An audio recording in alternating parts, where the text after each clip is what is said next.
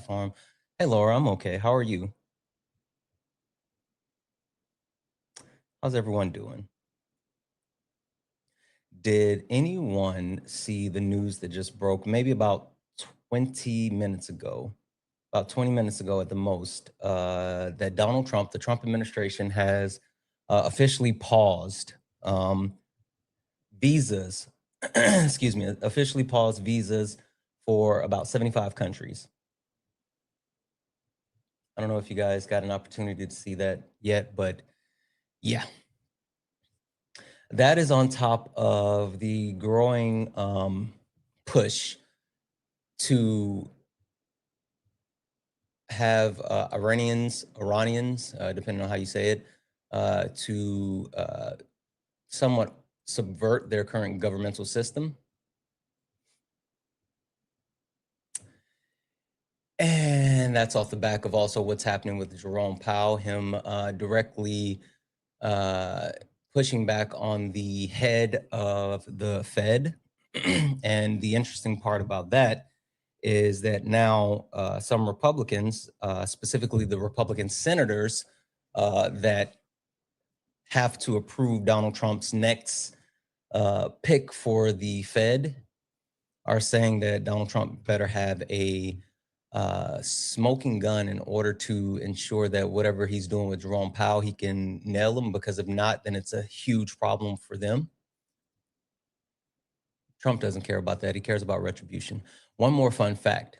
Now, this has not been, well, this is the actual interview has been confirmed, but the, hold on, let me make sure I have this name correct, because I think you all will find this to be very interesting.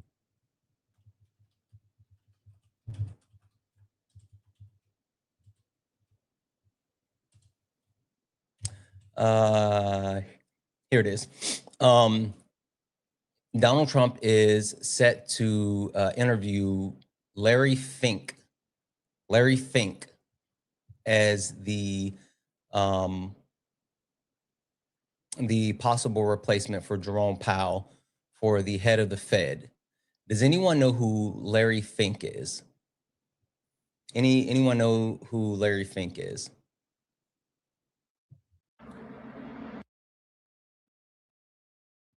Liz, you said yes. I'm willing to bet everyone knows who he is, but you just don't know that you know who he is. It's not going to shock you either. There we go, Zen. W's in the chat for Zen. Yes. Larry Fink is the CEO of BlackRock. Yes. BlackRock that owns just about everything. So Donald Trump is set to interview him and see about possibly having him appointed to the head of the Fed once Jerome Powell's term is up. Yes, Nikki, we are cooked. We are cooked, but we're at least not cooked in this very moment. It's time for some debates, guys. If you are someone that supports Donald Timothy Trump, get in a box. Get in a box. We're only looking for some debates. Or if you disagree with any of the points on the background, get in the box. We're only looking for some debates. I think America has fallen. I honestly, every single day I worry about this country, and not necessarily the country, because I don't really care about the country, but I care about the people, and I care about what a fallen country will do to our people. And I think this is something that has to be talked more about. I think this is something that people should be screaming at their top of their lungs about, and I don't understand why we aren't. But we have a fascist government in place. And not only are they fascists, but literal Nazis, period. We also have to talk about the violence that's in the street, the violence that is being given cover in order to progress an agenda. Yep. Global warmongering, period. Like I don't think there's any more that I need to actually go into that. And at this point, if you say that Donald Trump is not warmongering, if you say this administration is not warmongering, then I don't know what's happening. Hidden Epstein files. I think that it's super interesting that the rhetoric from the Trump administration has picked up around the time that the Epstein files were set to be released. They released some of the files, like less than 1%, heavily redacted. They were supposed to release information about why those redactions are in place. They haven't done any of that. I'm convinced that literally every single thing that is being escalated, every single story, every single conflict, every single thing that is occurring is directly connected with covering up and getting us to forget about the Epstein files, right? Leon, you said Wikipedia says Fink is a Democrat. I don't give a shit. What does that mean? What does that mean that Fink is a Democrat? Is he or is he not part of the elite, the ultra wealthy? You think just because a billionaire has a D beside their name, it means anything? I think you missed the point, Bub. Anywho, last but not least, it's all about white fragility. White fragility, literally where we are today and how we have continued to see our country spiral. It's due to white fragility, specifically the way that young white men are being weaponized and being told that they're victims, that people forget about them, that they're being replaced. All of this is connected. All of it's connected. But all of those things lead me to the point of America has fallen, and we have to talk about it. So if you are someone that supports Donald Jimothy Trump, or you disagree with any of the points on the background, go ahead and request up. We are only looking for some debates. Please do not request up if you are not a Trump supporter, or you do not, if you do not disagree with anything on the background. If you're friendly, keep tapping the screen. Let's get the likes up to 25,000 likes. Let's knock out the daily gift goal. I'm going to keep resetting them to these little 1-cent gift goals so we can get pushed out to the FYP. American Advocate, you can get out of my request. You come here every single day. I've spoken to you enough. I'm not going to bring you back up to keep talking to you every day. I'm not sure what you think this is. Go start your own live. You stepped in a box. Now you're in the ring. Ain't no hugs here. You better take your best swing. Mike Hot, who wanna step in the flame? This ain't a debate, this is a mind game. Facts type lies, get left in chain. One wrong word, get slapped out your name. This ain't TikTok T, this a war zone talk. No script, no filter, no safe walk. Great stats and get scrambled like a glitch. I got fire in my mouth like I came from the pit. Yeah, step in if you dare. Truth hit hard like a punch in the air. Ain't no rules, no plan, no script. One wrong move, get cooked real quick. No cap, no shield. Better know your stuff or you get revealed. Step in, don't you wanna? Sparring with Santana. I don't care what you claim or your background. Facts only, if not, get clapped down. Hey, whether Nikki. you're left or right, or you don't even vote. If your logic is weak, I'll sink your boat. Buenos You talk dias. slick, but you ain't got source. Just vibes, YouTube, how that you ain't guys power, doing over that's there? force. I'm the test, the trap, the trip. Everyone having the a good day over on You YouTube. slip once, I'm snatching it all. Yeah. You guys be nice to each other in the chat. Even MAGA people over on YouTube, be nice. Ain't no rules, no plan, Don't make me no come over script. there. One wrong move, get cooked real quick. No cap, no shield. Better know your stuff or you get revealed. Hey, Shell. Step in, don't you wanna? Ed, I am talking to you guys. What are you talking about? Step in, yeah. You can hit hard like a punch in the air. Ain't no rules, no plan, no script. One wrong move, get cooked real quick. No cap, no shield. Better know your stuff or you get revealed. Step in, don't you wanna? Sparring with Santana. Yeah. This ain't a safe place. This a flame space. Step in, don't you wanna? Sparring with Santana.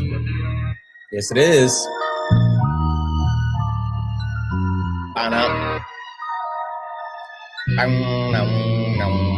Guys, welcome in. This is Sparring with Santana, one-on-one debates with Trump supporters or anyone that disagrees with anything on the background. I am Santana, and guys, We are looking for some debate. So please do not request up if you are not a Trump supporter or you do not disagree with something on the background. If you're friendly, tap the screen, share the live, send your daily heart me. It's only 1 coin. It will boost the live. If you're over on YouTube, hit that thumbs up. All you gotta do is double tap the screen.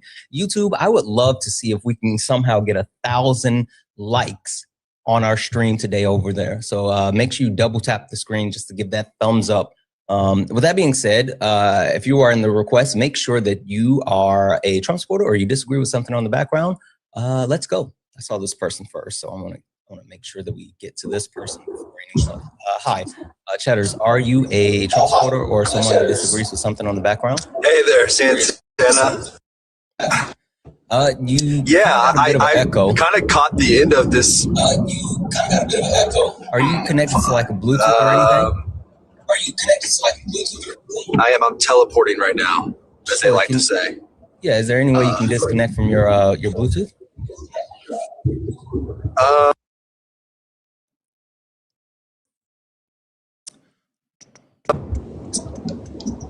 How we sounding now? Way better. Perfect. All right, Cheddars, are you a Trump? Oh, you still have an echo. No. And did you connect? You disconnected from the Bluetooth? Yes, chat. I know. It's perfectly fine. We don't have to have you spam that in the live. It's about the host who can't do it. It's not about the person that's on the live. Yes, you do not have to spam that in the chat. I love you guys so much, but I know what he's doing. I appreciate you. Cheddars. Hey there. Hey, yeah, I don't know how I would get the remaining portion unconnected, so I'll just try to hop back up another time when I I was gonna say I'll be here for like 4 hours, so if you want to come back, you can. Yeah, right on. Appreciate it, my man. Have a good day. Yep. Yeah, sorry guys, he had an echo, and we didn't want to try to get through the echo, so hopefully we can get him back up here. Let's see here. Balance. So hi, let me ask you a question. You guys just ship me stuff that I don't ask for. Okay, I think we hey, got it up there. Oh man, don't wanna do that. Hi, are you Trombone? Are you a Trump supporter or someone that disagrees with something on the background? Yeah, I disagree with we have a fascist government. Okay. All right. Perfect. We can definitely get into that. Trombone, just also to verify, so you disagree with the premise of the fascist government, but just to confirm, are you a Trump supporter, someone that leans right, or you just specifically disagree with the point? I mean, I lean right, but I'm not a Trump supporter. Okay. So, but your ideology, you lean right. Mm-hmm. Okay. Perfect. All right. Trombone, quick question before we get like too deep in it. Sure. Do you know who I am? Who you are? Mm-hmm. I'm like familiar with your content, but like I don't know you like personally. Yeah. Okay, but you know the premise. Perfect. Cool. Well, how about this? Would it be all right if I give you a quick introduction to not only who I am but what this is? Sure. Perfect. Give me a second. Ladies and gentlemen, welcome to the main event.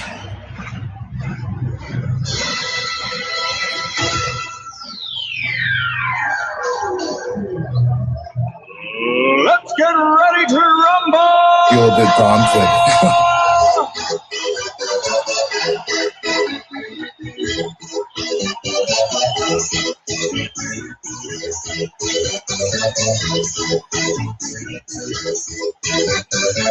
Y'all ready for this? Guys, welcome in. This is Sparring with Santana, one-on-one debates with Trump supporters or anyone that disagrees with anything on the background.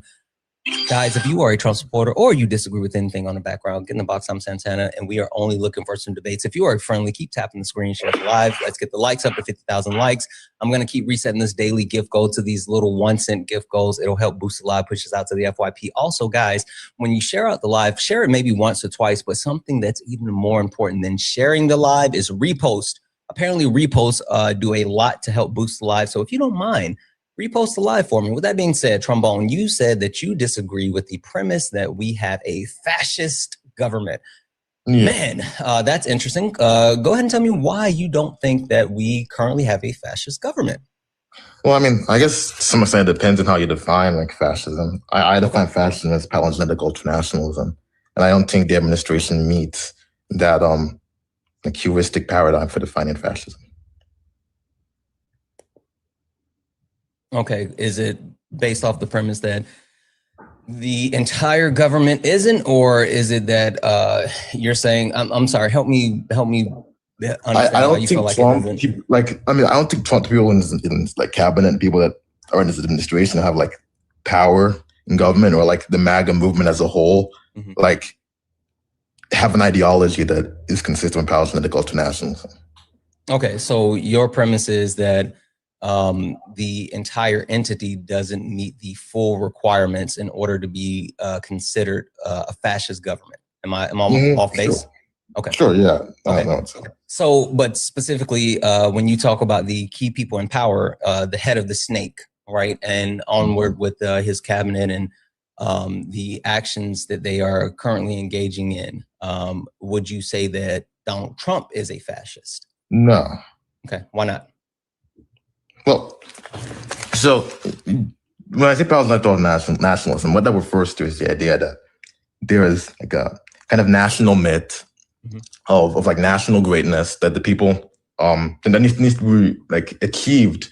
And the way to achieve that is to have like a revolution and to create a new society, a new nobility, a new state, in the image of some like, I don't know, some of the aesthetics of like some like idealized past. And a part of that is also that it needs to be like a powerful like state that will interpret and will like be the mechanism to like achieve this vision, which is believed to consist of the desires and the wills and the so sort of like the consciousness of the people in the nation across time. And that you need like one leader, one strong man to interpret all of this. Wait, let me stop you for half a second here. So, are you saying that since there has been no complete overhaul, that it's not achieved in the sense that's of, not what I'm saying. Okay, because you do understand that with this administration, they're taking multiple steps to implement the very things that you were just saying, right? We can talk about the specific parameters around like the architectural changes that the Trump administration is looking to put in, right? We can talk about the arc, right? Which is specifically something that Hitler tried to do with Germania.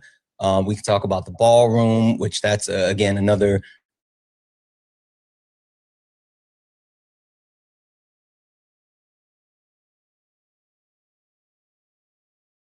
are happening. So the actual architectural changes that they're looking to implement, they're trying to put forth the premise of different fascistic societies that have been in place prior. They're looking to shift the overall legislation of the government that echoes the same things. I mean, specifically, you talk about the EOs that he's put in place, where he has taken away the rights of people within the queer community. You can talk about the assault on education with the attempted dismantling of the Department of Education. All of these things and more lead to the slow walk to fascism, because understanding how fascism is implemented, and even more so that the fascists that have really been in power throughout the history of our country. We could talk about Mussolini, we can talk about Franco, we can talk about Hitler, like any of those, but they were all given power. They didn't take power, and then they didn't immediately just say, all right, got power, we're flipping everything on its head. It was a slow walk where they poked and prodded around the edges first and then dug deeper. So do you think that, I'm sorry? In what country did they? Are you saying like in the past, fascists didn't immediately like change the government? Yeah. None of them immediately just flipped everything on their head. They all had a systematic approach where they implemented pieces of fascism, and then they used different catalysts to spark an actual larger change at one place. Specifically, like we can use the premise as far as like Hitler, when he was elected to power, he was elected. He wasn't elected. He was appointed by Hindenburg and von Papen. You can look this up. Like to get elected, to be chancellor in Germany, you have to have a majority of the Reichstag, and the National Socialist Party part of the party that was actually elected into power. No, they weren't. They had a plurality of the seats in the Reichstag. They didn't have a majority, so they weren't able to form a coalition to actually elect the chancellor. What happened was there was a deal, sort of backdoor deal that was made between the president of the Reichstag and some of the conservatives in the Reichstag with the National Socialists, and that was how Mustache Man took power, because they weren't able to create a coalition that would appoint a chancellor. Because there was just the competing parties weren't able to compromise, and that's what led to. But Mustache Man is not he didn't get power. In fact, so in 1933, when the actual Communist Party when they took power, let's see here. In 1932, the election before Mustache Man took power, the National Socialists lost seats in the Reichstag. They lost seats. Yes. They were given a significant portion of power after the 1930s of the Great Depression, and they shifted. They were a part of they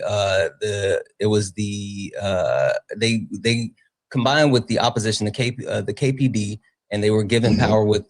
They were considered the NSDAP, which is the largest part of the government. And so, since they actually received the substantive votes, which was about 12 to 16% from the KPD, they were able to actually attain power.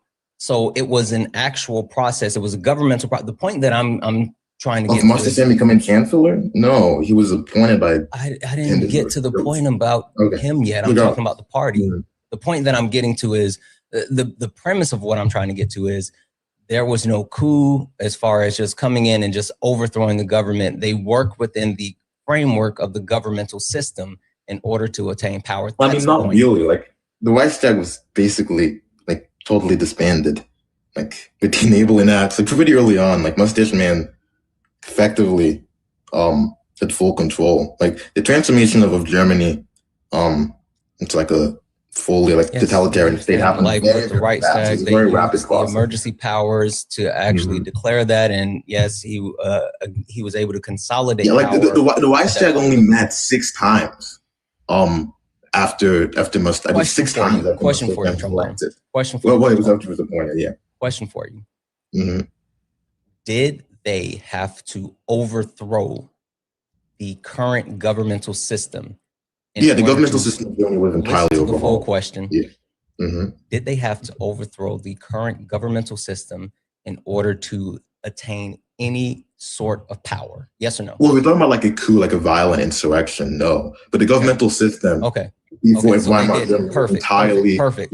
So were they able to actually seize more power after gaining a piece of power within the framework of the governmental system that was already in place? Sure, that's not what I was contesting. What I'm contesting is the idea that it was a slow process.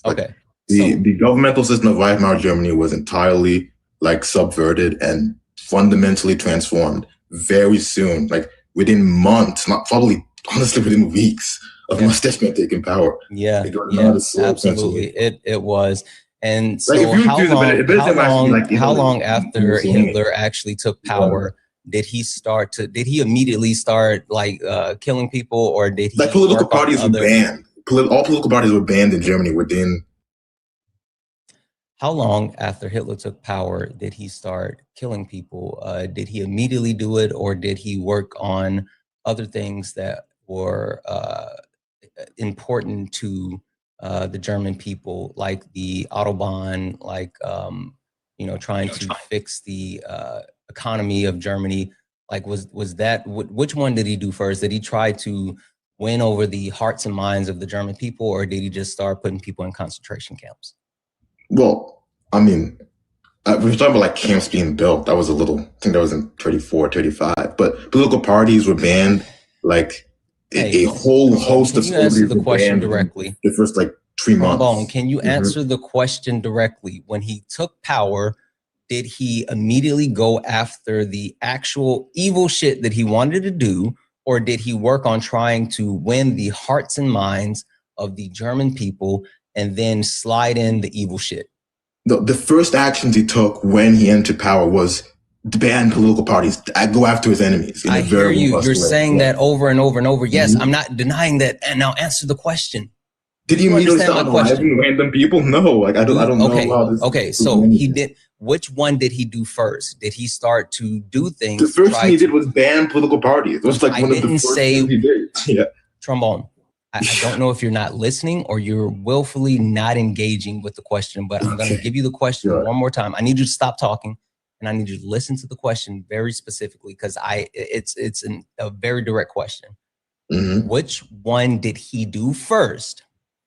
Did he start killing people and sending people to concentration camps, or did he work on economic things that would improve the life of Germans, like the Autobahn, trying to address the things that would win their hearts and minds? Which of those two simultaneously? Which of those two did he do first? They happened simultaneously. Trombone? The camps and things like the Autobahn, these things happen simultaneously. Listen to me. This is my last time. This is the last time I'm going to give you the question. If you can't answer the question directly, I'm just going to kick you and move on to someone else, because like it's funny that every time that someone comes up and wants to talk about the idea of the fascist government that we are currently in, this is like, I started this yesterday, and this is how I started the live off yesterday, and people want to get bogged down in the point as far as like what did or did not happen throughout the history of fascism. And I'm not here to debate German history. I want to talk about how these things apply to today. So I refuse to spend this much time on the fascist regime that held power in Germany in the 1930s. I want to talk about why I'm saying there's a fascist regime in power in the United States in 2026. So, Trombone, this is my question. One last time, very direct. Which one did Hitler do first? Did he work on winning the hearts and minds of the German people through addressing economic issues that they thought were important? Or did he immediately start killing people and sending people to concentration camps? I mean, sure, I did economic reforms first, yeah. Okay, perfect. The sake of conversation. Yes, the point that I was getting across is even when Hitler gained power, he implemented things that would poke and prod around the parameters of addressing issues that people thought were important until he could get to the issues that he thought were important. So what I'm saying is Donald Trump's administration has ran on the ideal of America first, ran on the idea of lowering grocery prices and getting criminals out of the country. But after obtaining power, the administration has actively instituted legislation that has harmed American citizens. They've pushed back on giving people access to healthcare with extending the ACA subsidies. They have passed the BBB, which was the largest transfer of wealth, and also took people off their healthcare, reduced the amount of people to food access. And now they are engaging in additional acts of terror towards their citizens with the way that ICE is being implemented. So Donald Trump ran on a premise of fixing the economy and fixing where we are as a country. And he has not done anything to address those, but he has absolutely done harm, which is a similar thing. So let's talk about why I think Donald Trump is a fascist. And the reason why I think Donald Trump is a fascist is not only does he meet the 9 principal points of fascism, but he meets all 14 tenets of fascism. Would you disagree on talking whether about or not the Donald list. Trump meets the 14 tenets of fascism? Talking about a list from Umberto Eco and War Lawrence Brett, which one of the 14 tenets we're talking about? Yes. We're like, yes, the 14 tenets of fascism. Yes. There are 2 lists. There was one in the, I believe in the 80s or 90s by Umberto Eco. Then there's one by Lawrence Brett. It was like a blog post in 2003 from Lawrence Brett. The one. But I don't think they're reliable. I don't think they're like reliable methodologies to figure out an ideology. Because I think talking about like political ideologies, like something like fascism, they're not just like a pathology where you can list symptoms and identify what it is. There's like an ideological core to it. And that is the best way to identify and pick out an ideology. Because a lot of these symptoms of fascism, which is kind of what both Echo and Lawrence Britt were trying to do, these symptoms, these identifying like trends in society that can be identified with fascism, can be identified with lots of other things. They're not unique to fascism. And they've happened all over the world for other reasons than just fascism. So if there's key indicators that have been consistent and persistent throughout the history of fascism, if the people who have actively engaged in fascism and try to implement this authoritarian rule have all exhibited these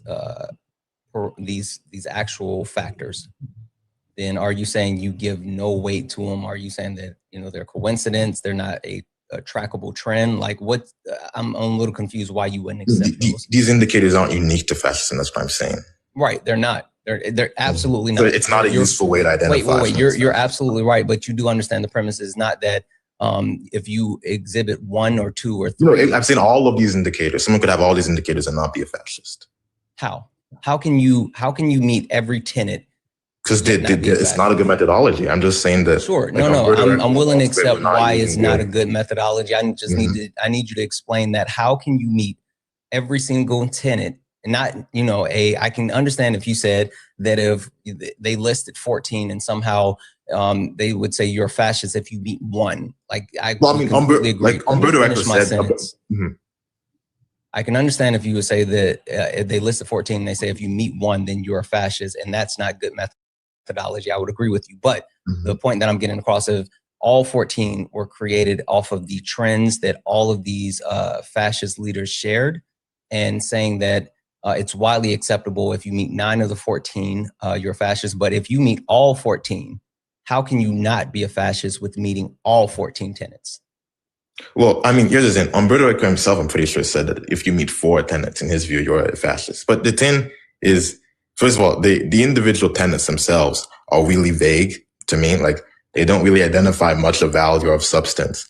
And my point is just in principle, I don't think you can pick at an ideology through tenets, through like symptoms. Because that's what Umberto Eco is doing. He's identifying the symptoms that you see in fascist countries. But that's not a useful tool. And most political scientists that talk about fascism have kind of abandoned that like symptom or like tenet sort of methodology for identifying fascism. Palingenetic ultranationalism is a concise definition of what the core of the ideology is. It's what's far more popular, which is just a far more useful heuristic tool.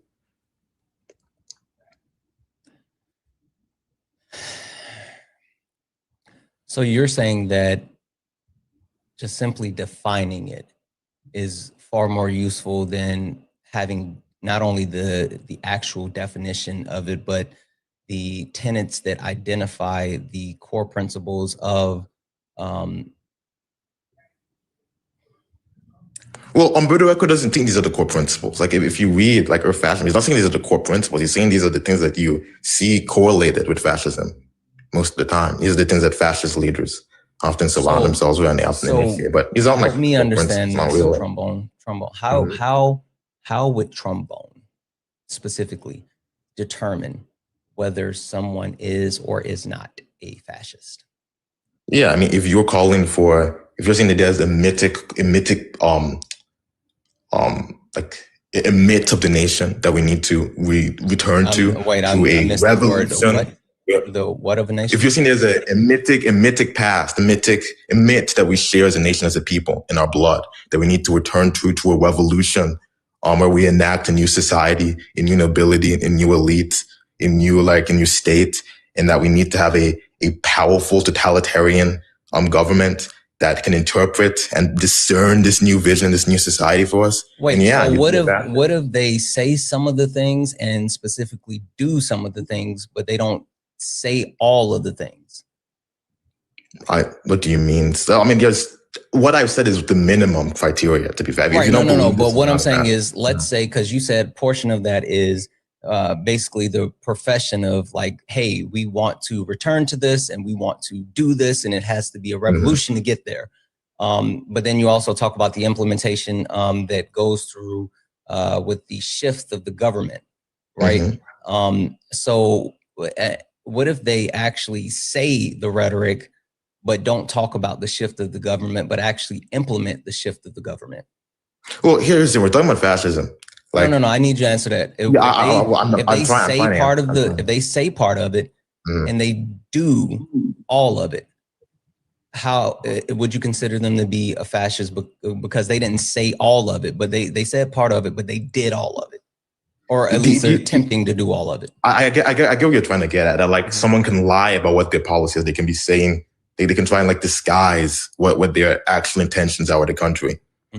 But like, and I mean that's totally possible. But the issue for that with me is like, obviously, if you're making if you're saying that, maybe you'd be arguing that the people in government are fascists, but the movement isn't fascist. That's what you're saying, right? When did I say the MAGA movement was fascist? Okay, sure. All right. Let's I never said that. I said we have a fascistic government, which like the point that I'm trying to get across is that the government doesn't represent the people, even the people that voted for Donald Trump. One, we know that most Trump supporters don't know what fascism is. It's just a boogeyman word for them, just like communism and socialism. So them actually knowing openly that they're supporting a fascist, they don't know that. They don't understand that. You can be a fascist and not really know you're a fascist, to be fair. But I'm sorry? Mean, you can be a fascist and not know what fascism is. Yeah, no, I completely agree. But also, like, they don't. The point that I'm saying is like the actual premise as far as MAGA, the movement. It wasn't built on, oh, we're fascist, even though the people that's in power and charge are engaging in fascism. So I'm not declaring the movement as a fascist movement. I'm declaring the people in power that currently have power within our government fascist. Well, I mean, what I would say is when we look in history, every single time fascists have taken power, they have led fascist movements. So what fascism historically has been predicated upon has been upon mass mobilization, upon the power of the crowds. Like that, the fascism has been a movement has Donald Trump of the not masses. done that with utilizing MAGA, Make America Great but my Again, point and is actually the movement lived off that premise? Sure. The movement, the masses themselves they are the fascists. They are the people that are implementing the ideology. It was the black shirts that implemented fascism in Italy. They are the people that are doing the fascism. What I'm saying though is if the people in charge actively know that they're fascists, but they're lying to the people within their movement under the guise of like helping, right? I mean, wouldn't that still make the movement fascist? I mean, I don't think people in charge are fascists. We can get to that, but I guess it's better. Let's get to that. Yeah. What? Say it again. I don't think the people in power are fascists, though. So it's better we get to that point and kind of. I mean, clarify. So the problem that I have is for some reason, and again, this is the second day in a row that people, someone has come up and is like, "Oh, I only subscribe to the definition. I don't subscribe to the 14 tenets," which is not based off of. Again, I'm still trying to, I don't think you ever really answer my question directly. How can you actually exhibit all 14 of the tenets, but yet not be a fascist? Like if you have all of these key indicators, right, of fascism, these common, how do I want to say it? Common, I don't want to call them tendencies. Okay. Yeah, I don't common trends. How about that one? Common trends of fascism. If you exemplify all of these common trends of fascism, how can you exemplify these common trends without actually being a fascist? Because fascism isn't like a series of like trends or tendencies. It's an ideology. Like you could have all these tendencies and not believe in the ideology or even want to implement actual fascism in society. That's the thing about Umberto Eco's. You have to believe in the ideology if you engage in it. I mean, if you want to implement, like you could believe all these things and not want to implement fascism. Right. No. My question is, can you engage in all of them without believing in them? These things are not what constitute fascism. That's what I'm saying. Sure. So can you engage in all of these things without believing in them? Can you do the fascism without believing in fascism? But this is not the fascism. That's the point. That's what my argument is predicated upon. This is not what fascism is. Can you do the fascism without believing in fascism? You're going to beg into question right now. You're begging the question. The 14 tenets are not what fascism are. I don't believe that. That's the issue here. Can I sit here and say, I don't believe that pizza is food, but yet I'm sitting here eating pizza. Can I actually do that? Can I take a slice of pizza and say, I don't think pizza is real food, and then eat it? I mean, no, obviously. Okay. Kind of trivial. So I can unless you define it food in a very I can way. actually eat something that I don't think is food, but I can still eat it, right? By my own premise, by my own mindset, by my own mindset, if I'm sitting here saying, I don't think pizza's food, but yet I'm eating it, I'm engaging in ingesting it for nourishment for my body. I'm ingesting it, even though I'm sitting here saying, you know what, I don't believe in pizza. I don't think pizza's actually that doesn't make sense. Like, but obviously, can I actually do it? Can I actually do it? Well, can you eat the food? Yeah, sure. You're eating the food. So I can eat the food even though I say it's not food. Sure. Okay. So I don't have to actually believe that pizza's food in order to use it as food. Is that correct? Sure. I never claimed you need to believe. So the point that I'm getting across, exactly. So they can actually engage in the fascist ideology without declaring or believing in fascism. Right? I understand that. I'm not denying that. My point is the tenets are distinct from what fascism is. They correlate with fascism very often, but they are not what constitutes fascism as an ideology. That's what's being argued there. And you're kind of begging the question. You're baking in the assumption that these tenets is what constitute fascism. Let me try. And I obviously reject that.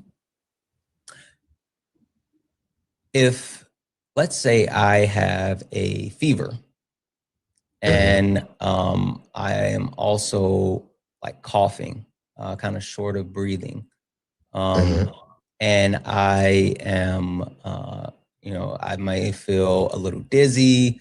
I may, like my taste may be off. I may not have an appetite. Do you think those are? What would you think that I have? What type of respiratory illness? If you had to throw a name on one, which one do you think would be? There are dozens of respiratory illnesses that could correlate with that. That's why a doctor would make you take a test. That's why you have to go to the hospital and get a test. The doctor wouldn't just go off symptoms. They give you a test. So it could be the flu, it could be COVID, it could be a couple of different things, right? Right. But the point is, if I have those symptoms, you can't definitively say you have the flu. I know for a fact take a test. I know for a fact that there is a disease, right? And then the more symptoms that I exhibit, the clearer we can define. You've kind of proved the point for me in a way. I don't think you realize that. Like, it's because you won't let me finish the point. I'm not finished the point. You think I have, but I haven't finished. Sure, go on. My bad. The point is that through a couple of different things, there's multiple possibilities. But the more symptoms that I exhibit, the more you can narrow it down to a determination as far as what disease or virus that I have. So once you start to cross into the threshold of certain symptoms that doesn't exist with other diseases or viruses, you can remove those possibilities for those diseases and viruses. So the point that I'm getting across is when there are enough symptoms that are highlighted by fascism, which are these 14 tenets, and these 14 tenets have been symptoms of fascism throughout the history of our country. And they've also been symptoms of other forms of political ideology, but they don't meet the actual threshold as far as this ideology having all of these symptoms, but fascism does. So my point being is, if someone has all the symptoms of fascism, I think it's acceptable to say they are fascist. Yeah, but there's like the example you give kind of encapsulates the point I'm trying to make. You could have symptoms that correlate perfectly with the flu and have COVID-19. So that's why when you go to a doctor, you get a test that identifies the actual pathogen in your system, the actual bacteria or virus in your system. And that's what I'm doing. I'm not just looking at the symptoms. I'm identifying what the core concept in the ideology that is the idea, what the ideology is itself. I'm not just looking at symptoms, because that methodology can easily misidentify what's going on. As your example, like literally highlighted to me, someone can have symptoms, the identical to symptoms, and have like different like respiratory illnesses. You can have symptoms that would correlate pretty perfectly with the flu and have COVID-19. Like we all know this. This is why you get tested. You don't just go off symptoms. Question for you. Like we all engage with this sort of, yeah. Is loss of taste and smell, is that a common symptom of the flu? Usually no. No. Is that a common symptom of COVID? Yeah, it is. Okay. You can't say off that you have COVID. So the point that I'm getting to, because when you're talking about actual viruses and disease, yes, the best way to officially test is, we have an actual test that we can take to verify whether someone does or does not have COVID versus the flu. And there's no actual test. Well, there is an actual fascist test that you can take, which is wild, but we're not testing everyone for fascism. But the point being is that while there are symptoms that are shared, there are unique symptoms that are specifically connected. Again, what are those loss symptoms? Of smell and the loss of taste and smell is unique to COVID, and it is not unique to the flu, even though they share other symptoms. And so if COVID has something unique that is above and beyond the flu, then that's something you can say, okay, these symptoms correlate directly with COVID. Can you name any other ideology that you could fit into meeting all 14 tenets? Like all 14 tenets, there are a number of like right-wing nationalists I think would probably fit. Sure. Can you name one of those ideologies that would actually fulfill all the 14 tenets? They are like probably integralists and like corporatists that probably would fit. Okay, so you're saying, well, which one specifically? Go ahead and pick it. Like there are some integralists and like economic corporatists that. Okay. Like they're like I probably Christian nationalists. A lot of Christian nationalists could fit the 14 tenets, and they're not fascists. Okay, 1 second here. I mean, integralism and Christian nationalism is pretty almost identical, to be totally honest.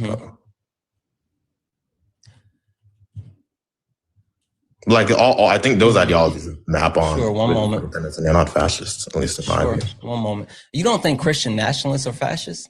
No. Really? Fascism is ultranationalism, not just nationalism. What's the difference? Palingenetic ultranationalism. What's the difference for you for nationalism versus ultranationalism, and how does that apply to Christian nationalism? Like usually I use palingenetic ultranationalism because that's a lot more specific and easy to define. Like ultranationalism is just going to be the view that like, and this is distinct from the palingenesis part, just the view that the nation, the greatness of the nation is like the only important, or like not necessarily the greatness, but the nation itself is the only important ideal. Like if something benefits the nation, like any other moral value, any other like, I don't know, like virtue can be put under that, can be put under that. But if you're a Christian nationalist, you can have that. You can have the Christian nationalist, you can be your religion over the state. This is the actual ideology of Christian nationalism, and this is this was something that was published by the NIH as far as key indicators of Christian nationalism, but it's also supported by the PRII. A couple of different things that are Christian nationalism is the belief in a Christian nation, right? And so the Christian nation, I guess when you take a look at fascism, you can say that rolls into, where is it? Hold on, let me make sure. Religion and government are intertwined, right? So yes, that's one. The next thing is authoritarianism. Not even going to go too far into that one because that is like literally in the definition of fascism. And so I don't think we need to dig deep into that. Perceived victimhood and populism, right? Which perceived victimhood and populism, I think that we can put that into identification of enemies and scapegoat as a unifying cause. Right, so I definitely think that would fit there. Look, I agree with you. The match up perfectly. Strong ethos and racial boundaries. I think strong ethos and racial boundaries can go into, let's see, maybe, I think we can fit that one into the point about powerful and continuing nationalism. I think that that kind of fits because it's an exception of, I mean, it's a obsession of like homogeny, right? So I think we can kind of fit that in. Homogeneity. Yeah.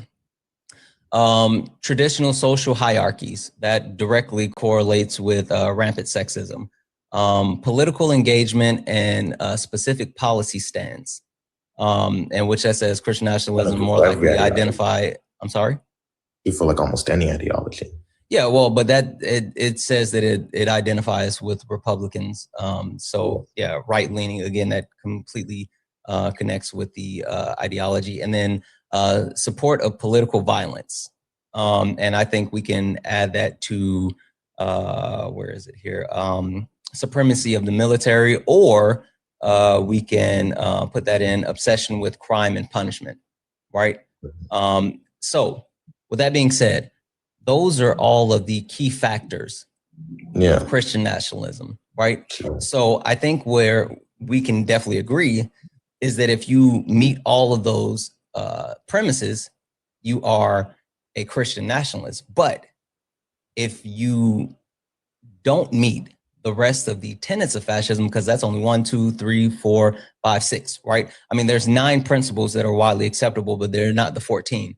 So you can say that, yes, you can be a Christian nationalist without being a fascist, even though the actual premise of being a Christian nationalist is a reduced form of being a fascist, right? There's key points of fascism in Christian nationalism, but it does not have the additional symptoms of fascism, right?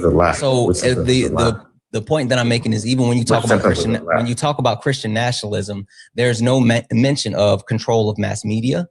There's no mention of corporate power being protected. There's no mention of labor power being suppressed. There's no mention of disdain for intellectuals in the arts. There's no mention of rampant cronyism and corruption. There's no mention of fraudulent elections. So the point that I'm trying to get across is, while you can sit here and say, well, you can be a Christian nationalist and not be a fascist, there's no way that you can say you can be a fascist without being a Christian. I mean, you can be, I'm sorry, I can't even remember how I'm trying to say, but the point that I'm trying to get to is that Christian nationalism does not fulfill all 14 tenets. So no, it doesn't. I think Christian nationalists can fulfill all those tenets. They can, but that's not the premise of Christian nationalism. I don't, again, this is the issue. I disagree with the methodology. I don't think you can define ideology with tenets. I think an ideology has a core ideological principle. That is the important part of the ideology. I think this tenet methodology is like symptomatic ideology. From the so you're just at the point where you don't accept, what methodology do you do accept? Hold on 1 second. Name some type of methodology that you do accept, like for anything. I don't care what it is. Heuristic paradigms. I'm sorry? That's the heuristic paradigms. That's the most popularly accepted way that scholars in fascism No, I'm not talking about fascism. I'm talking about something else that has a tested methodology. Something else that has a tested methodology, or like a premise that you can get behind that's outside of fascism, right? Anything else that you would say, like this is something that I think has a proven methodology that I believe in. Like, are you talking about like a specific methodology, or a way I apply the methodology in daily life? Is that what you're asking? I'm just trying to see if there's anything that you just openly accept outside of fascism, or is this just the point with fascism? Me thinking that a symptomatic methodology, or like like you identifying the methodology, like an ideology as a pathology, is that what you're saying? If there's any, I'm kind of confused what you're trying to ask, to be totally honest. Calculating, okay, with the economy, what is What are the key factors that make up the economy? Look, I'm pretty bad at econ stuff. Like I flunked a lot of classes in college over econ. I mean, what are the facts that make up the economy? Yeah, most people lean on a couple of different things. The unemployment rate, the consumer confidence rate, the inflation rate. Well, you're talking like the metrics you're measuring, right? Like for economic success, right? Okay. So, like, do you accept those? Do you think those are positive ways to determining the health and progression of an economy? I mean, I don't know jack about econ, like in general. Like, I have a vague understanding of it, but like, I don't have any issue to reject any of this.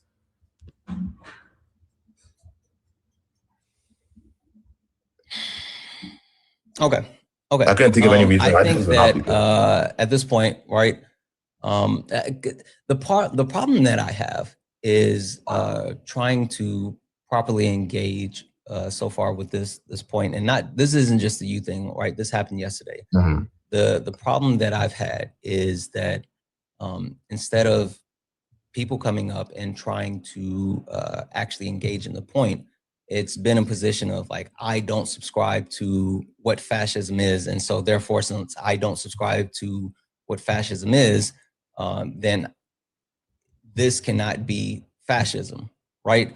Instead of, and I've tried to meet people where they are and try to— This is like an objective definition for fascism. There's some objectives.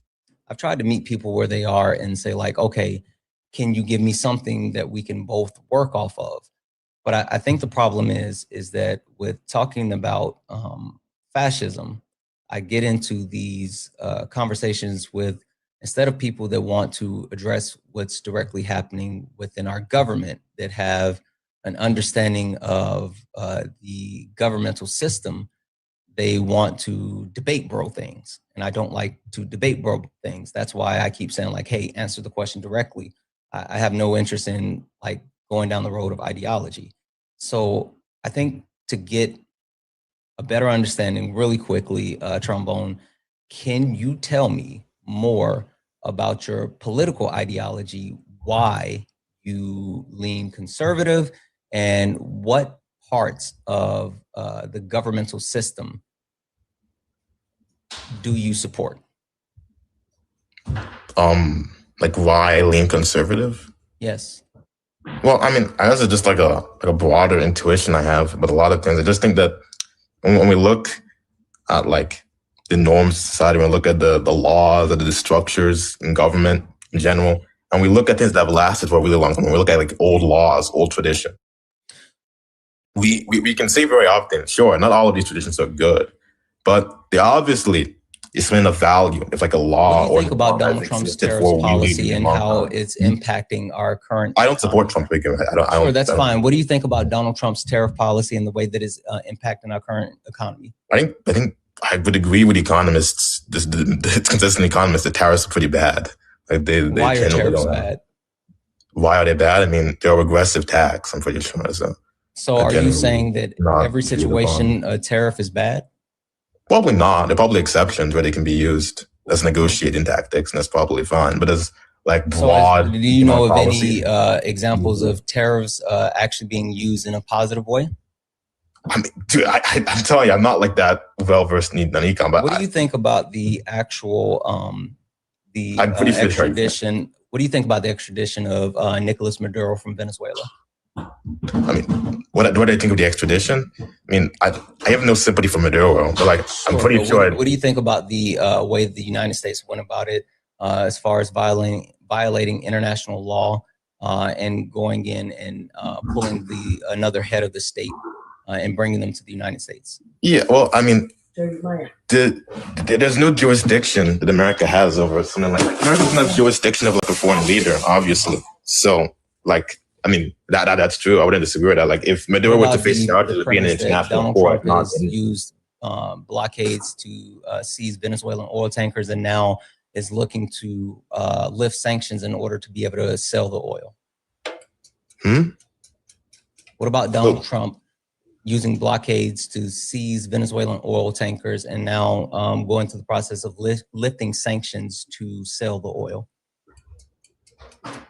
I mean, I'm not aware of that.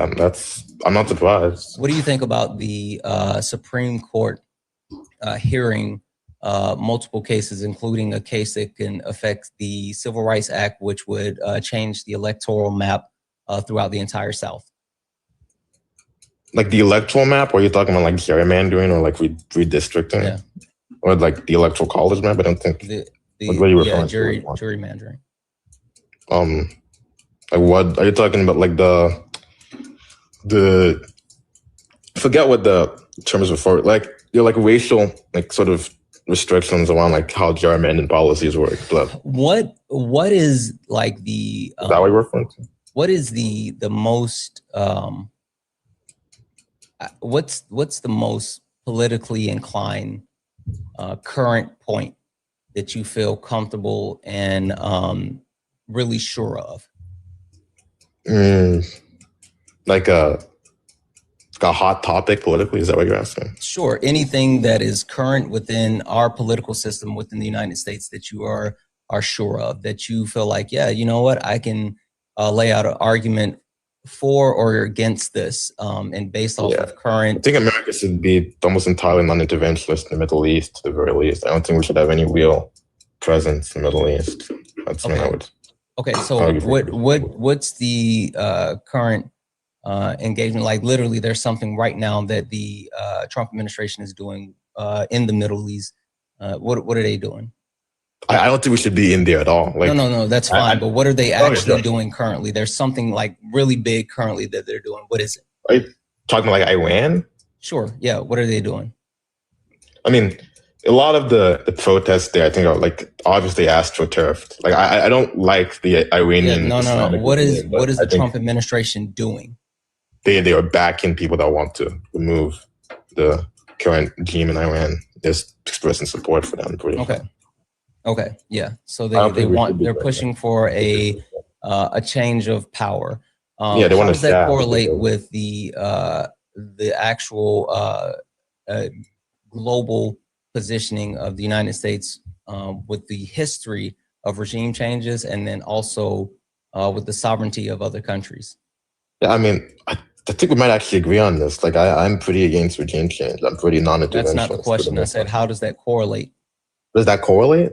Yeah. What do you mean? How does it correlate? How does that correlate with the regime change that was just completed within Venezuela and the global stance of America when it comes to different places that are in power, specifically Venezuela, Iran, what they're looking to do within Greenland? Like, how does all of that correlate? Yeah, I mean, I think America is just like taking a more robust stance and like achieving their interests, I guess. And again, I'm not really caring as much about backlash from international allies. I think that's definitely kind of taking place. Sorry about the 21 questions, Trombone. The reason why I wanted to run you through that quick gauntlet is because I feel like you just confirmed what I thought. You're not necessarily here to debate the premise as far as fascism within our current governmental society. You are here to debate the premise of fascism, and I don't want to do that. I want to talk about specifically how that affects our current political system and our day-to-day life. I don't want to Philbro it, and it feels like you're Philbroing it because you're not necessarily in tune to the entire premise of politics. So that being said, I think we've hit a wall, and I appreciate you coming up. I mean, if you're conceding, that's fine. Concede these nuts in your mouth. I absolutely fucking can't stand Philbros. I can't stand Philbros.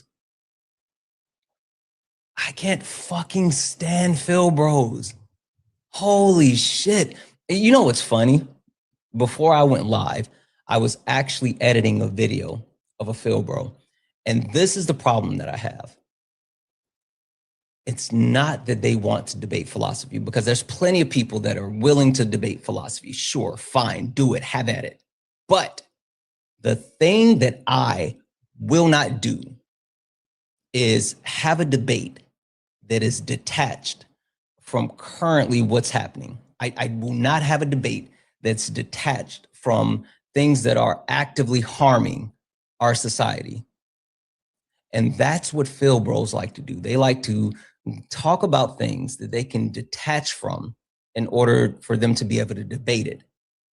I'm looking for a debate based off of actual beliefs, not based off of premises that you have put forward. If you don't know anything about like government, if you don't know anything about politics, why would you come up to debate fascism within the government when you really just want to debate fascism as a topic? That's fucking weird. No, thank you. No, thank you. With that being said, if you are a Trump supporter or someone that disagrees with something on the background, go ahead and request up. We are only looking for some debates. If you are a Trump supporter or you disagree with anything on the background, go ahead and request up. We are only looking for some debates. If you are a friendly, tap the screen, share the live, go ahead and let's get the likes up to, why aren't we at 100,000 likes? Tap the screen, chat, let's do it. Sexy, are you a Trump supporter or someone that disagrees with something on the background? Yeah, I love Trump, bro. I do love Trump. Love is a strong word. Yes, I do love him. You know, it's something funny that and I'm sorry, I'm not going to call you sexy. What's your name? What can I call you, friend? You call me Jay. Jay, cool. Jay, something I always tell people is that like you should love your family. You should love your friends. You should have plenty of things that you love, but you should never love your politicians, right? You should never love your politicians. Hell, I don't even care if you really like them or not, because they're public servants. They work for us, right? And if they're not working for us, then we need to replace them. So I think love is a bit strong, but I'm not going to knock you. You know, love who you want to love. Give me 1 second though, Jay. I got a couple of thank yous and then we'll get into it. Okay. Sure. Perfect. W's in the chat for Nicole. Nicole sent a $1 donation. Said, don't read out loud. I'm not, Nicole, but I don't know specifically what you mean by that. But you can actually reach out to one of my mods and get them that question, and we can try to figure out exactly what you're talking about. But W's in the chat for Nicole for the $1. W's in the chat for Melissa for the $5 donation, saying, a DM new angle of Renee Good's complete clear from, oh, okay. Yeah. No, I'll check that out. Thank you so much for sending that over.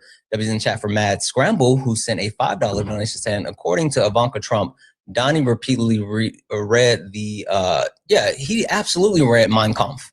Like this has been reported multiple times over and over that Donald Trump used to have a copy of Mein Kampf on his nightstand. And for anyone that doesn't know what Mein Kampf is, that's the book that was written by Hitler while he was still a struggling painter or aspiring painter. And it's like the manifesto of his life.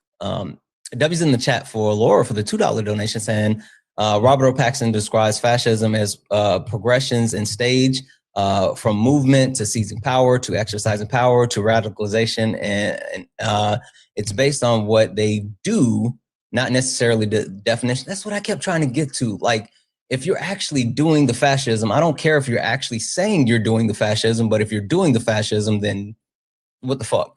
W's in chat for Jared for the $2 donation saying, happy Wednesday, sir. Happy Wednesday, Jared. Thanks for always for what you do. You're turning me into a debater. I just got on Sean panel and I had a blast. I saw you up there before I got ready to hop off, and I wish I could have stayed, but like, that's awesome. Nicole, thank you so much for the $1. Yeah, don't send it to me. Send it to one of my mods. You can send it to, depending on where you are. Like if you're on YouTube, I know, I think, I don't know who all is over on YouTube right now, but normally Fel, they're normally over on YouTube. I think Ash is normally over on YouTube. Maybe Feisty or Allison over on TikTok. I think I see Joanna, I see Dwayne.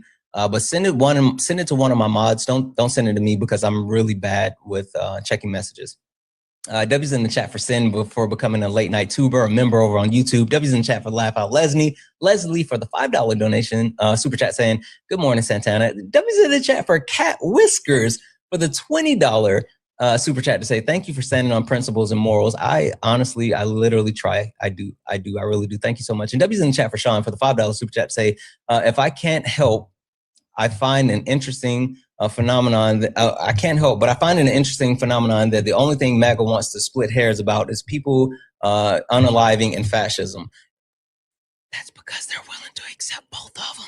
W's in the chat first, Sean. Thank you so much for the super chat, guys. If anyone else likes support the live, you can do so. Cash App, PayPal, Venmo. Pay links and link tree in the bio. Santana Speaks for You. Santana Speaks for You is the best way to support the live. Everything's accepted and things appreciated. If you're over on the YouTube, you can send a super chat and I will read that out. Guys, keep tapping the screen. Let's go ahead and get the likes up to 150,000 likes. I'm going to reset the daily gift goal and we are going to keep knocking those out. All right, Jay, sorry about that.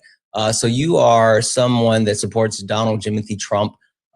Jay, I think that our country is literally fallen, and that's because of the current administration that's in place. They are a fascist government. They're allowing violence in the street. They're warmongering. They're hiding the Epstein list, and I think it's all because of white fragility. Jay, which one of these things do you disagree with most and would love to actually engage in? I mean, we can go with the warmongering and start with that. Okay, perfect. So what is your stance on the way that the United States government is currently handling international affairs, not only with Venezuela, but Iran, Greenland, NATO, things like that? I mean, they're doing what the #1 superpower in the world is supposed to do. Most of all of Venezuelan people in Venezuela, out of Venezuela, are celebrating. They're happy. And where are you getting that from? I mean, just same social media. That's not true. Did you know that that's been debunked as deep fakes as far as people circulating videos saying that there are people within Venezuela? You're going to tell me every single video I've seen? I'm going to tell you exactly. You don't have to guess. I'll finish it. They've debunked the premise of deep fakes where they're saying that people are in the streets not protesting, but celebrating what happened as far as Maduro with the Venezuelan people. And that's not true. There's multiple popular videos that have been circulating, including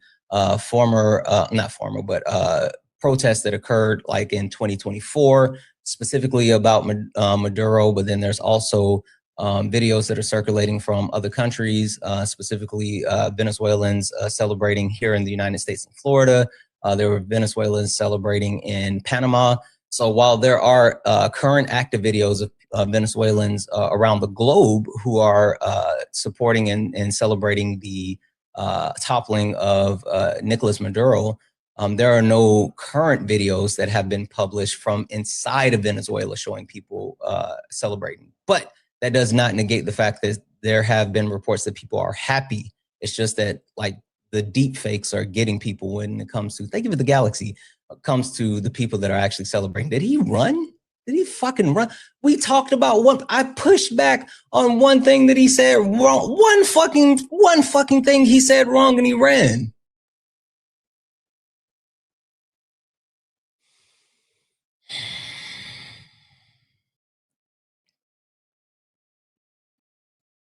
You know what, chat? Oh, there he is.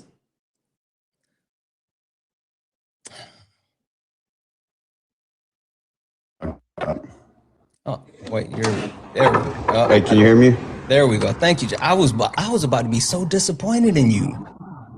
Sorry about that, bro. My internet fucked up. Oh, okay, that makes sense. But yeah, the premise that I'm getting off is that I'm not saying that people aren't happy within Venezuela. I'm just saying that there is a disinformation campaign as far as the people celebrating within Venezuela.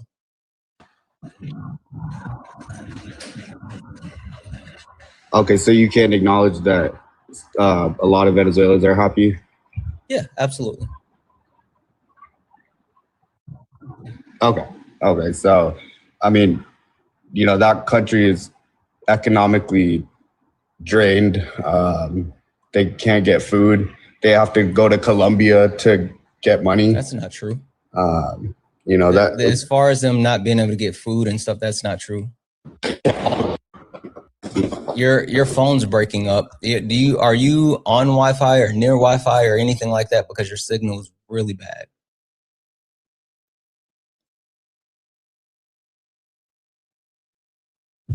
We'll give them one more second. I'm going to thank a couple of people. Ren, thank you so much for the $2 donation. Saying I adore you. I adore you more. Tomorrow's my B-day, and it would be the best present ever if I could come up and debate MAGA with you for like 2 minutes. Well, I'll say this, Ren, because I was going to wait until the end of the live to say this, but I'll say this now. I don't know if or what time I will be on tomorrow. So for anybody watching, I'm not going to be on at the normal time tomorrow. I'll be traveling. I have to head back to the East Coast for something, a family thing. So I don't know if or when I will be live tomorrow. So normally, Ren, I would have said absolutely, and I apologize. But I'm not exactly sure if I will be live tomorrow. I had some stuff that I have to take care of. But how about this? Since I'm not sure if I will or will not be on tomorrow, you can come up at some point today and help me debate for a few minutes as an early birthday present. So absolutely.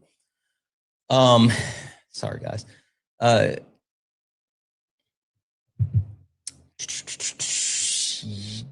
He's back. Give me a second here. Bro, I'm sorry, man. My fucking shit's fucking up. Yeah. Are you connected to Wi-Fi now? Yeah, I should be good. Yeah. Okay, let me finish these thank yous really quick, and then I'll let you have the mic. W's in the chat for camera for the $10 donation. TikTok account supporting you. Thank you so much, Cameron, for the 10. I really appreciate it. Yeah, that's it, guys. W's in the chat. If anyone else would like to support the live, you can do so. Cash App, PayPal, Venmo, Paylinks, and link tree in the bio. Santana speaks for you. Santana speaks for you. It's the best way to support the live. Everything is accepted. Anything's appreciated. If you're over on the YouTube, you can send a super chat, and I will read that out. All right, go ahead and tell me more about what you were saying with Venezuela and your premise and all of those things. Yeah. So, anyways, yeah, I just think it's getting skewed a lot that Venezuelans are not happy about the situation. The majority of them didn't like Maduro. Okay. And, so Venezuelan, the fact that certain Venezuelan citizens didn't like Maduro is enough for you wanting to destabilize a country, and not only destabilizing a country, wanting to destabilize a country and wanting to continue to steal their resources and things like that. That's the premise that you have. Well, the country is already destabilized, and we're actually help stabilizing it. I think that's misinformation. Country is literally destabilized already. So they had a governmental system in power, and I mean, if you're saying that they're destabilized, I mean, the only thing the Trump administration did was go in and take their leader, but they didn't replace the current governmental system. So are you saying that Trump is good with a destabilized government then? I'm confused. So you just said that the government is destable. Like I said, it was already destabilized. Right. So I'm saying, if you're saying that it was already destabilized, I'm willing to say, okay, cool, I accept that. So if it was already destabilized, are you saying that Donald Trump is also good with an already destabilized government because he didn't overthrow the entire regime? He specifically only targeted the head and then allowed the VP, who was second in command, to rise to power, who has the same ideology as the former leader. Right. Did you not hear the press conference after they captured him? They're going to help stabilize the government. They're going to send their people in and take care of it. Yeah, I mean, that's what Trump said. So they're working with the administration. That's what Trump said, but not the actual current president of Venezuela. She has not said that, and even more so, she hasn't engaged in any of the things that Trump has been saying that they're doing, like literally the actual actions versus the words. The barrels of oil that was given to them. They didn't give oil from them. They stole oil with the tankers. Venezuela hasn't given any oil to the U.S. Yeah, the commitment of the 30 to 50 million barrels has not been confirmed. Yeah, exactly. Yeah, they committed to 30 to 50 million barrels. Okay. So, in like 0.2 seconds, you just symbolize the problem with your party and your people. I didn't finish my sentence. Bro, I'm not a party or a person, bro. I'm literally, I'm not a Republican or a Democrat. Yeah, I love Donald Trump. You're the party, exactly. Y'all hate party him. of MAGA. So if you let me finish my sentence, I would have finished off by saying that commitment that you're talking about was from Donald Trump's words, a Truth Social post that he made, and the actual officials have never confirmed this. It's not true. Donald Trump is the actual official. And you guys are literally Donald Trump trying is to, not the actual what are you guys official looking of at? Are you guys Venezuela. involved in Venezuelan government? Hey, how do you guys know Jay, this? Jay, can you please not overtalk Hector and let him finish his point so he can tell you or explain to you what he's trying to say? Let's go one at a time, please. Yeah. Go ahead, Hector. Thank you. Donald Trump's Truth Social posts aren't policy. They're not official. They're just statements. They can be a guideline for the nonsense this administration gets up to. But if we do not have confirmation from the opposing side that he's referencing, it didn't happen. Especially considering that this president has been well documented as to lying, to where some of his statements are immediately refuted even by individuals in his own base. So I have no problem agreeing with you if this 30 to 50 million barrel commitment was made. Once those officials on the Venezuelan side confirm it, which we have every piece of evidence to prove on the contrary, the Venezuelan government has made several statements. The Supreme Court has backed up the vice president now, saying, we do not support this takeover. We do not support their agenda. I mean, they cannot support it all you want. I mean, honestly, Donald Trump wanted their oil. That was to make America great and to make Venezuela free. And wait, y'all talking about international law. What law are you guys referencing? Wait, hold on. What No. Jay, states Hector referenced the Supreme Court. Jay, do you think the Supreme Court or Congress has the ability to hold Donald Trump accountable? I mean, I do. Yes, I think they have the capabilities. Okay. So if the Supreme Court or Congress is pushing back on Donald Trump's actions and his initiative with Venezuela and the way that they're going about obtaining the oil, does that mean that they can actually stop him? To be fair, I was referencing the Venezuela. It does not. Oh, okay. Sorry.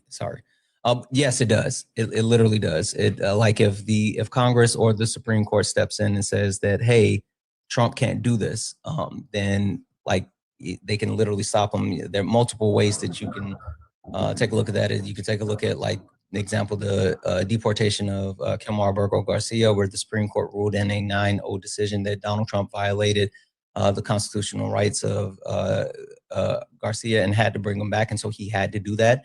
You can take a look at I'm not saying they can't and that it won't happen. The Senate has like literally overturned Donald Trump's tariffs on Canada, and so he can't implement the tariffs that he had on Canada. So there's ways that they can actually stop him, but I misunderstood. Well, yeah, I know that, but I'm just saying Maduro's in a jail cell right now, rotting, and with his wife. And right, but we're talking about the oil. We're not talking how are we going to reverse that? We're talking he's about awaiting trial. Yeah. Right, he's awaiting trial. So how are we going to reverse that? I'm confused. I also want to point out that Maduro is currently in a worse off facility than Ghislaine Maxwell. I just thought that was interesting. Mm-hmm. We're not talking about reversing what's happening with Maduro. What we're trying to get to the heart of is your premise that the Venezuelan government is currently working with. I never said it was. Trump. I mean, well, y'all are saying that you guys don't know if it's happened yet. Well, there's always a possibility. I'm not saying I know it's happened or not. I'm saying that that's the framework they've been telling us. I'm not saying, I mean, I'm just going based off the facts, bro. Like, what can I go off? Y'all are going off the facts too. No, what I'm saying is that the facts that you're saying that you're going off of is not the facts that are coming out of the country. So while Donald Trump and his administration are actively saying like, hey, this is what's happening. We're engaging with this. There are actually the people that are in power within Venezuela currently are pushing back directly on the things that are being said by the Trump administration and saying those things are not true. I mean, okay, like, okay, you're saying things and I'm saying things and it's true and it's not true. Right. I mean, well, what I'm saying is if Donald Trump says that we have an agreement with Venezuela to import X amount of oil, right? And Venezuela comes out and says, no, you don't. Then do we believe Donald Trump who's making the statement or the... I think he's just going to take that shit, bro. I just think he's going to take that shit then. I actually appreciate you saying that because this is the issue that I have. You guys open up with the argument of us helping them. And then when you get put in a corner, then we fall back to the default, the truth, which is by taking it, we're helping them. Like, just be honest. We're helping it by taking Wait, how are we helping Venezuela we're helping them or by the Venezuelan people by... they can't even extract the oil right now. It's all in the ground. They don't have any resources.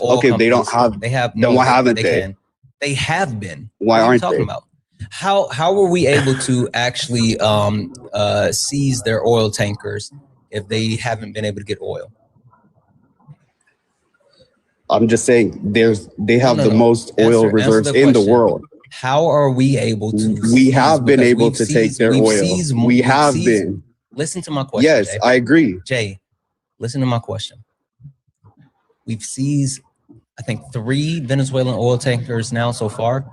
How are we able to seize those oil tankers and Donald Trump wants to sell the oil from those oil tankers if they don't have the ability to extract the oil? Brother, I didn't say they don't have the ability. I said they don't have the capability to extract all of it right now. Our businesses are going to go in there, build in the infrastructure to extract the oil.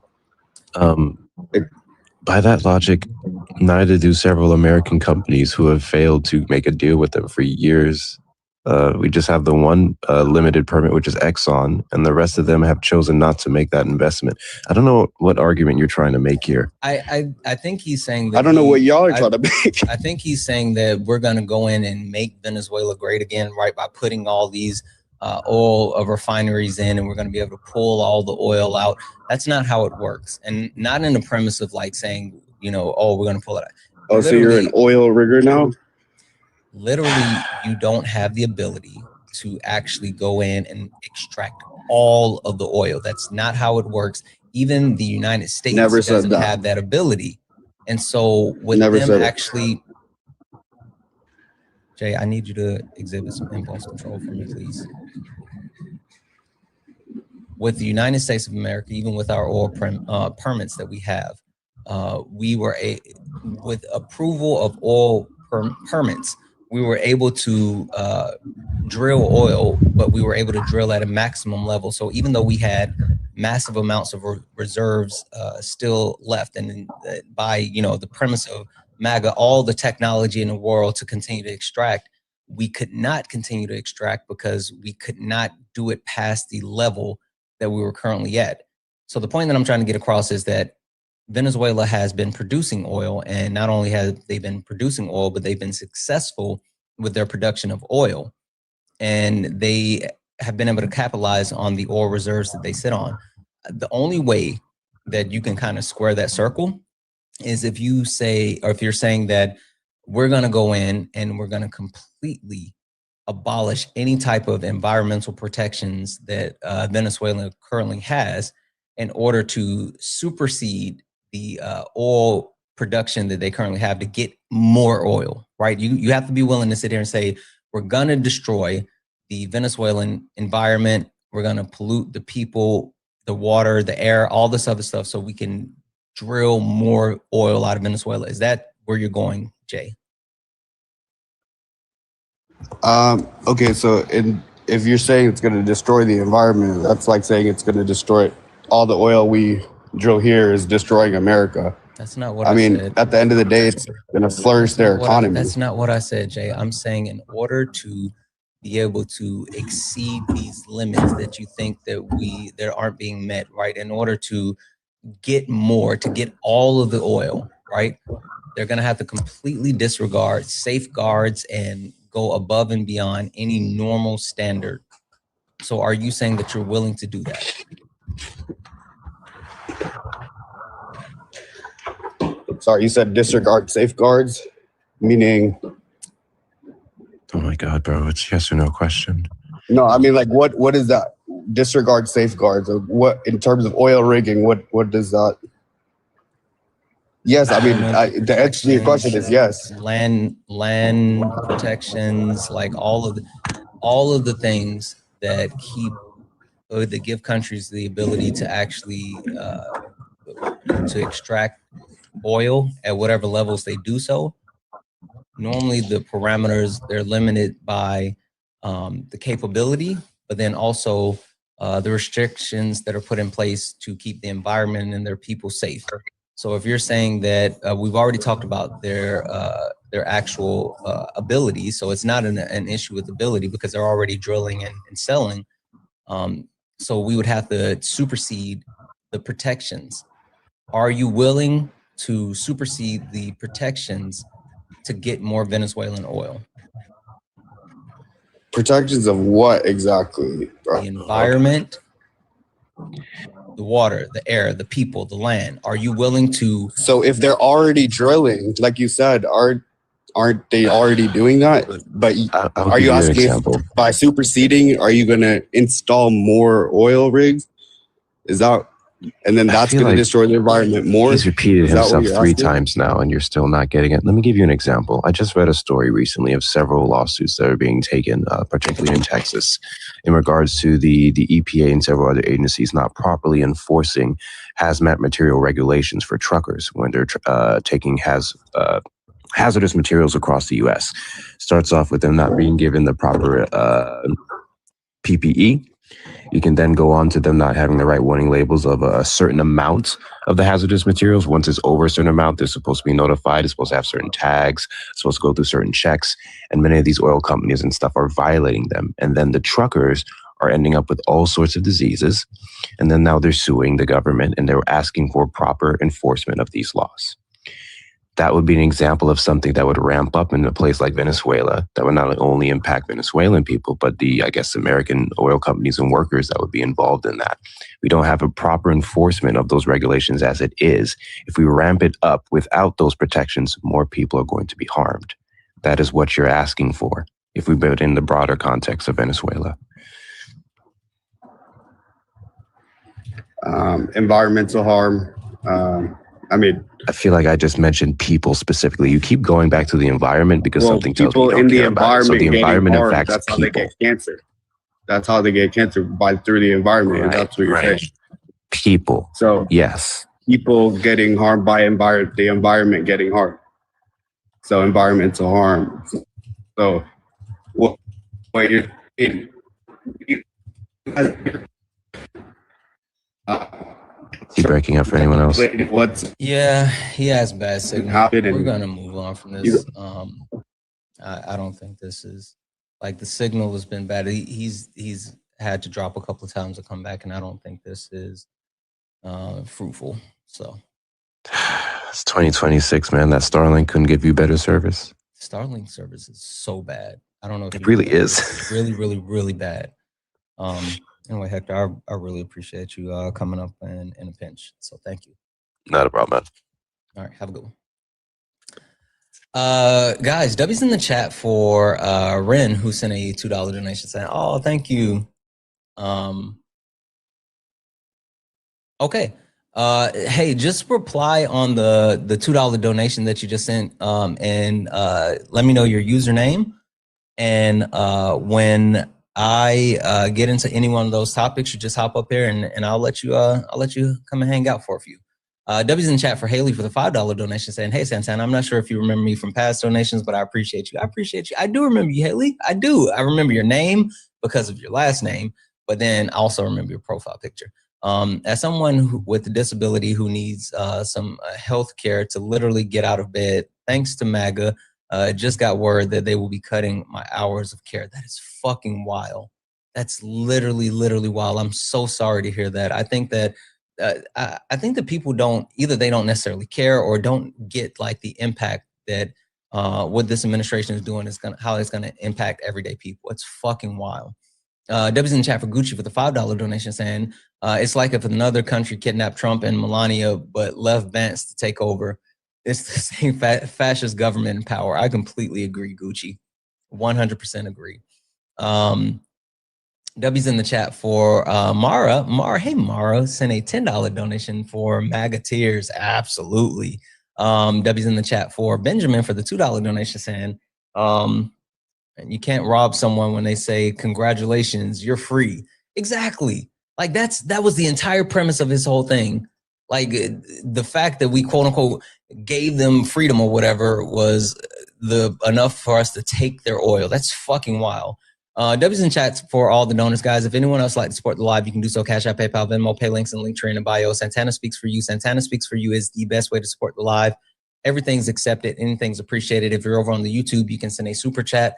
I will read that out, guys. Only request up if you are a Trump supporter or you are someone that disagrees with something on the background. We are only looking for some debates. Please do not request up if you are not a Trump supporter or you do not disagree with something on the background. Mike, are you a Trump supporter or someone that disagrees with something on the background? Bruh, I think I came up here accidentally. I don't know what just happened. Okay, no worries. I'll drop it down. Nice talking to you. Yes, sir. Thank you.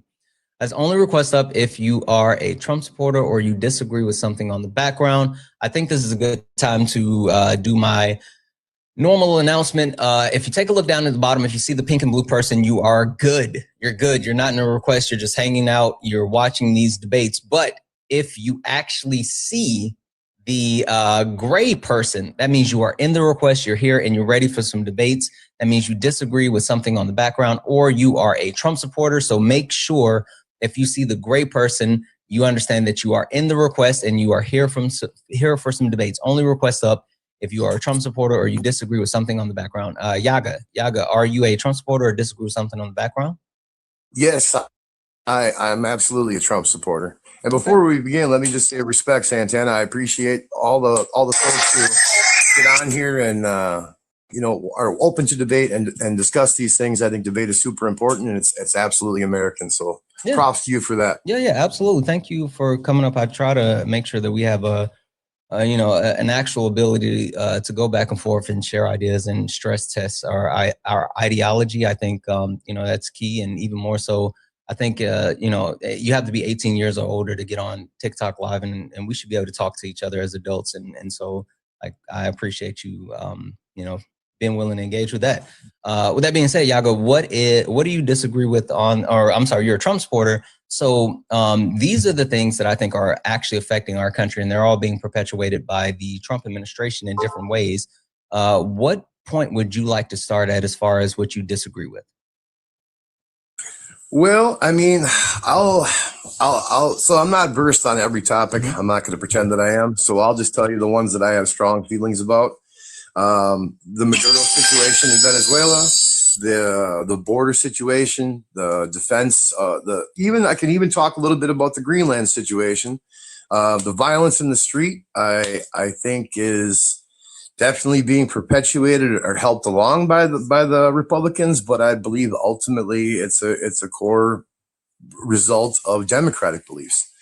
So anywhere you want to shoot in there, those are where I think I can hold a conversation. It's your world, friend. I mean, if you want to talk, you know what? That's fine. Let's do violence in the streets, because I was just talking to the last guy kind of about warmongering and what's happening with Venezuela. What are your thoughts as far as what's currently happening? And I know we can talk about Minneapolis and Renee Good, but I think there is a bigger picture to look at as far as the way that ICE has been deployed across our country and what they're doing to not only undocumented immigrants, but American citizens. So what's your stance on that?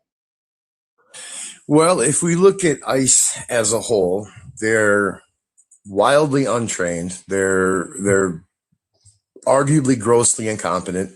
They're reckless cowboys that are just getting swept up and getting thrown in to do this job. But ultimately, why does that job exist? There are people who are in the country who are not supposed to be. It's been a voice of the people that a person got elected to the president of the United States, mainly on the idea of shutting down the border and removing said people who shouldn't be here with the current documentation that they have. And when those things are trying to be implemented, there's strong resistance coming from mayors, governors, judges, and people who are constantly standing and impeding the powers that were there. And then in a desperate act, we got these guys to come in and do something. And I believe if both sides were a little more willing to work with each other, we wouldn't have these clowns running around doing this stuff. Okay. You know? So let me take a whole step back, Yaga. And just to make sure you and I are reading from the same page of music. Do you know why ICE was created? Absolutely not. I don't know why it was created. I don't know if it was a long running thing and it just got reamped now. I'm speaking strictly on the limited bit of knowledge I have about that particular group, as far as them being deployed in the streets in the capacity they are now. Yeah. No, that's fair. That's fair. Yaga, approximately how old are you? 45. 45. Okay, perfect. So you remember September 11th. Yeah, I sure do, sir. Okay. So ICE was created in response to September the 11th. It was a counter-terrorist organization with the premise of being able to identify terrorists, not agencies, but potential terrorists within our country. After September the 11th, any type of undocumented immigrants or whatever, they had connections with terrorist groups. So the premise of ICE was created out of necessity, and they have, with the history of the organization, they've acted within those parameters. The shift has come with the Trump administration, the way that they have made the decision to mobilize ICE, right? So the reason why we didn't see that, because they were having ICE raids under the Biden administration, they were also having ICE raids under the Obama administration, right? So like some of the activities that that we see today aren't new. It's just the overall approach that they're taking. Do you know who Stephen Miller is? No, I do not, sir. Okay. Stephen Miller is one of Donald Trump's cronies, for a lack of better words. He's literally the person that writes a lot of the actual policy. He's a Nazi, which is wild because he's Jewish, but like he is literally the person that has pushed the different forms of mass deportation, the approach that we're taking with Venezuela, like a lot of these different things. But he has given ICE the initiative where instead of them having the targeted approach and they were trying to target criminals or whatever, he switched everything to where it is now they're going after a quota, 3,000 people a day. Okay. So with that quota, they are specifically doing things that they didn't do before. They're going door to door. They're violating people's civil rights. They're doing the things necessary to try to meet this target versus actively trying to engage with people that are criminals. So I guess the point that I'm trying to make is you can say like the actual need or what ICE is doing is perpetuated by any of the former or the past immigration stance or things that we did or didn't do. But that would be a false equivalent. It's all based on how this administration has decided to weaponize the agency. Yes. Okay. Right. So I understand what you're saying. I get what you're saying. We have a group of people who weren't designed to do this job, who are being given tools they probably shouldn't have in a capacity they probably shouldn't have to do it. But still, I have to revert back to that original argument, at least in some regards, as if this wasn't a need, it wouldn't be happening. I mean, I'm a firm believer in the popular vote, the American system of democracy. Okay, and if the popular vote wins out in something that I'm opposed to, I still, as an American, have to respect that and listen to it. You know, if there's three of us in the room, me being a Republican and two Democrats, and it comes down to that room for the popular vote, I got to respect the fact that I was outvoted. And I think so does that mean like, let's say with the 2016 presidential election, that means that you think Hillary Clinton should have won? Well, no, not necessarily. The system is set up so there's multiple layers to it. I mean, you have to. You won the popular vote, and you said that you subscribe to the popular vote. So, if you subscribe to the popular vote, then you think that Hillary Clinton should have been the rightful president in 2017.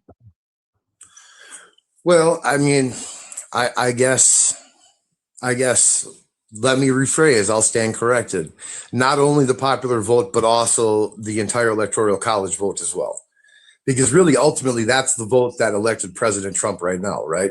He won the popular, and he won the electoral. It's not about the popular vote. It's not. It's about. Can we get to a premise that like you're willing to accept the majority rules as long as your majority is the one ruling? No, absolutely not. I mean, let's look at the Biden-Harris administration and the many changes that were made during their tenure. I didn't support a lot of the things that they did. Doesn't mean I didn't respect it.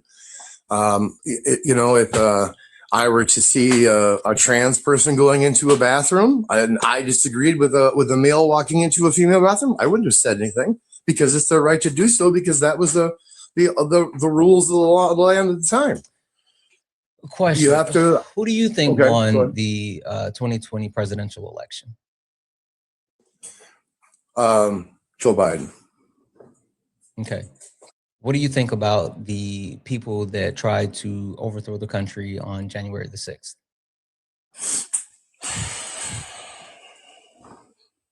Not very happy with their behavior. So you condemn the J6? Absolutely. The storming of the Capitol and the I don't want to say disgracing, but ultimately kind of, yeah, disgracing our Capitol. Yeah, that's bad. Okay.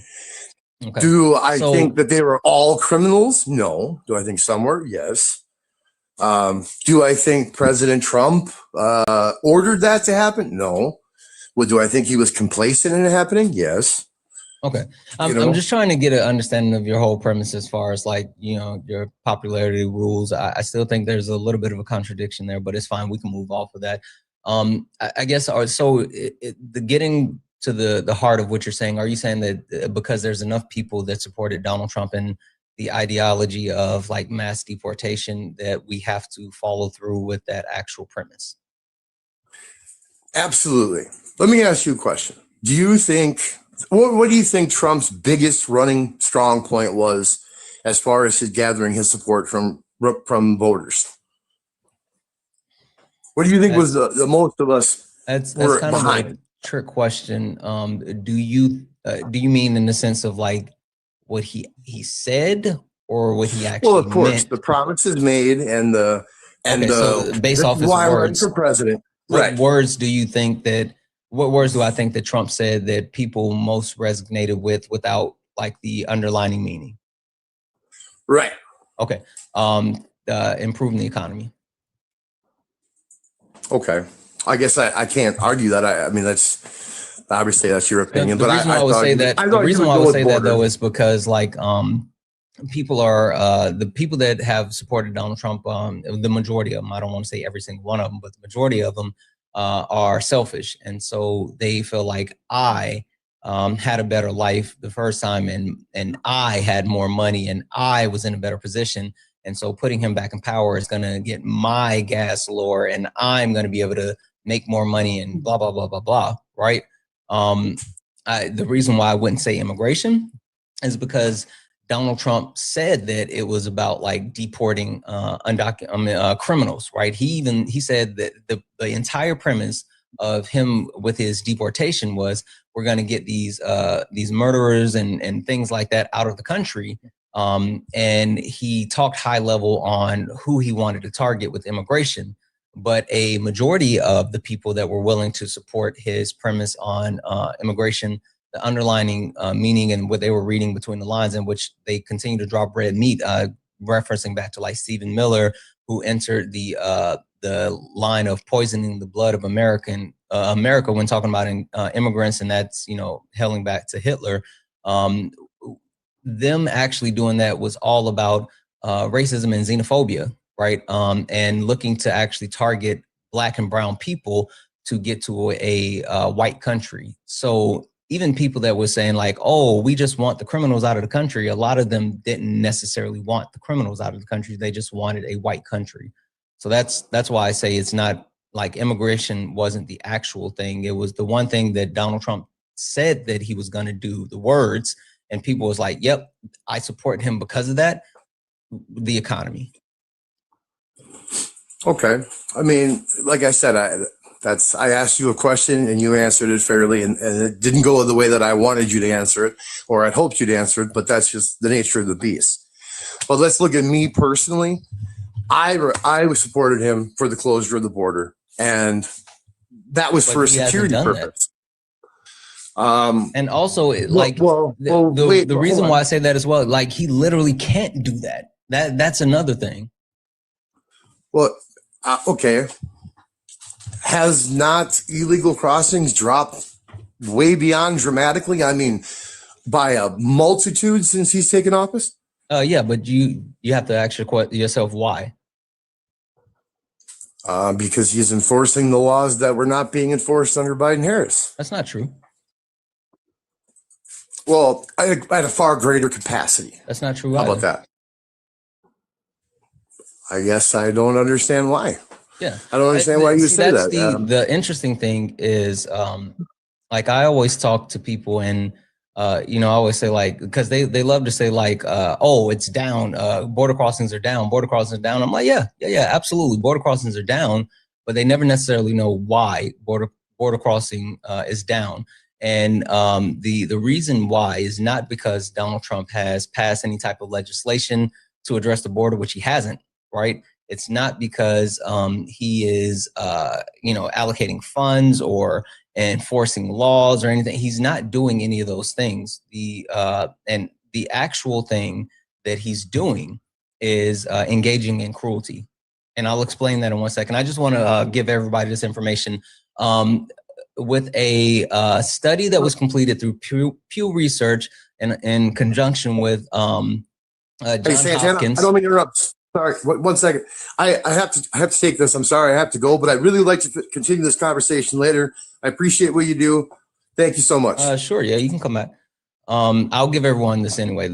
An actual study that was completed by Pew Research in conjunction with John Hopkins. They also did this in parallel with Axios and Harvard University Kennedy School of Institute of Politics. They did a study, and not only a survey, but a deep diving study as far as the most important reasons of the 2024 election and why people voted for Donald Trump. And the number one reason was listed as the economy. So yeah, the economy. That was number one. W's in the chat for Kelly for the $10 donation, saying, discovered you on Dean's Live and following you ever since. As a mom of a 14-year-old girl, I can't thank you enough for all that you do. You give me hope for the future. Kelly, thank you so much for not only the donation, but the kind words. That means a ton to me. You are absolutely amazing. And hopefully I can continue to inspire any type of positivity in your world and also in the world of your daughters. So thank you. W's in the chat for Christy for the $1 donation, saying,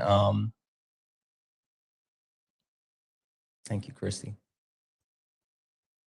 W's in the chat for Jose for the $2 donation, saying, thank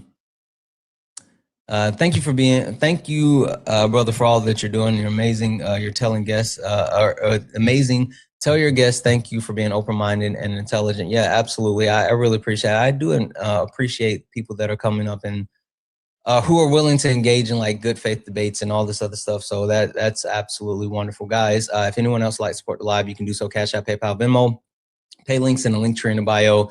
Santana Speaks for You. Santana Speaks for You is the best way to support the live. Everything's accepted, anything's appreciated. If you're over on the YouTube, you can send a super chat, and I will read that out, guys. Only request up if you are a Trump supporter or you disagree with something on the background. Please do not request up if you are not a Trump supporter or you do not disagree with something on the background. Tracy Ann, are you a Trump supporter or do you disagree with something on the background? Neither one, but this is a quick announcement, if I could please. And I have to keep it. Guys, please only request up if you are a Trump supporter or you disagree with something on the background. I appreciate each and every one of you guys, but I'm like, in all seriousness, please respect my boundaries. Please respect my boundaries. Like for me to actually sit there and say, only come up if you are a Trump supporter or do you disagree with the background, and then for you to say, I hear that, I understand that, and I don't care. Like that's wholly disrespectful, and that's super rude. I mean, that's a level of entitlement that not many people can actually exhibit. And so I appreciate each and every person, especially if you're here and you support what I do, but like that's just basically a slap in the face to not only me, but other people that do this, right? I mean, it's a whole thing. I know people have heard this over and over and over. Let's just like, can we not, please? Can we not? I appreciate you so much. If you guys want to get a message across, you can drop it in the chat. I try my best to read and respond to things that people say in the chat, whether it's in real time when I see it, if I'm in between debates, or if someone's speaking, I often reply to things that I see in the chat. You can get a message to the mods, and depending on the message, they'll get it to me. And if you directly want your message heard, you could always send, something to the pay links, Cash App, PayPal, Venmo. I'll read out messages and respond from there. But like coming up on the live when we're looking for debates slows down the actual ability to get debates in or whatever. So please, not just on my live, on everyone's live, any creators, it doesn't matter who it is, please respect their boundaries. That's entitlement, and like we don't want to do that. Second here. Yago, welcome. Yes, I'm very sorry. That was an emergency. That was a family emergency thing. I had a call. I had an appointment scheduled later today. I got canceled. Sorry about that. No worries. I didn't want you to think I was running. No. All good. Where were we? You were making a point about how the enforcement of the border has been. Yeah, it's been through cruelty. It's not about anything, any type of policy, any type of any type of policy that's been instituted, nothing that they've done specifically. They've literally engaged in cruelty. The Trump administration has landed the United States on a human rights watch list. And not only, what they've been doing is utilizing ICE to detain undocumented immigrants and put them in concentration camps for free slave labor. And so with that being said, we've ended up on a human rights watch list. Donald Trump's deportation rate is lower than Biden's or Obama's. And also we've seen other economic impacts, including a massive loss in revenue to the travel industry, the tourism industry, due to Donald Trump's policy. So he's not actually doing anything that would positively affect the border. He's literally engaging in cruelty, which is having massive negative impacts across the board. Okay, well, there's a great deal of information there that I didn't know about. One, I didn't know about labor being a thing. Free slave labor. Yeah, I didn't know that was going on. So I can't have really slavery in the U.S. today. Okay, now the camps and things like that, I do know those were there were in an entertainment camp. No, I don't want to say that word. I don't know if that's concentration camp. Well, again, that's I don't know the parameters, so I'm not going to use that word. But I don't know. There were facilities.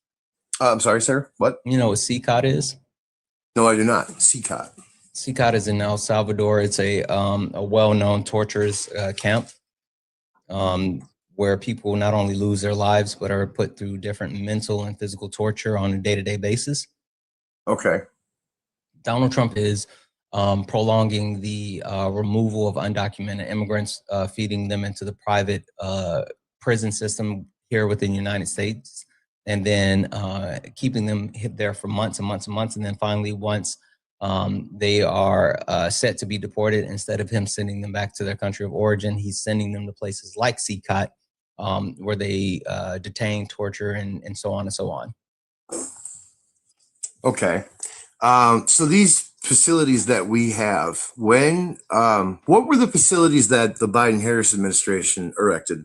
Because I know they put up a number of facilities to house people coming across the border. You're talking about the Obama administration, and you're going to talk about the kids in cages.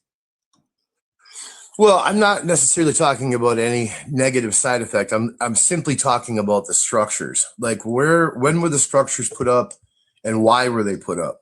These structures were put up under the Bush administration, and they were put up for temporary housing while people are being processed. Okay. So now anything going on negatively at those, like I said, I honestly don't know about. I'm not trying to be plausible deniability kind of thing. I really honestly didn't know that was going on. Mm-hmm. But ultimately, the point I was trying to make is the fact that the enforcement of the border is being so much ramped up that if these cruelty acts, things are going on, there's the border. Well, he's enforcing the Remain in Mexico policy. That wasn't being enforced before. No, he's not. Again, like literally, he hasn't done anything to directly address the border. The only thing that he did was declare the national emergency when he first got in office, and he sent troops to the southern border. But at different times under the Biden administration, there have been more troops at the southern border than there is currently at the southern border. It's all been lip service as far as what he's done to address the border, the southern border. There was a bipartisan piece of legislation called the Langford Bill that was on the table prior to the election. And it was something that was started in 2021, February of 2021. Within a month of Joe Biden being in office, they started working on bipartisan legislation to address the border. And it got all the way to the finish line, just like multiple pieces of bipartisan legislation, the CHIPS and Science Act, the PAC Act, the Infrastructure Bill. All of those were able to be passed across bipartisan lines. But the border bill was actually shot down right at the end, even though it was a Republican-based bill, because Donald Trump said that he wanted to be able to run on the border. He wanted to be able to talk about the border. And so he got his cronies to step up and say, like, if they put this bill up, not only would they not vote for it, but they would filibuster it, right? So there was no way the bill would be passed. And so the bill was DOA, right? And Donald Trump's premise was, if you elect me, if you elect Republicans, when we get into power, we will pass a piece of legislation that is more of what we want to do when it comes to immigration at the border and things like that. And so that's what he said that he was going to do. But ever since being in power, they haven't put forward any type of actual legislation to address the border or immigration or anything like that. The only thing that the BBB did was allocate additional funds for ICE, which is not, concentrated at the border, not under the Trump administration. They did allocate additional funds and resources, like a budget for the Border Patrol, where they're supposed to do things as far as advancing technology. But the only thing that they've done is purchase AI, which is more so around like facial recognition technology, which there's a whole thing about that with like Palantir and the way that they are using Clearview and they're integrated within our current governmental system. It's a whole thing. But regardless, even the money that they've allocated for the border that was a part of the BBB, they haven't even spent that to help the border. So again, they haven't done those things. Okay. Well, I mean, so here's the reason I say these things. Okay. I don't know where to go to find all the different various news sources. So I just go on like Google or DuckDuckGo or Bing, and I just type in the search bar and I get, I ask questions and I get back. Now, just as we were talking, or as you were talking, I typed in, how many troops did Biden send to the border? And this is DuckDuckGo on their search bar, and it says 1,500. Then I typed in, how many troops did Trump send to the border? And it says 8,600, which is, significantly more. I mean, many, many, many times more. But so why am I getting search results that say that if that's not actually the case? What is DuckDuckGo, Bing, or AskJeeves or Yahoo? What are those? Well, they're search engines. Okay, how do search engines work? Honestly, I have no idea. I really don't. That's beyond my expertise, and I'm not going to claim to know. Oh, okay. It's a search engine, and it's based off of not only prior search history, because it trends towards certain things. It learns how you actually look for information, but it also is based off of the way that you ask questions. And then even more so, when you look it up, it provides like just a bunch of different information. And a lot of people tend to lean on like the AI overview. The AI overview is usually like an amalgamation of different information that is listed throughout the sources. So even when you actually go in and you do these searches, you have to understand how to really find the information that you're looking for when it comes to your searches. So I guess the question that I have is, when you typed in how many troops were sent to the border and blah, blah, blah with those different things, did you go past the overview into any of the sources, or what did you do? No, so this was strictly the quick AI response to how many troops did Biden send to the border versus how many troops did Trump send to the border. Now, there were underlying articles beneath, and I did not go into those because I was in a conversation with you. I wasn't going to sit and read and not listen to what you were saying. You know, like I just wanted to get a quick response. I just did the same thing with money to the border. I said, did the big, beautiful bill increase border funding?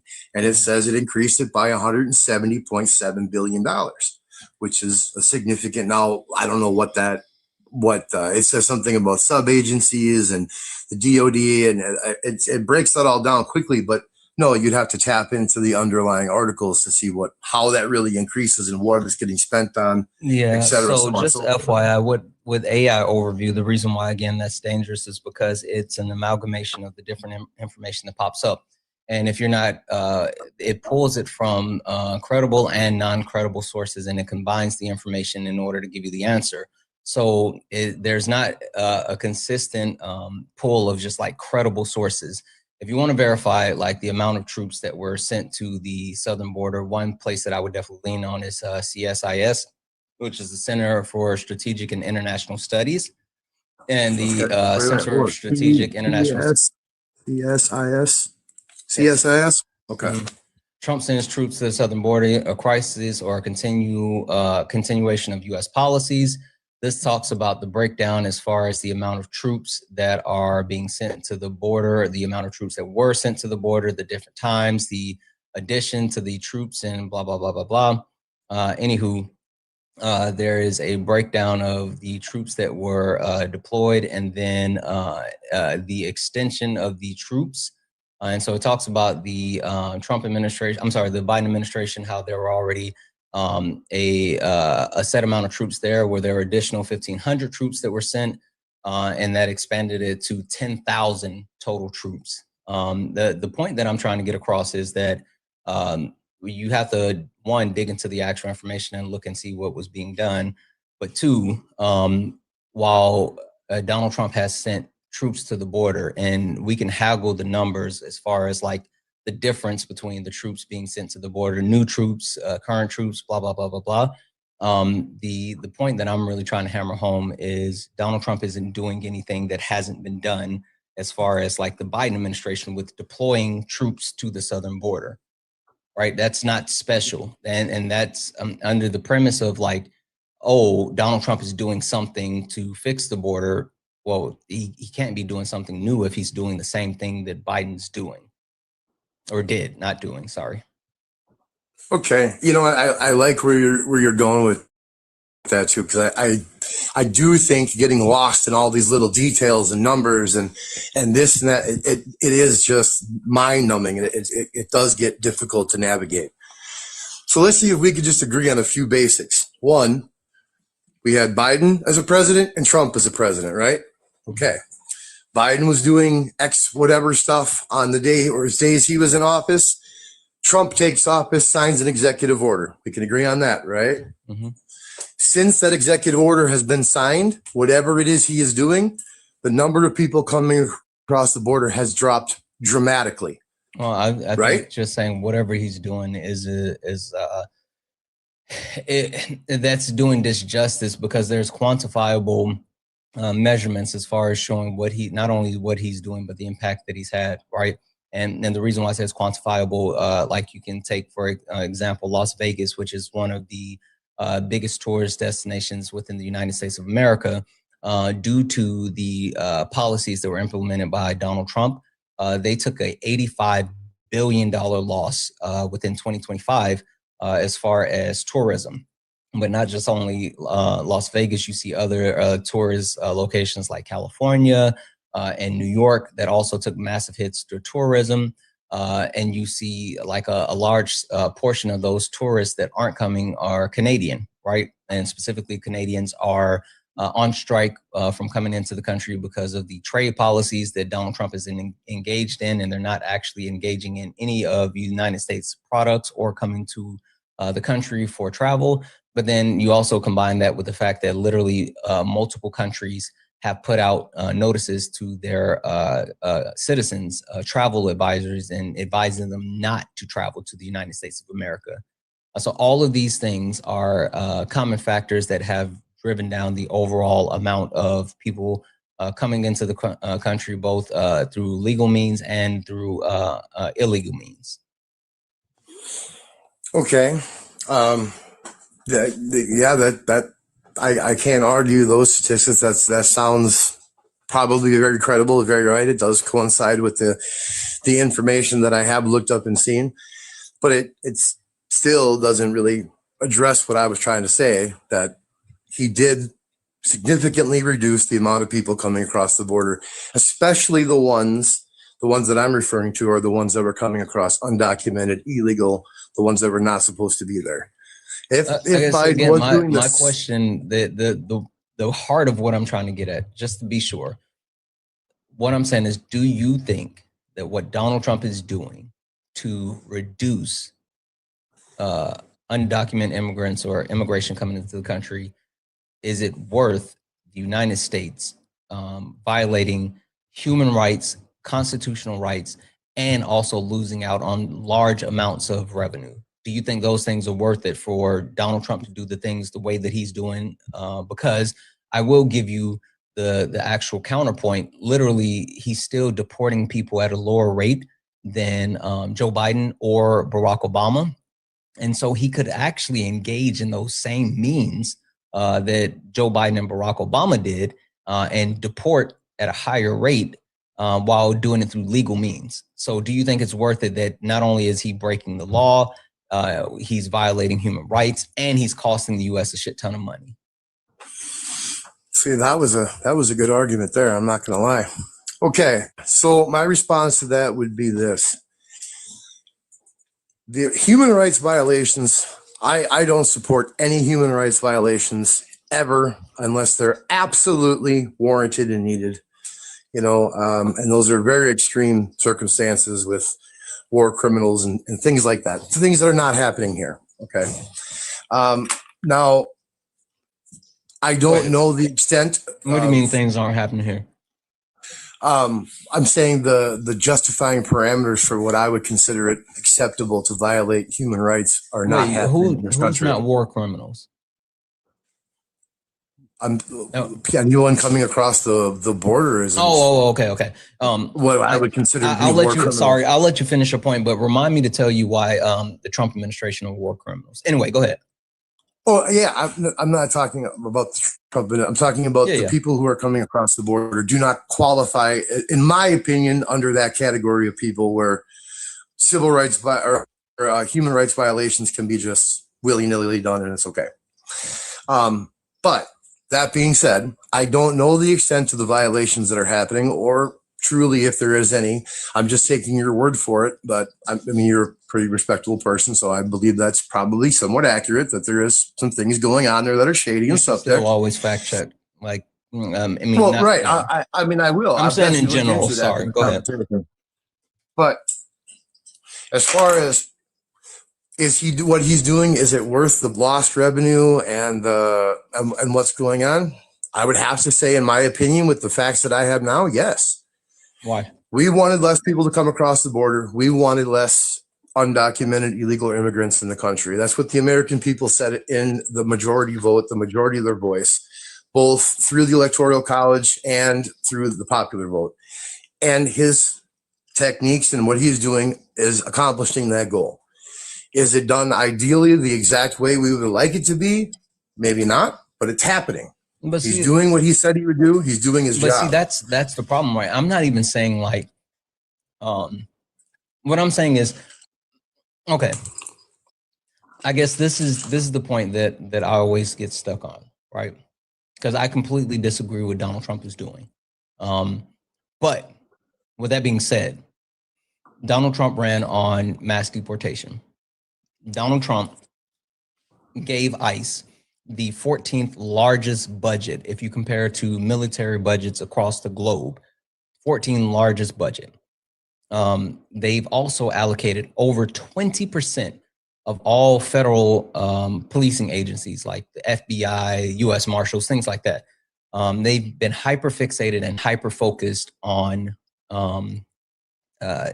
mass deportation. They've given ICE immunity, federal immunity, and basically said they can do whatever they want. Hell, you know, an ICE agent murdered a woman, a white, blonde hair, blue-eyed woman in broad daylight in Minnesota, and, you know, nothing, right? So they've given them full range and all the support that you could ever want.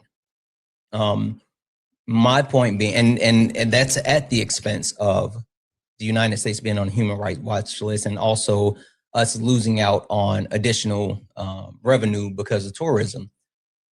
With all of those factors, shouldn't Donald Trump, at the very least, be doing things better than what the Biden or Obama administration did? Like all of those factors combined would make me say, like, I would demand the actual rate of what he's doing to be stellar because of all of those things put together, but he's not, and that's not a problem.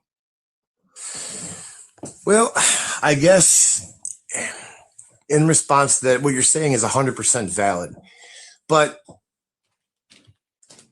the numbers that you're going off of and the results that you're going off of are an administration that had run its course.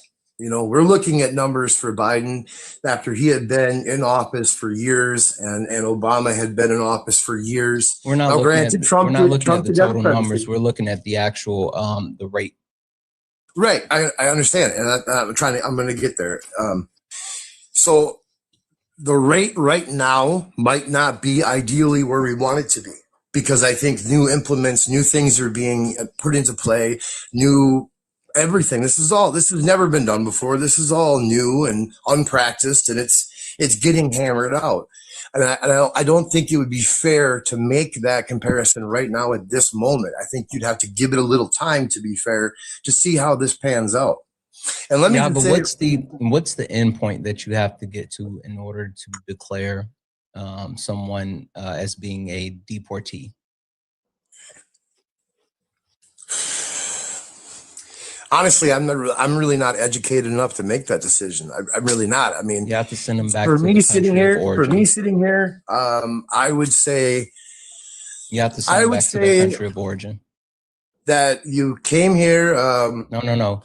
You have to undocumented. No. It doesn't matter. You don't have to go through all that. The end point is you have to send them back to their country of origin. You understand that? No, I don't. Is that a rule? Yes, I didn't know there was a rule. That's how it's categorized as being a deportee, right? Fulfilling the criteria to meet the rate as far as deportation is sending these people back to their country of origin. Okay. Donald Trump is. I didn't know that was a thing. Yes, that's what I've been saying all along. That's why it doesn't even seem like. That's why it's so significant that Donald Trump is sending people to places like El Salvador, to countries within Africa, to countries that they didn't come from. It's because Donald Trump himself is making a conscious decision not to fulfill the metrics of deportation. right? And so then what happens as well is he gets into legal battles where since he's deporting these undocumented immigrants to countries that they're not from, then there's lawsuits that are being filed, and the courts are saying like, hey, you have to return these people from CCOT. You have to return these people from, you know, these other countries, get them back here to the US, because he's not actually going through the overall premise of how deportation works. And the reason why is because Donald Trump is detaining people for free slave labor and then sending them to concentration camps. They get money for concentration camps. The places, we have so many politicians and people, wealthy people connected with the Trump administration that have large amounts of investments into not only the private prison industry within the US, but in the private prison industry outside of the US. And so the more people you feed into the private prison system, the more money they can make. So that's why they're not sending them back home. They're literally using them to make money for their ultra wealthy people. Okay. Those are, like I said, those are not things that I'm aware of. I didn't know there was labor going on. I didn't know that that was happening. But regardless of whether it is or isn't, as far as my point of view, what I'm trying to say is I don't know the process. I don't know about going back to a country of origin. I don't even know how you would determine someone's country of origin. Does that mean the last country that they crossed the border from, or the country they were born in, or where they're citizens? The country where they're citizens. Also, you should probably look up Core Civic Group whenever you have time. Look up Core Civic Group. You don't have to do it now, but that's something you can tuck in your back pocket, and that'll probably help with the point that I've been trying to get across to you.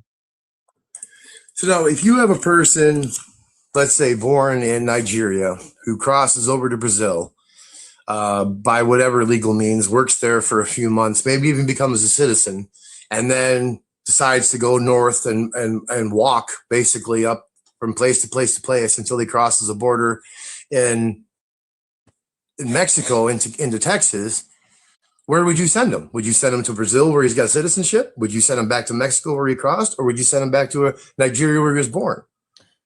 I mean, it depends on the person. It depends on what they actually have and where they can be sent. The reason why Kilmar Burgo Garcia was not able to be deported back to where he was born is because he had a protection order because he had a credible threat to his life. And so he could have been deported to other places, but the Trump administration specifically made the decision to deport him back to where he came from. And that caused the problem, right? And so the point that I'm trying to get across is it's not an issue of like them trying to figure out the right place to send them because there's, you know, some type of, you know, ambiguity where, you know, they've been here, but they're from there or whatever. The thing that the Trump administration is actively doing is saying these people are coming from Brazil, no connections, never even been to El Salvador, and we're going to send them to El Salvador. That's the problem. Well, I guess the way I look at it would be like this. If you are crossing into the country illegally and you don't care about our rules, our laws, our system of doing this, then why is it so important that we send you back to a place where you would like to come from? I mean, why isn't it we can send you back to wherever we can send you to? Because it's not. Okay, go ahead. No, go ahead and finish the sentence. Well, it's just that are all the countries of origin willing to accept these people back?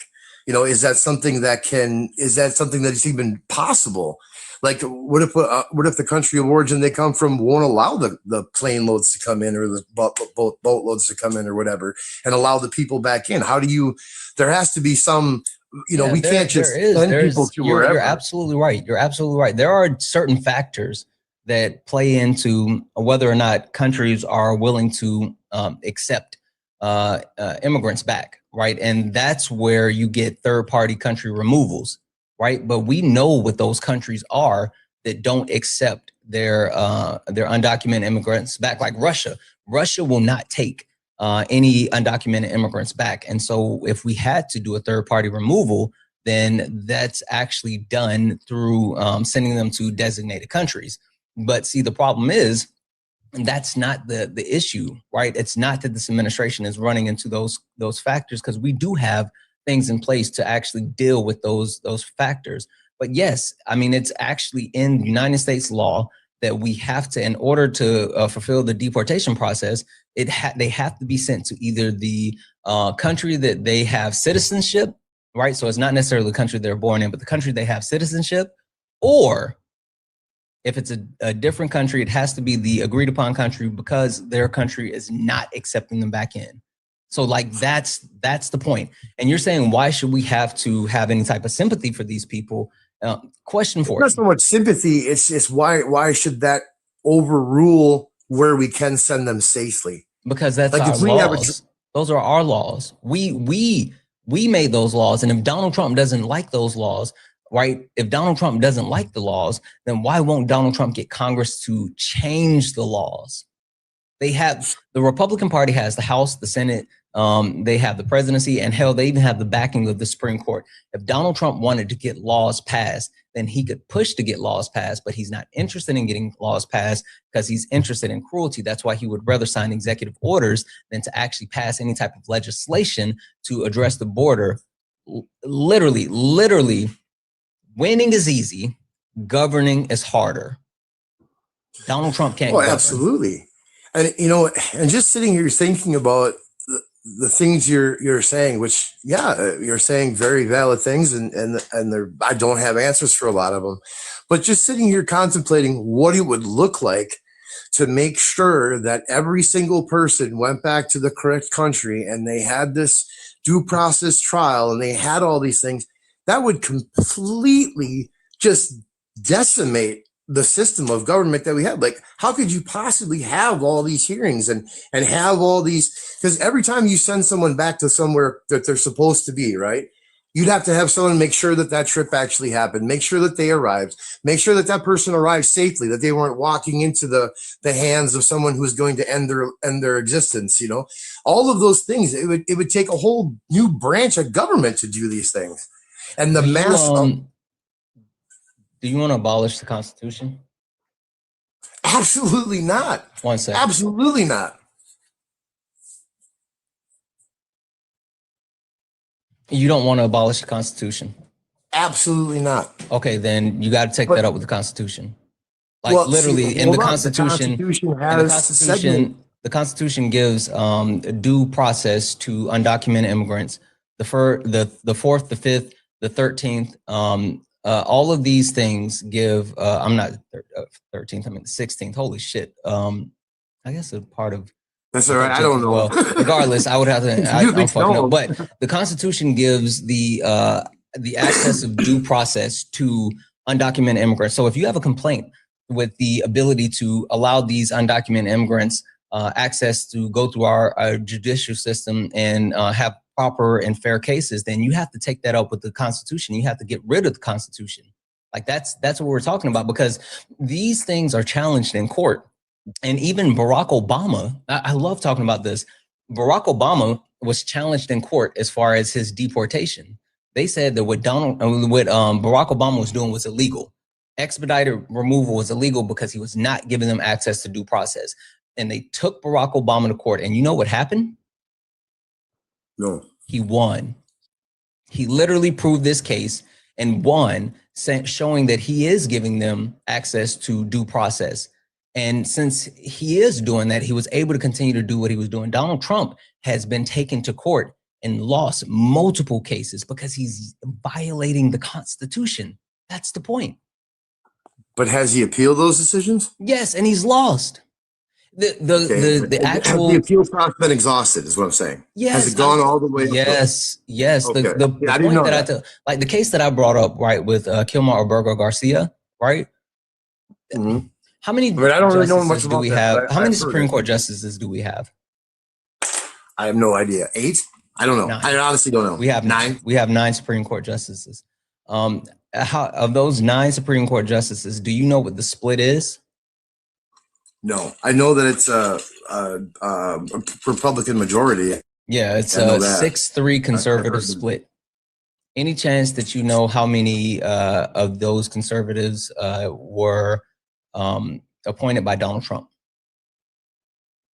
No, I just know that there's like 1 or 2 that were three. So okay, I know there was a number of the 6 conservative, 9 Supreme Court judge members. Donald Trump appointed 3 of them. The other 3 have long-standing and long precedence within the Republican Party, conservative ideology, things like that. Donald Trump violated the Constitution so bad that there was a 9-0 decision. Every single Supreme Court justice said that Donald Trump violated the Constitution. They don't agree on shit. Clarence Thomas, the old tap dancing Clarence Thomas that will do anything for $1, said, Donald Trump, you're wrong. And all 9 Supreme Court justices, one band, one sound, all together said, Donald Trump, you violated the Constitution. If that doesn't speak to you, Yaga, I don't know what will.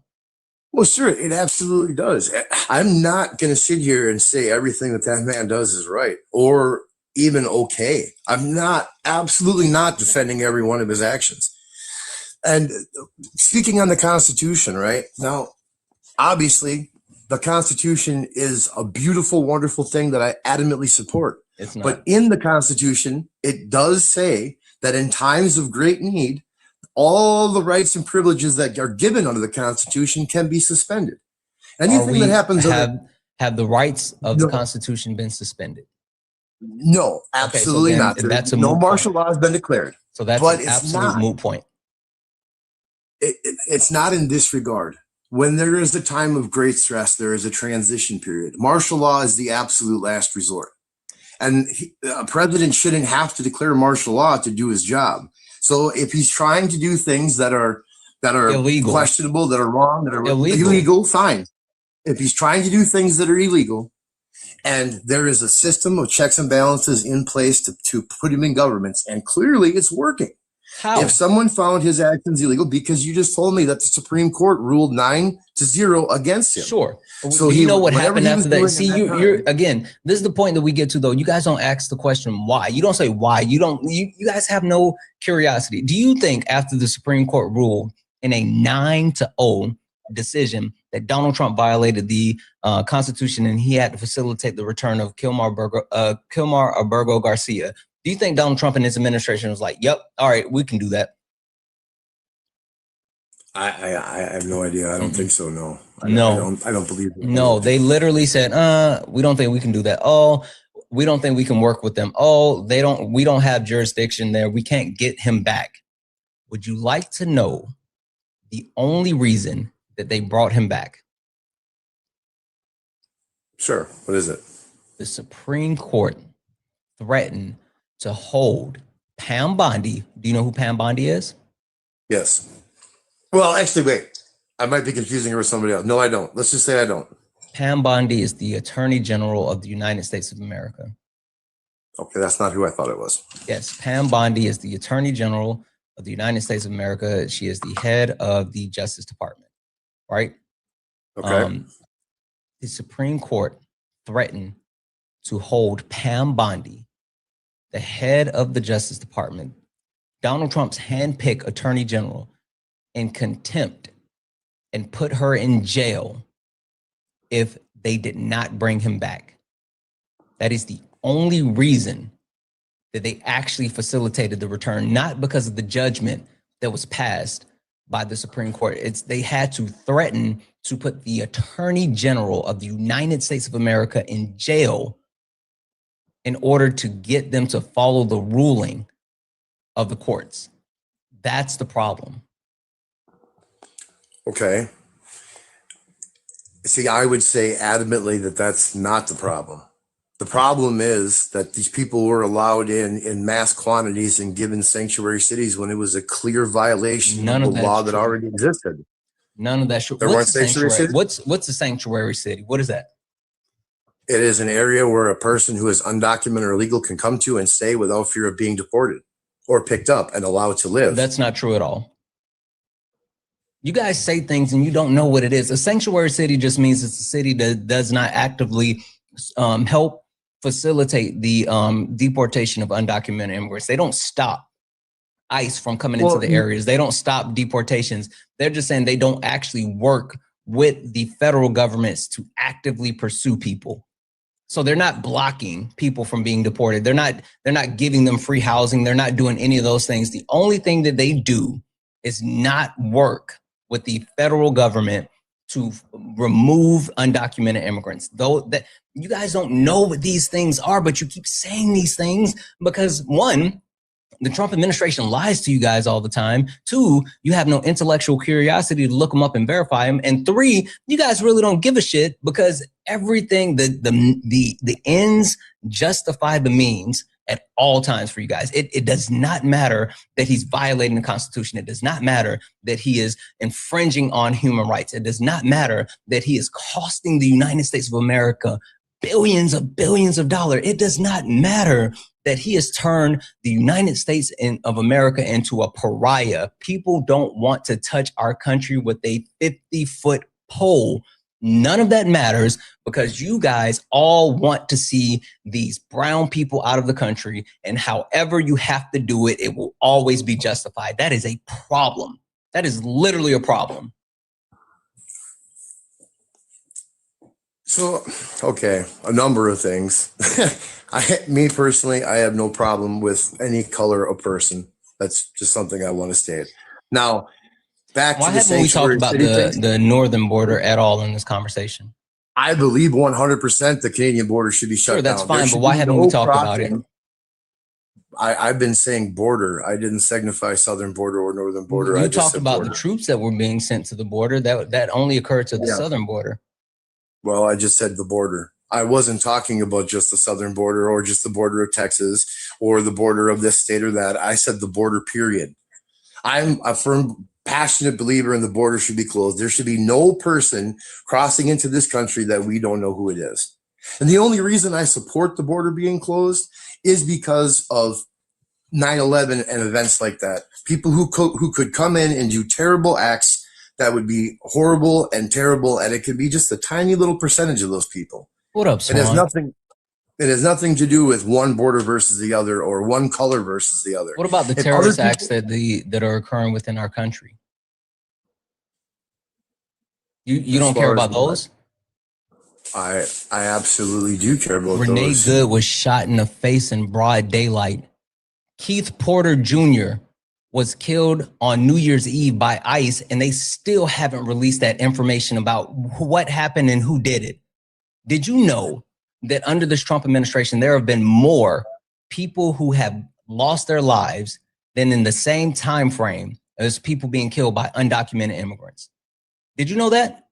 That ICE has killed more people, more United States citizens under the Trump administration than undocumented immigrants have. No, I was not aware of that. You guys don't care about those things. That's the point. Like it's literally the fact that it's these brown people that are coming into the country, and you guys think that what's your limit?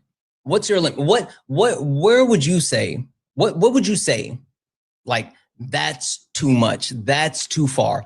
What would they have to do for Yaga to sit here and say, nope, I don't think that the ends justify the means anymore. I can't support this. What's the thing? Well, there's tons of things that sure, name one. Name one. All right. If they decided to say that in order to be compliant with the immigration situation as it is and the ICE situation that it is, that every single citizen in the United States had to report and show identity and certification.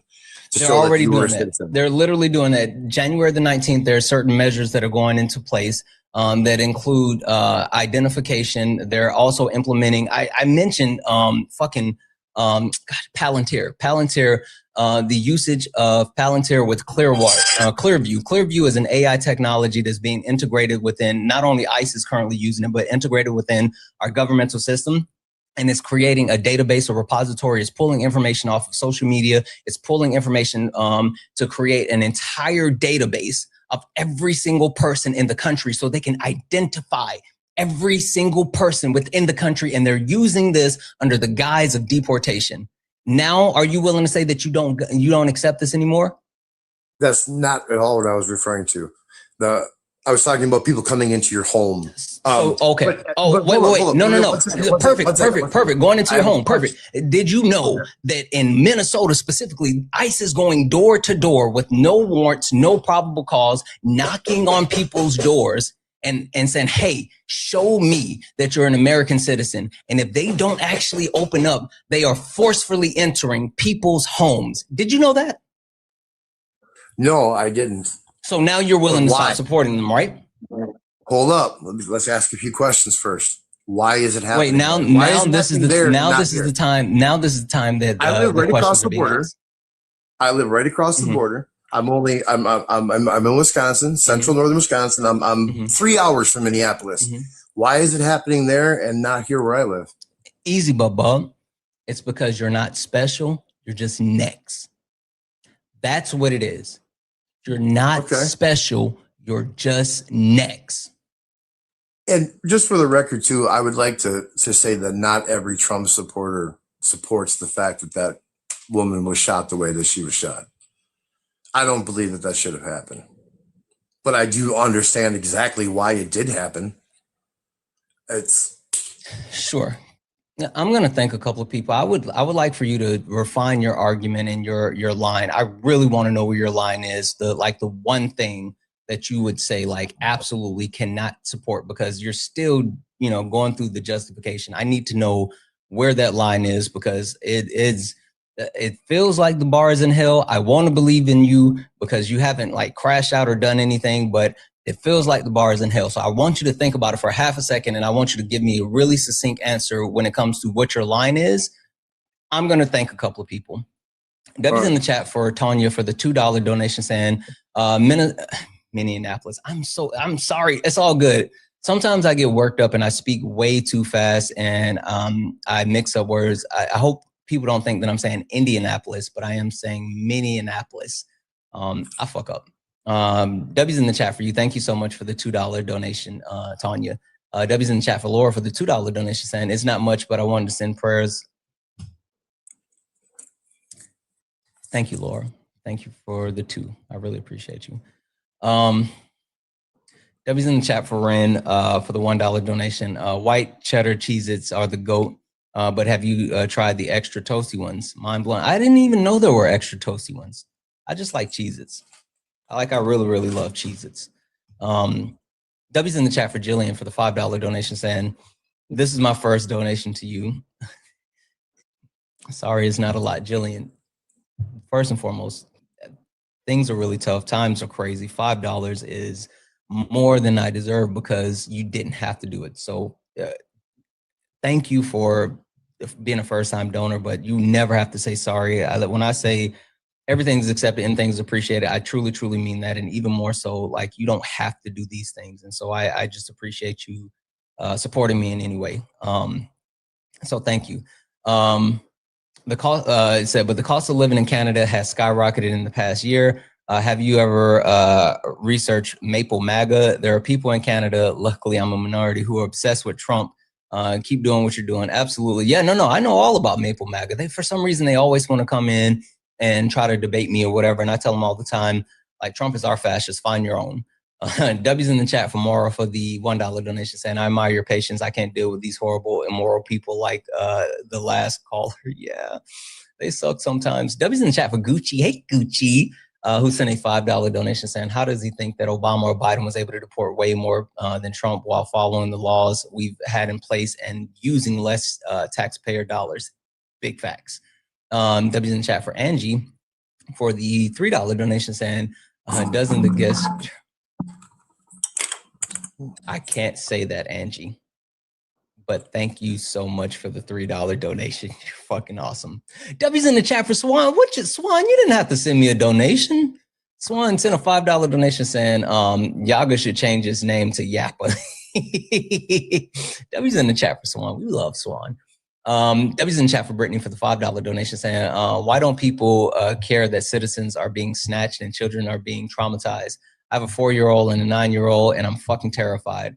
Are my kids the cost? That's always the question. Again, I always go back to like, what do we do? What do we do? W's in chat for Valerie. I hope your day gets better. Thank you, Valerie. I truly, truly, truly appreciate you. Thank you so much for the $10 donation and the love and supporting your kindness. You're fucking amazing. W's in the chat for Jay for the $5 donation saying, Wisconsin voted for Trump. We voted for Harris, which is why they're in Minnesota. That is a big fucking fact. Thank you so much, Jay. Biggest op. I'm surprised you didn't. Yeah. Oh, are we not beefing anymore? What the fuck happened, Jay? Yeah. W's in the chat for Emily for the $20 donation. Let's fucking go, Emily. W's in the chat for Emily said, first time donor. Thank you for your intellectual debate. Stay safe. Emily, thank you so much for the love, your kindness, your support, and you do the same. You do the same. Guys, if anyone else would like to support the live, you can do so. Cash App, PayPal, Venmo. Pay links and Linktree in the bio. Santana Speaks for You. Santana Speaks for You is the best way to support the live. Everything is accepted. Anything's appreciated. If you're over on the YouTube, you can send a super chat, and I will read that out. Guys, keep tapping the screen. Let's get the likes up to 300,000 likes. Also, guys, this is the main account. We are driving to 80,000 followers.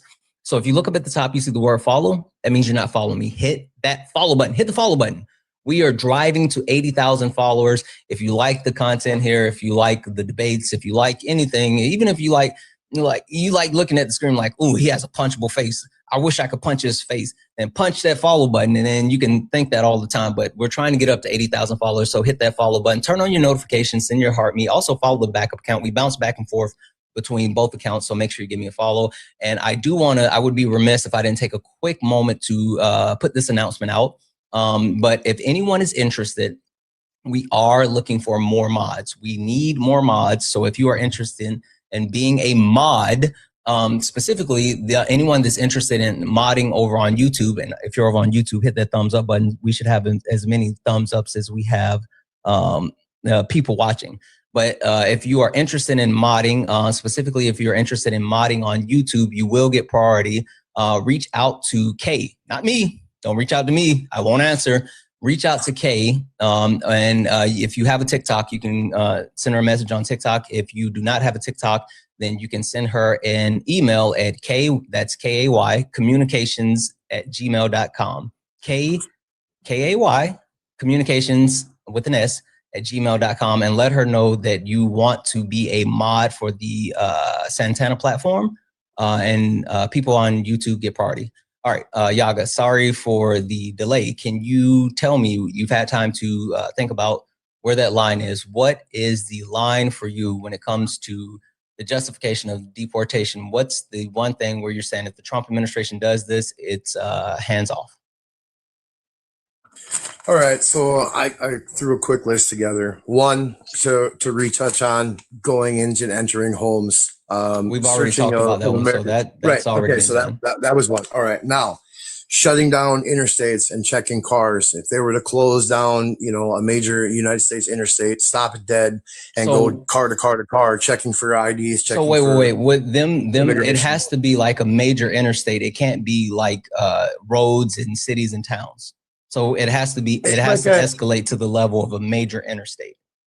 Well, see even like smaller highways and such. But if you had an area like 4 city blocks or apartment building complex, whatever, that was supposedly full of people who are undocumented, I could see closing off the roads around that area. Okay, like that block or whatever. I could see that being a thing if you were doing a raid or whatever. Closing off multiple blocks around that or a large chunk, especially of a major city, no, I would not support that. I think that's going too far. Okay, so again, just to make sure that I have this accurate, it would have to be them shutting down major highways or byways or whatever to check people.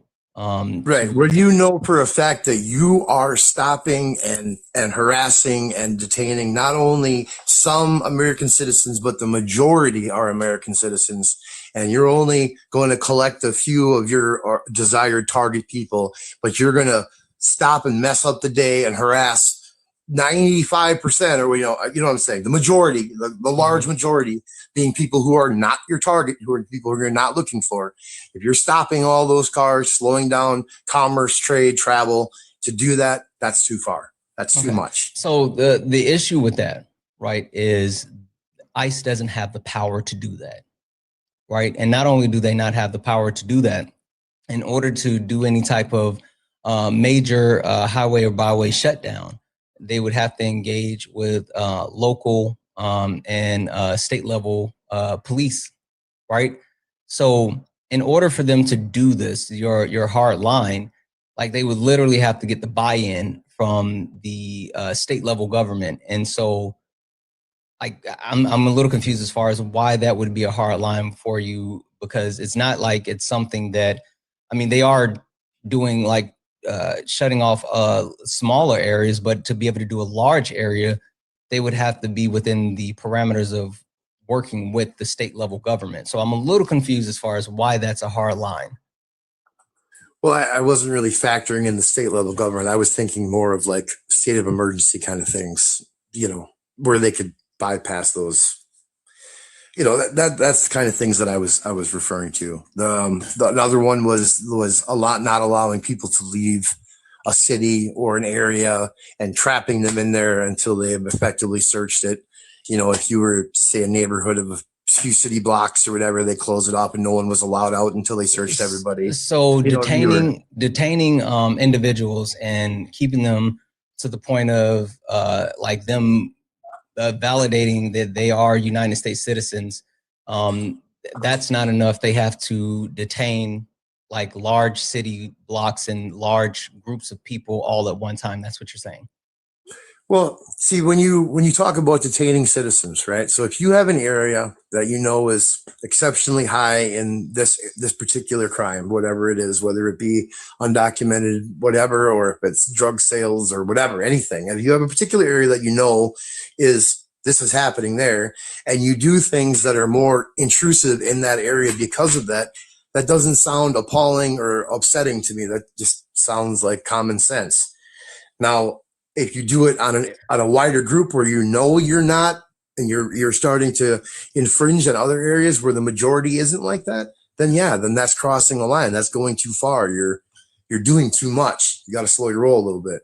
So it sounds like to me you're saying the only way that you would say this is a line cross is if ICE was able to declare martial law without declaring martial law. Is that what you're saying? Well, I wouldn't say that necessarily martial law thing, but yes, to infringe on people's everyday rights to a large capacity, where you're not doing it in an isolated little group here where, 10 people got checked for IDs that shouldn't have, but I mean, hundreds and, or more, where it's happening in large scales and large groups, things like that. But another thing already happening in large scales and large groups. People are literally, they're literally already violating. Okay. So help me understand this then. What's the number? If you're saying large scale, what number then do you have to say this is an unacceptable number of American citizens that have been infringed on? Like, what's that number? I don't know. You could put an exact number. You'd probably have to use a percentage, because I mean, if you're talking about like percentage of the U.S. population. Miami, no, of the area, of the people being stopped, of the people being detained. Because like if you're talking about Miami or Atlanta or New York City, or where there's millions and millions of people moving around, versus Milwaukee where there's 100,000 people moving around, you can't use a number, you know what I mean? So it'd be a percentage, in my opinion. What exactly that percentage would be, I don't know, but it would have to be pretty high. Can we agree? Like, I mean, I would think that maybe we can't. I want to make sure you hear yourself, right?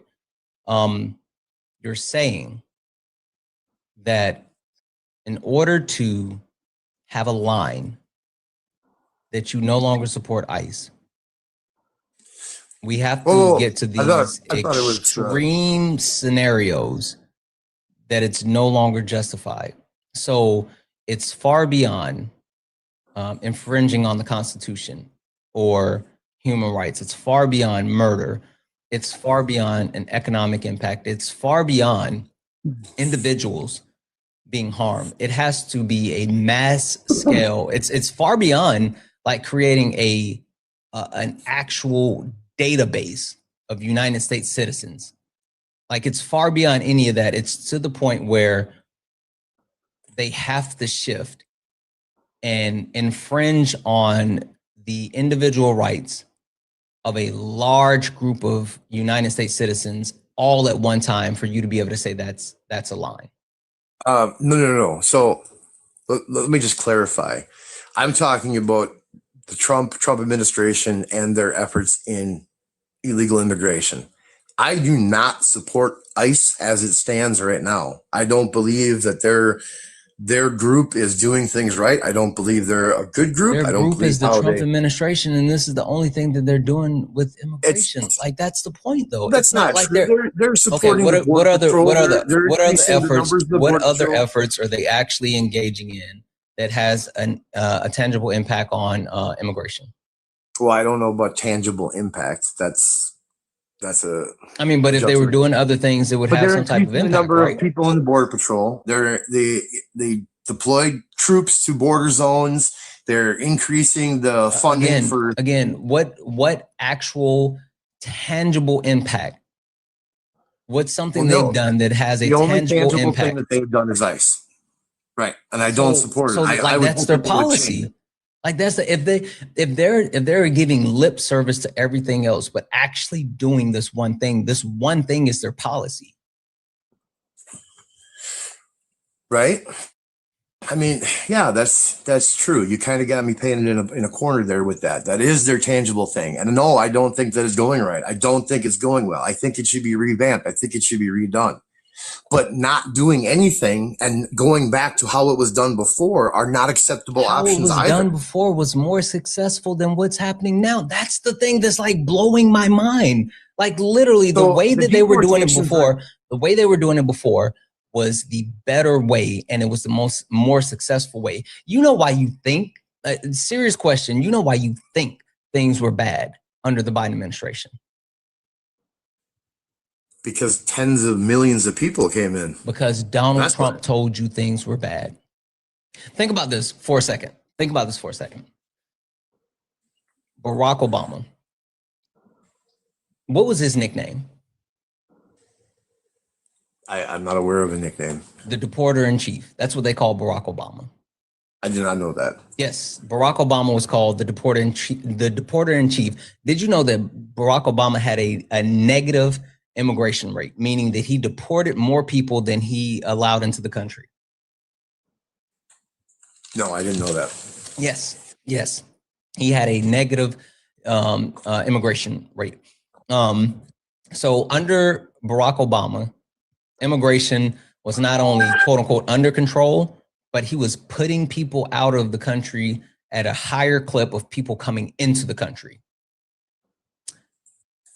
You've talked about the people that were let into the country under Joe Biden. So are you saying we can agree that there was a immigration crisis under Joe Biden, right?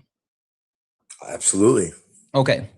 So if under Barack Obama, there was a negative deportation rate, he was the deporter in chief, but under Joseph Robinette Biden, there was an immigration crisis. Barack Obama, negative, deporter in chief.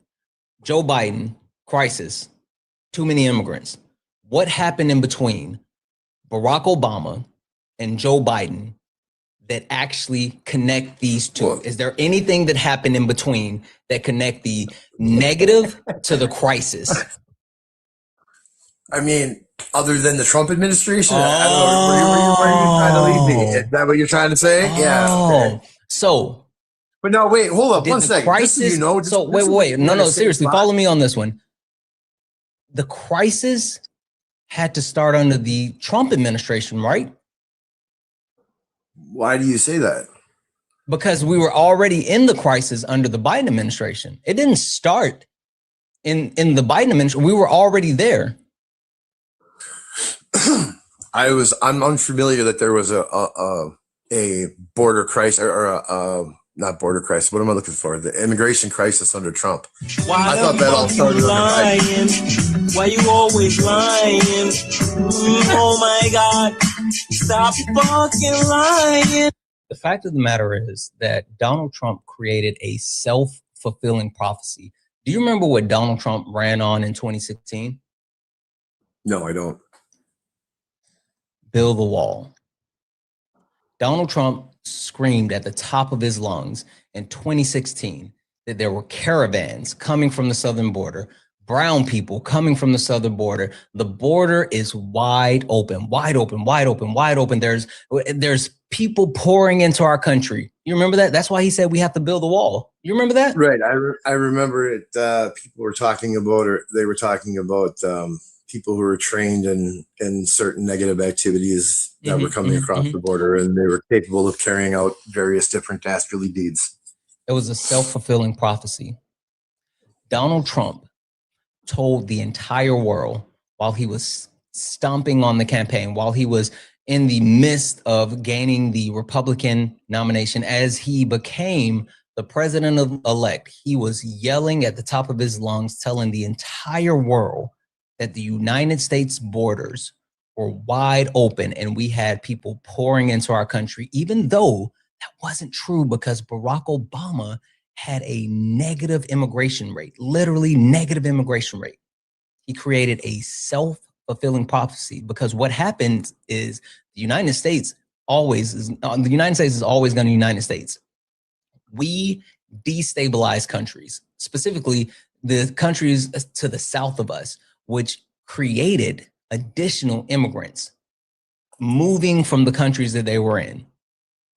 Because the United States intervened in other countries, those immigrants had to leave their home countries. And since they left their home countries, they said, you know what?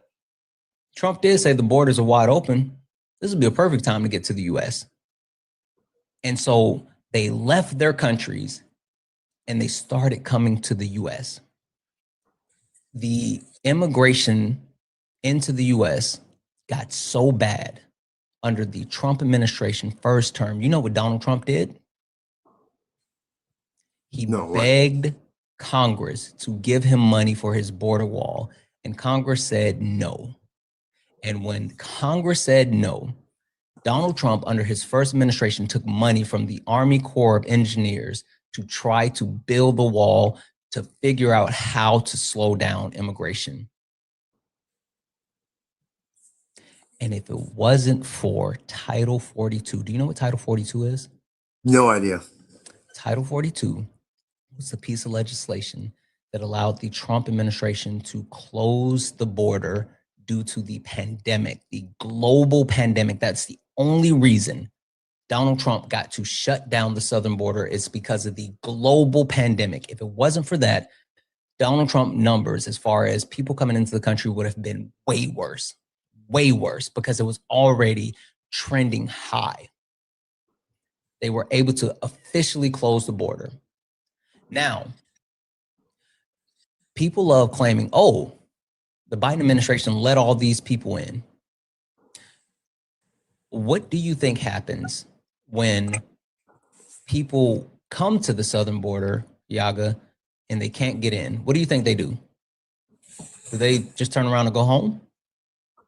No, I would imagine they try again. Yeah, they just wait. They wait and wait and wait. They don't leave, they wait. And you know what's so interesting about Title 42? What's that? It can only be in place during a global pandemic. It can only be in place in an extreme emergency. And so when COVID was declared to be over, Joseph Robinette Biden wanted to keep Title 42 in place. But the Supreme Court of the United States of America said no. We are no longer dealing with a global pandemic. You cannot keep the border closed. And so they had to lift the protections that were provided by Title 42. What do you think happened when the Supreme Court struck down Joseph Robinette Biden's ability to keep Title 42 in place and open the borders back up? No idea what. They came into the country. Okay. The point that I'm getting across is that Donald Trump, his administration, the border crisis that you guys love to yell about, it started under the Trump administration. Donald Trump did nothing to address something that started under his administration. And the only thing that saved his ass at the end was a global pandemic. That's literally the only thing. It's so funny that people think that things were so great under the Trump administration. Did you know before COVID, unemployment had already started to spike? Did you know that? No. People were losing their jobs right before COVID started. Donald Trump passed the TCJA, which had a negative impact on the United States economy. And so right before COVID, we had already started to take multiple hits. If it was not for COVID, Donald Trump would have gotten his ass handed to him over and over again, because he would not have been able to hide behind a global pandemic and say, oh, things were great until COVID. Things were great until COVID. The only thing that saved Donald Trump and allowed you guys to believe that he was a good president in his first term is because the fucking world had to stop moving. He was harmful then. He is harmful now. So, okay, obviously, Santana, there's a lot of things that I don't know. I mean, there's tons of shit. Sorry, one second, Yaga. One second, Yaga. For the people that's in the comments that's saying cap, like Babadilla or whatever, I'm gonna mute you. Come up here and tell me why I'm lying. For any person that's saying that I'm lying, right? Any person that doesn't believe me, come up here and challenge me on anything that I said. Do it. I fucking double dog dare you. Anything that I said, come up here and challenge me on anything that I said. As a matter of fact, if you come up here and challenge me on anything that I said and I'm wrong, I'll pay you for your time. Fucking get in the box and challenge me on something that I said and prove that I'm wrong. Sorry, Yaga, I apologize for interrupting. No problem, brother. So like I said, there's many things that I don't know. I mean, you're, like I said, way more well-versed in this shit than I'll ever hope to be. But I do go off of the information that I can readily look up. Now, I was not very versed with the numbers and the border of this and that. I didn't know those things. So I was just doing little searches while you were talking, and I looked up MPI, Migration Policy Institute, and they're talking about numbers. And it talks in here very clearly about how Obama inherited a super large border problem, and he had one of the largest border regime, whatever you want to call it, border structure groups there was. His deportation. You're cutting out. I don't know if there's something going on with your Wi-Fi, but you're cutting in and out. Okay, so can you better now? Yeah. It was you were going in and out. Okay, so it talks about in there how Obama inherited this super large border structure policy already with all kinds of people working for him. It talks about his numbers: 500,000 detainees, 340,000 deportations, and in the 1 year. Now you look up Trump's numbers. CNN put out a report saying Trump had deported almost 200,000 people between January and June, on track to be the highest deportations ever in 1 year. And then I don't know what caused it to fall off or why the numbers are lower than what it was under Obama. But I mean, he was doing it. Now the average deportation rate dropped to 810 less per day. And when you're talking about, 10 million people coming across the border in 4 years under Biden, what really is 800 a day? I mean, okay, shush, it adds up. I understand it's a big number. I get it. But it doesn't mean it's not like he's not doing anything. But the fact that so many less are coming in has to show that he's gaining ground. I mean, it's not as one-sided as I think you would make it seem. Yeah, he might be doing less numbers than Obama. Yeah, I just read that, but not that much less. It's pretty close. Yeah. So, what I want to call out is, yeah, I'm not going to say that Barack Obama didn't inherit an infrastructure of deportation, because he did. I mean, like, even if you want to talk about Barack Obama, you want to go back to, Bill Clinton, right? Bill Clinton had an amazing record on deportation as well. I mean, he didn't do it to the level of Barack Obama, but he was super successful, right? Actually, I apologize. He was extremely successful. Looking at the numbers here under the Clinton administration, holy shit, actually, Bill Clinton in from 99 to 2000 had the highest numbers of returns. And I'm sorry, let me tell you what I'm looking at. This is the information from the migration policy. migrationpolicy.org, comparing Biden and Trump deportation records. And so it looks at the actual breakdown as far as like CPB, ICE, the arrests, removals, the actual types of removals, returns, enforcement returns, administration returns, and then Title 42. And the point that I'm getting across as far as like what happened, the amount of returns were super high under the Clinton administration. And returns mean that we already had the people process and we were sending them back. There was already judgments, blah, blah, blah, blah, blah, right? The removals spiked under the Obama administration. So Barack Obama didn't just return people that were currently being held. He actually went through the process of getting people out of the country based off of targeted approach that he was utilizing with ICE and things along those lines. You could take a look at the actual the chart and how this trends and the difference between the Obama administration, the Bush administration, the Clinton administration, all this other stuff. And you can see the returns were like the highest then. But when you take a look at what happened under the Trump administration, the actual, not only were the returns down, the removals were down, the enforcement returns were down, right? But then what happened is Title 42 expulsions.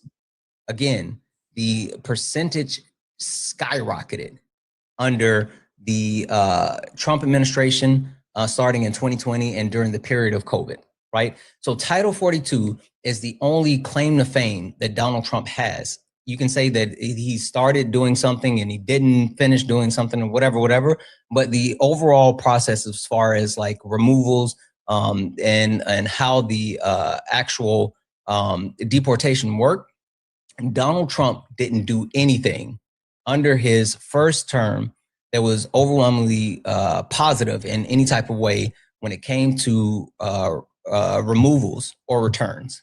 I mean, you could take a look at the times that Joe Biden started to increase with the different types of removals. The point that I'm trying to get across, I guess, that this is, let me loop it all around and make a big picture. The big picture, Yaga, is there has been a structure, a system put in place.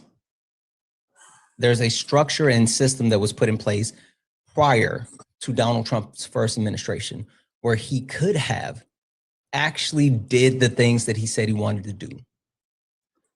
But instead of following the structure and system that was put in place, Donald Trump broke it and said, I'm going to do it a different way. This is literally why the United States was hit so hard by COVID. Barack Obama had the pandemic response team in place. He had a playbook in place because of dealing with Ebola.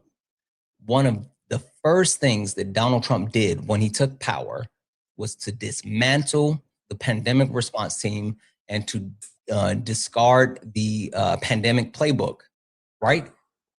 Donald Trump has gone above and beyond to try to erase the legacy of Barack Obama, do things differently than Barack Obama.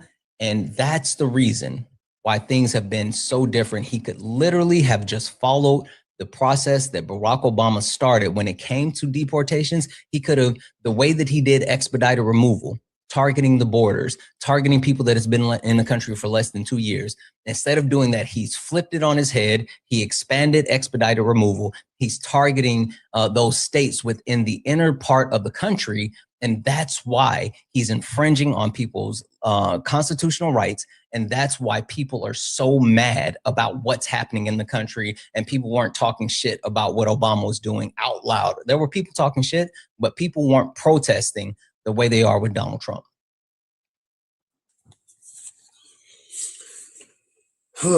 Yeah, okay. Yeah, that's probably all very accurate. Just considering the narcissism level of Trump and how much he wanted to distance himself and, well, not distance himself, but compare himself to Obama and be better. I can see that doing things the way that he is significantly different than Obama did, and it probably could have worked had he stuck to those things. But it's not so much a matter of could it work, could it work, whatever. It's he chose a different line. The line he is choosing is working. How? There's less people coming in, right? We've agreed on that. We've agreed that he's got ICE out in the streets running amok, but he's doing things. There are deportations happening. He's over 250,000 this year. The year's not done. Well, since he implemented this thing, it's not done. So it's working. He's doing it. He's getting it done. The numbers going down at the rate that they did, more, in my opinion, more than makes up for the 100,000 less deportations. Okay. This is what I'm gonna do, Yaga. I'm gonna try one more thing. I'm gonna see if I can get through to you on this one last thing. I think this may be the symmetry breaker. I think I have it. All right. But all right, let's hear it.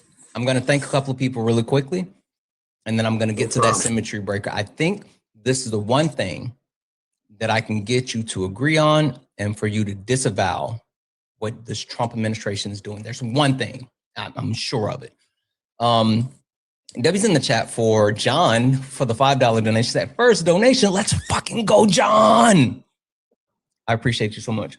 John sent a $5 donation saying, you're not special, you're next. Preach. Listen, people just have to understand that. That's why it's like so fucking weird to me when people say, well, I'm not affected by this, I'm not affected by that. Yeah, it's not your turn, Bubba. Don't worry, they're gonna get to you. It's fucking wild. Holy shit. Guys, massive W's in the chat from Molly. Holy fuck, Molly. Molly sent a $50 donation, which is insane. Molly sent a $50 donation saying, our family loves you, Santana. Tell the guests I'm in Wisconsin and ICE is here. High schools did a walkout protest yesterday. Molly, one, first and foremost, tell your family I said, I love them as well. Two, be safe, period. Point blank, full stop. Be safe, protect you and your family, the people that you care about. And last but not least, fucking the youth have always been at the forefront of any type of social change. Anyone that does not believe that, the youth is always at the forefront of social change within our country has no idea what history is about. They're always at the forefront. Shout out to my fraternity brother,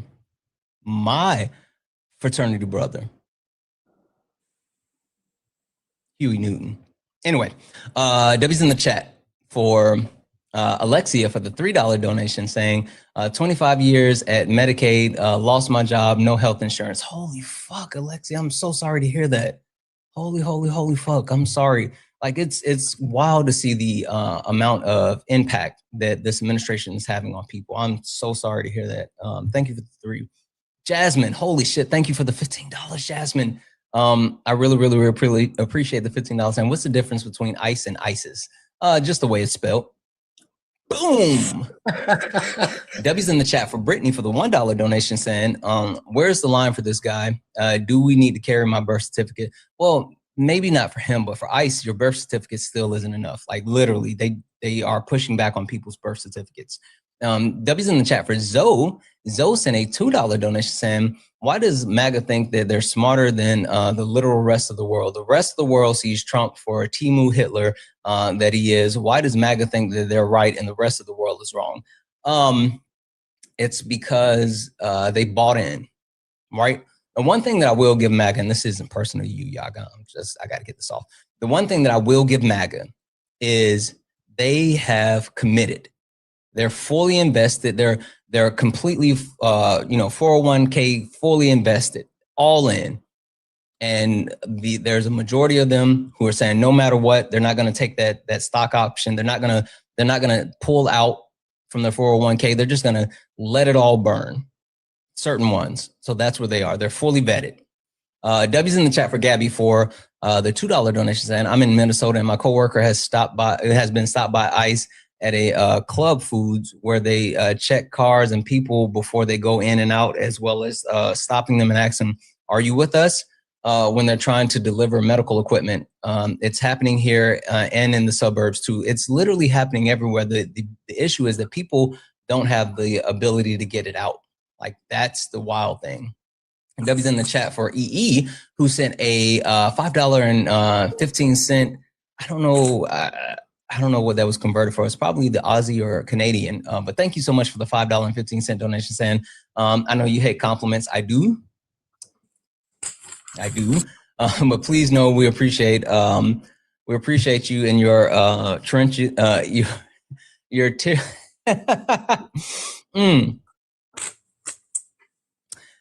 your tenacity, your determination, and effective positive change, your commitment to truth and advocacy for minorities. Safe travels tomorrow.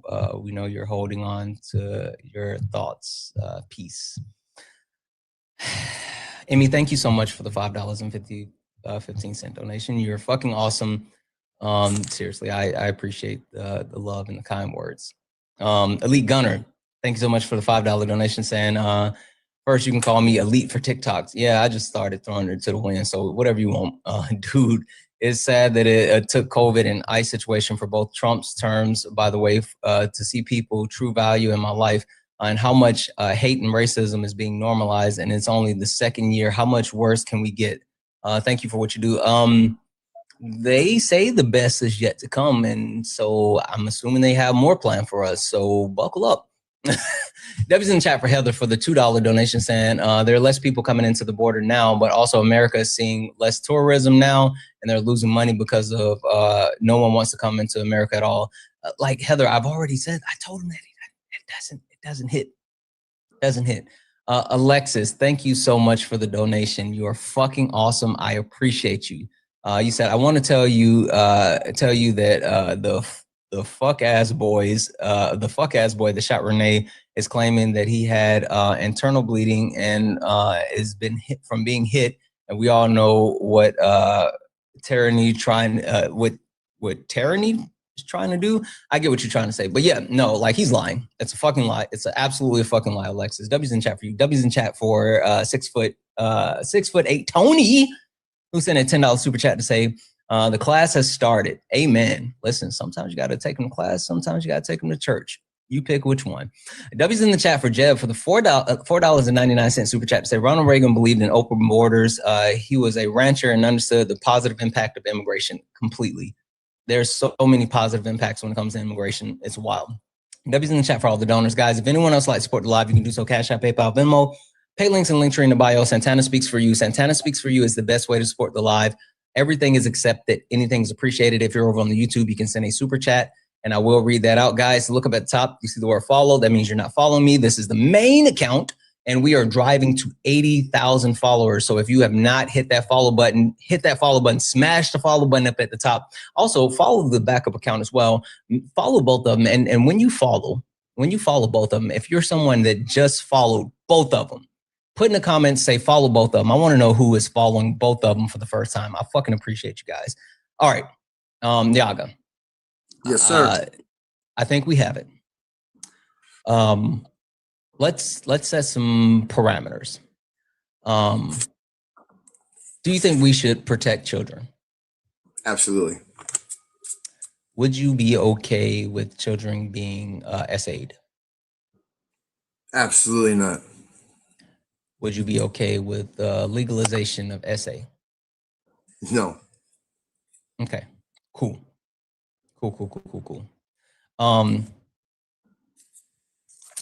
Have you ever heard of HR 4371? No, I have not. I don't know what that is. Okay. HR 4371 is a piece of legislation that was passed through the House that is now sitting with the Senate.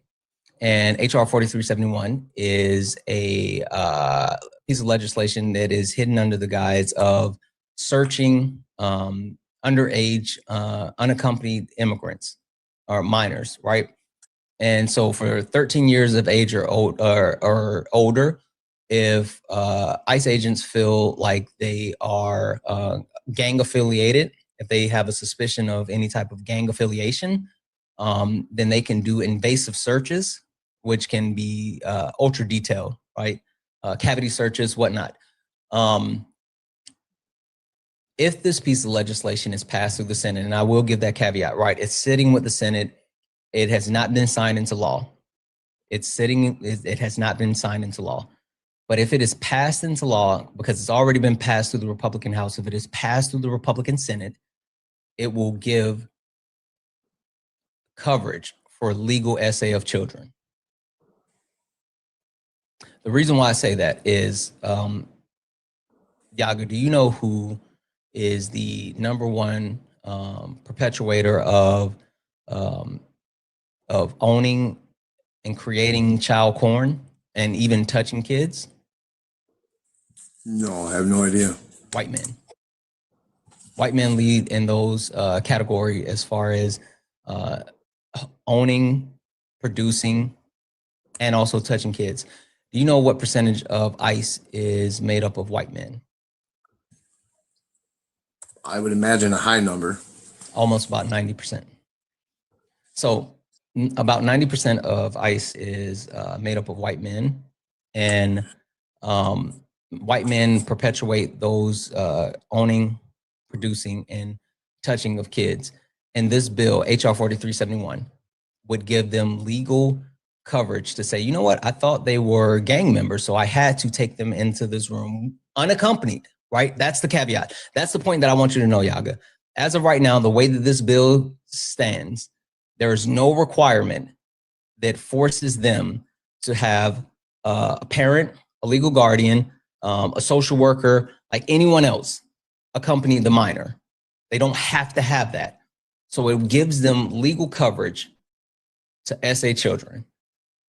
Can we say that's a bridge too far? If passed, that's the one caveat that I got to keep saying, that it's not law right now. It's sitting with the Senate, but if passed, can we agree that would be a bridge too far?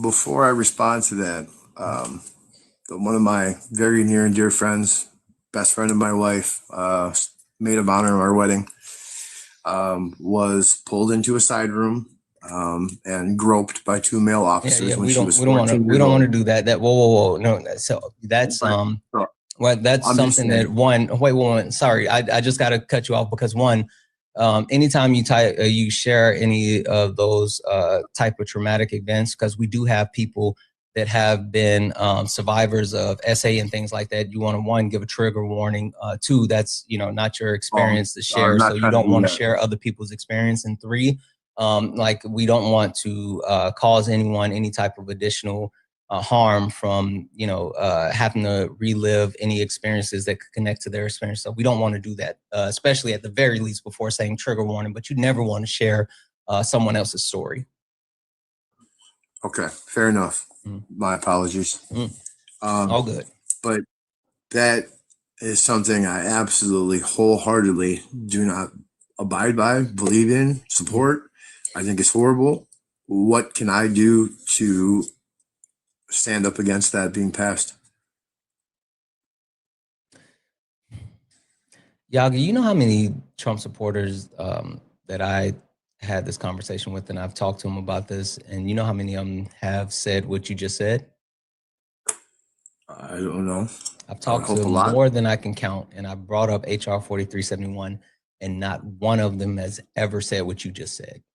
Not one. Not literally not one of them.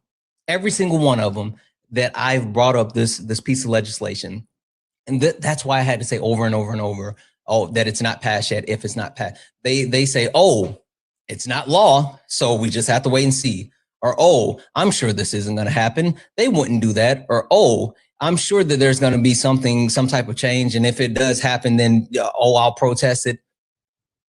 Yaga, I will give you this. I have never been told that ever, ever, ever with any Trump supporter that I've talked to that has heard about this bill, this piece of legislation. I will say that if you or the over 2,000 people that are watching right now, if anybody wants to do anything about this bill and not let it get passed, call your senators. Call your local senators. It looks like they've already had 2 roll call votes on it already. They had the roll call votes were done in the House. They haven't done any type of votes on this piece of legislation yet within the Senate, but it's been sitting in the Senate for almost a month now. So they haven't gotten to the actual roll call hearing in the Senate. If anyone is interested in stopping HR 4371, it's called the Kayla Hampton Act. Call your senators, tell them that you have no interest in this piece of legislation being passed. We need to stop it. Because the point that I try to get across, and yes, I have to actually walk people through the reasoning behind it, because no, this piece of legislation does not technically say this legalizes SA.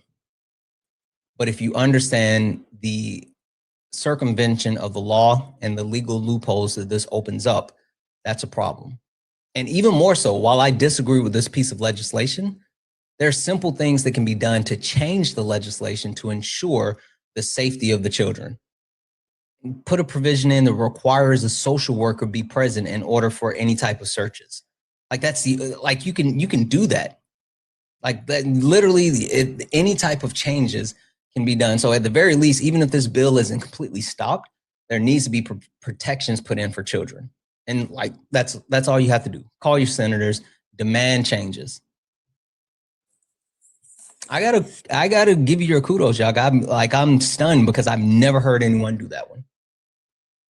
It's a sad thing that other people have it. I can't imagine anyone wanting to support that. Yeah. And I'm looking at it right now. I looked it up as you were speaking, and yeah, that's the thing that exists. That's happening right now. Yeah. Well, yeah, I'll say this. I don't think that I'm flipping you as a Trump supporter.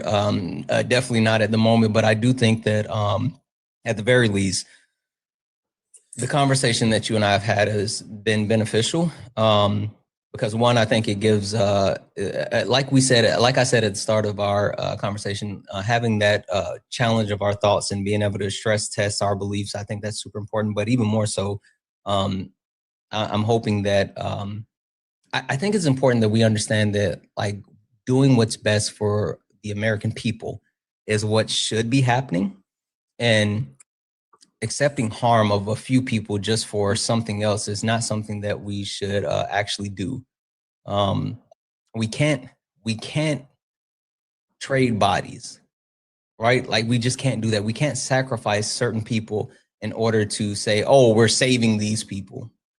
But I think that this conversation has been fruitful, and hopefully at some point in the future, maybe you keep listening, maybe you keep engaging, and hopefully I can change your mind. And midterms roll around, 2028 rolls around. Hopefully I can get you on board, with doing something different than what you've already done. Well, Santana, I got to say, I appreciate your time, man. I know I'm still a Trump supporter, but I'm shocked that you didn't just go full blown Kamala. I definitely do not. I definitely don't support that. I will look into CSIS Corps. I will look into those labor camps. I will try to get some understanding of that.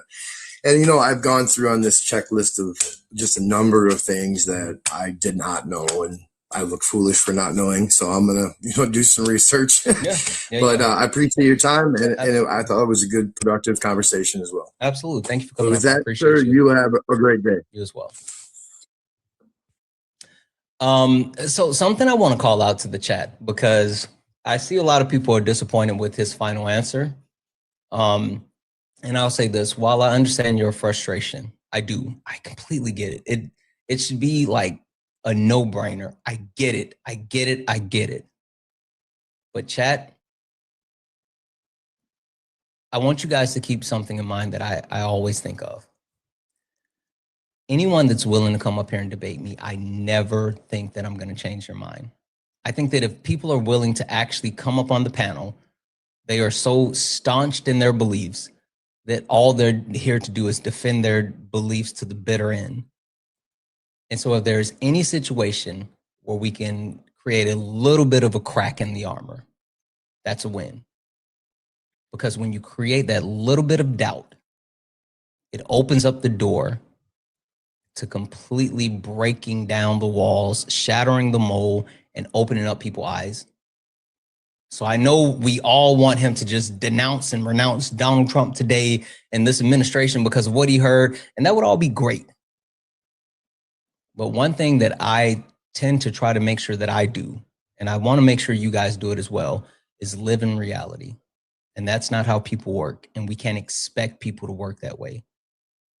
But we got to take a win where we can get a win. And a win is a win. A win is a win.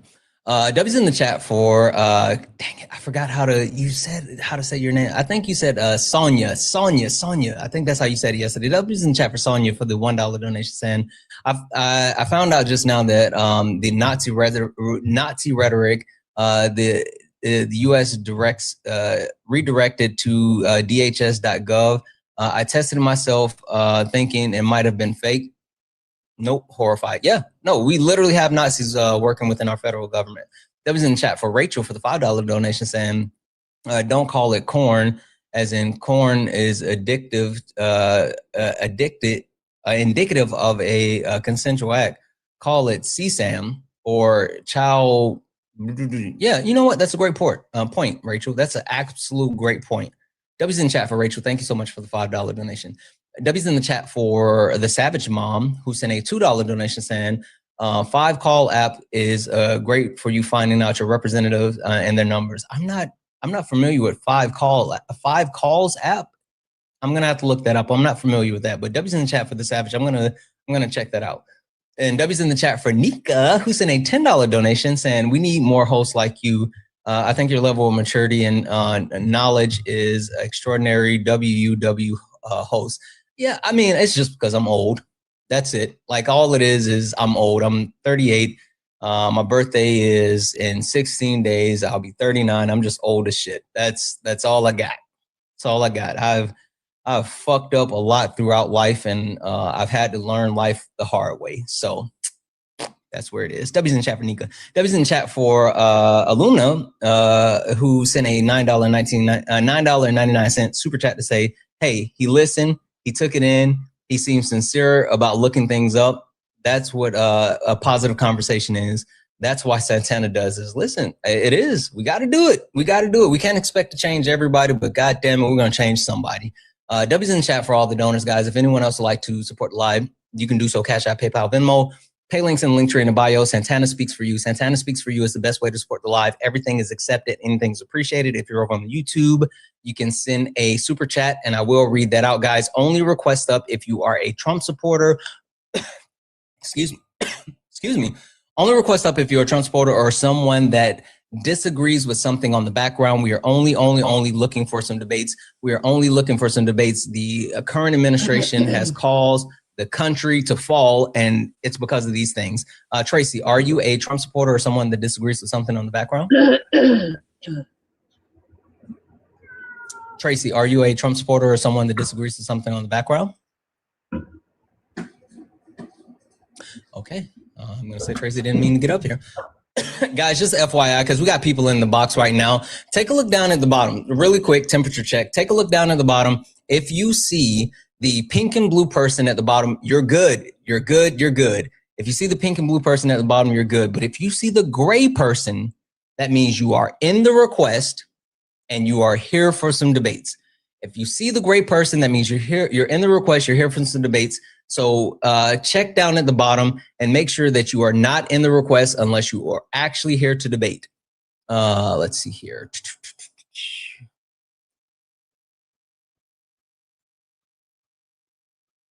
Hi, Horton. Are you a Trump supporter or someone that disagrees with something on the background?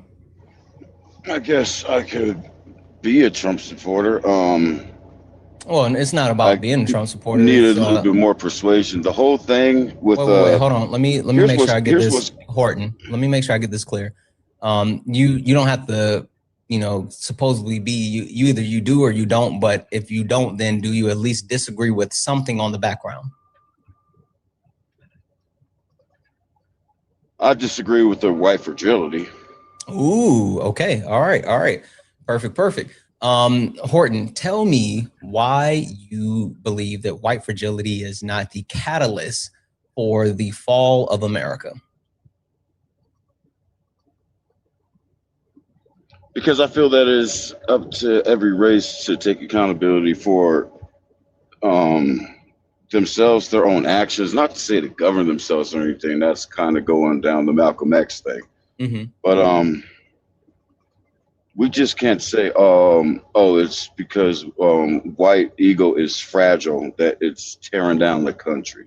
Oh, okay. All right. I mean, that's an interesting point. Really quick, before I get too far, I do want to check. What's your race? I'm black. Okay. Perfect. Well, actually, half and half black, half Irish. Which half of you is black and which half of you is Irish or white? It's a 50-50 split, and it's actually kind of ironic. Is it 50-50 down the middle, or is it like at your waist? Which part is black and which part is white? My father is Irish and my mom is black.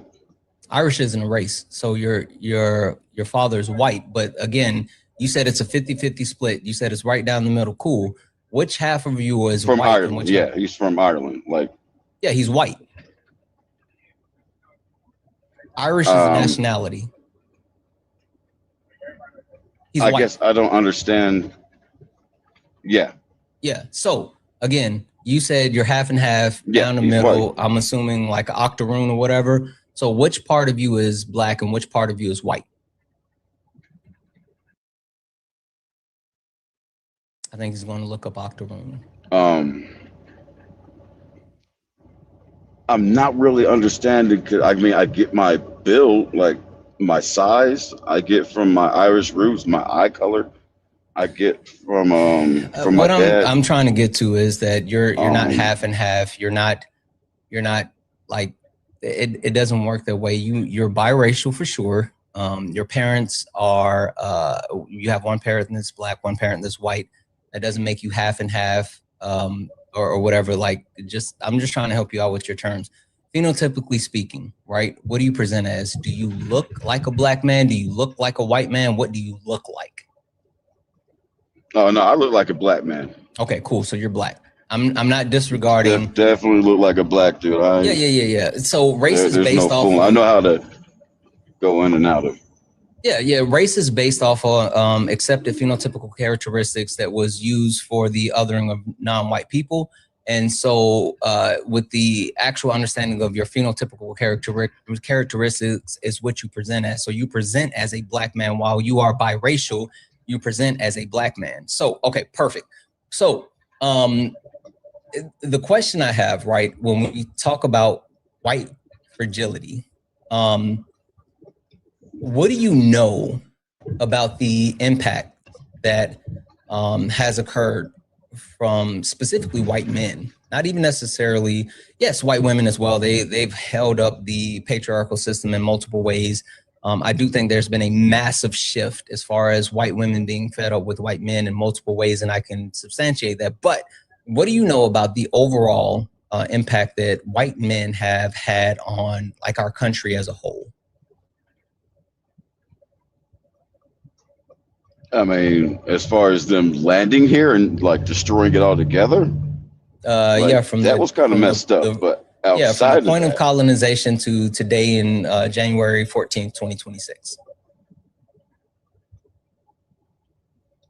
To today, they've definitely tried to, well, not tried. They have successfully maintained control of the country. They've maintained control of money flow.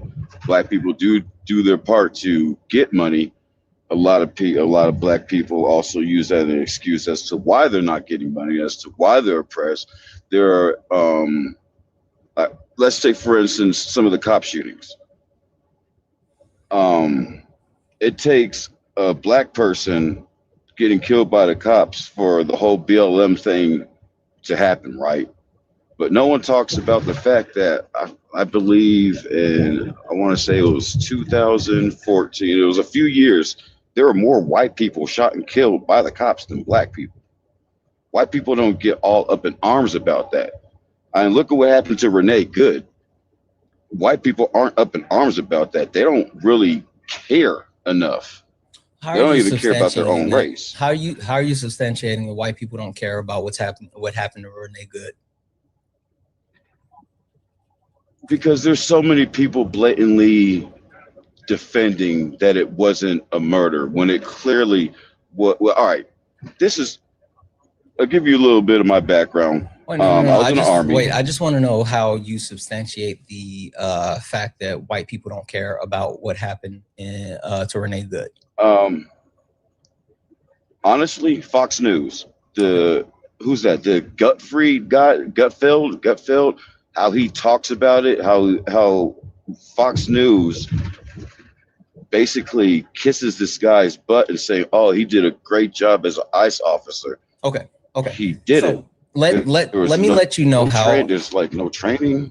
Let me let you know how I quantify that white people actually do care about what happened. Right? Not because I know all white people. I know a few white people. I got some white friends. That's how people know I'm not racist, because I got white friends.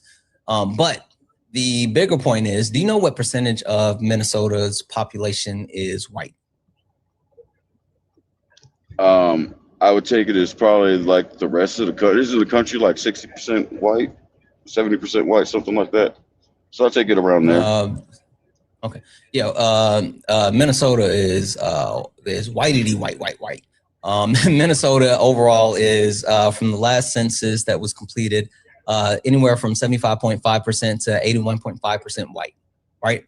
And the reason why I say that I quantify Minnesota, or specifically white people being upset as far as what's happening within Minnesota, is because you see the protests, the sheer number of people within the entire state that are pushing back, fighting back, protesting, picketing, stopping ICE from being able to do what they're doing. Like literally, if you check out any of the organized protests that are occurring because of the murder of Renee Good, you see that the people within Minnesota are actively standing up and speaking out against what happened. And there's no way that you can have the people protesting to this large amount without a population that encompasses 75.5 to 81.5% of their people. All right. So the point that I'm getting across is that white people make up a majority of Minnesota, and Minnesota are out in force protesting and pushing back and visibly upset about what happened with Renee Good.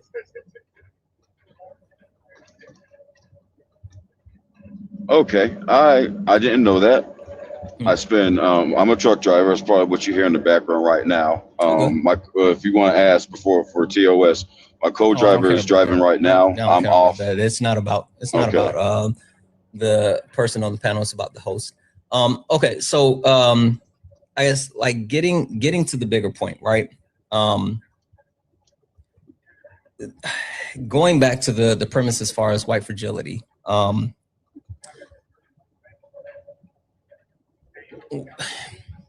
When the Constitution of the United States of America was written, who had rights?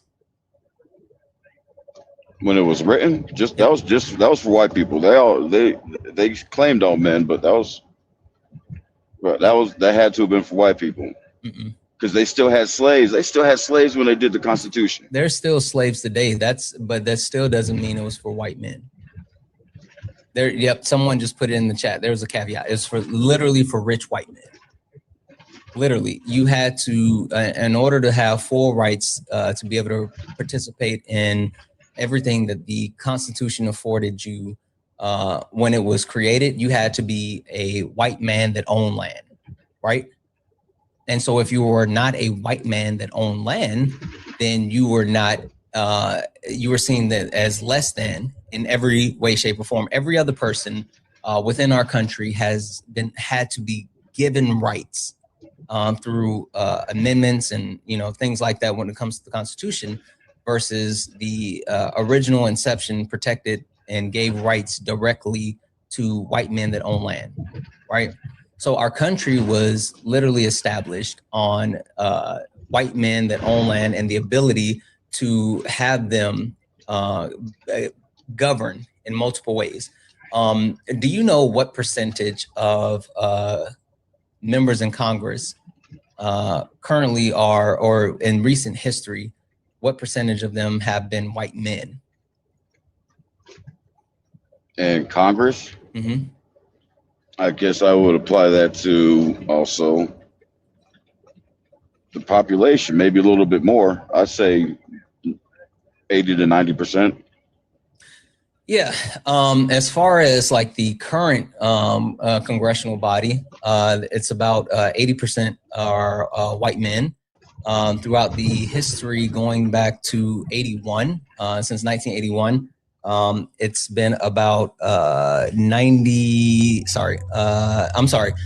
it's been about, historically speaking, for the entire inception of the history of Congress, it's been 94%, right? So currently it's about 80%. And through the inception, it's been about 94%.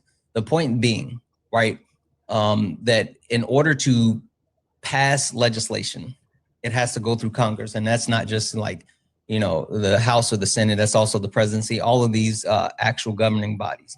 So if the majority of the Constitution was written for and by white men, or not necessarily by white men, but written for white men, and then the people that have been in charge of our country for almost 250 years, the people that have passed bills and put and enacted laws have all majority been a white man or white men. Would it be a fair assessment to say that the point of where we are in our country today has a massive referendum on white men and their ability to lead the country since its inception? Dumb that down a little bit for me. Is it okay if we say like we are where we are today because white men have had the power? And also, please don't say the DUMB word. That's ableist. We don't want to say that word. Would it be fair to say? Would it be fair to say that term is ableist? It's a term. It's derogatory towards people with disability. So saying DUMB, like that's a term that was used to negatively disenfranchise people with disabilities, sometimes people with autism, things like that. And it's an inference that they're less than because of disabilities. It's just a harmful term, and so you don't want to use that. Okay, I mean, I won't use the word this. Yeah, no. Listen, if you see Rick and Morty's stance on the word, on the R word, then you understand why yeah, no. Listen, I'm not a word Nazi. I just I try to make sure people. I guess that's part of this. Yeah, listen, I'm not sitting here. I didn't blast you or I didn't yell at you because a lot of people don't know. I'm a firm believer in like when you know better, you do better. And anytime that I get to share that with people, I like to do so. How you use that, in your personal life, that's your decision, but that's just like a boundary for me on my platform. So that's it. Okay. You still there, Horton? Okay. So the question that I lost track of that I had. Yeah. Yeah. No, the question I had is if white men have mostly had power through the history of our country, would it be a fair statement to say we are where we are today because of the decisions that white men have made?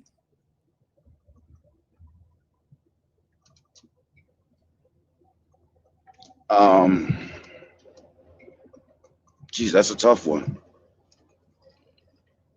Because there are people who have fought back. There are people who have reformed both passively and violently. Clear contrast is Martin Luther King, Malcolm X. Clear contrast is Nat Cole and Harriet Tubman. Sure. So how about this, right? I think the Civil Rights Act. I think sometimes violence begets violence, and I think in order to beat ICE, you need to defeat ICE. So what does ICE have to do with it? We're not even talking about ICE right now, though. Like, well, because ICE is mostly white. Yeah, but that's not what we're talking. We're talking about the impacts of white fragility on our current society. And I think ICE has a lot to do with that. A lot of people are blaming white people for ICE when it's not their fault that they're mistrained. Yeah, it is. But then they're saying like, oh, it's literally their fault because they're mistrained. Donald Trump's cabinet is, I think, 76%. That's Donald's. That's Donald Trump. Listen for a second. Donald's fault. Listen for a second. Donald Trump's cabinet is 76% white men. I think it's something like that. Anyway, and his administration is the one that passed lower standards as far as ICE, whether it comes to background checks, whether it comes to physical requirements, whether it comes to the amount of time that they actually have to train to become agents.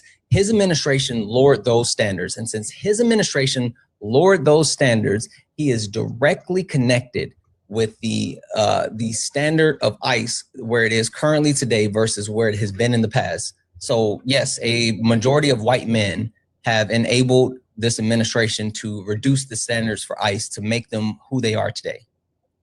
So is that ICE's fault or is that the president's fault? White men. That should be 100% the president's fault. It's white men. Okay, cool. 100% president's fault. White man. Yeah. So it still goes back to white men.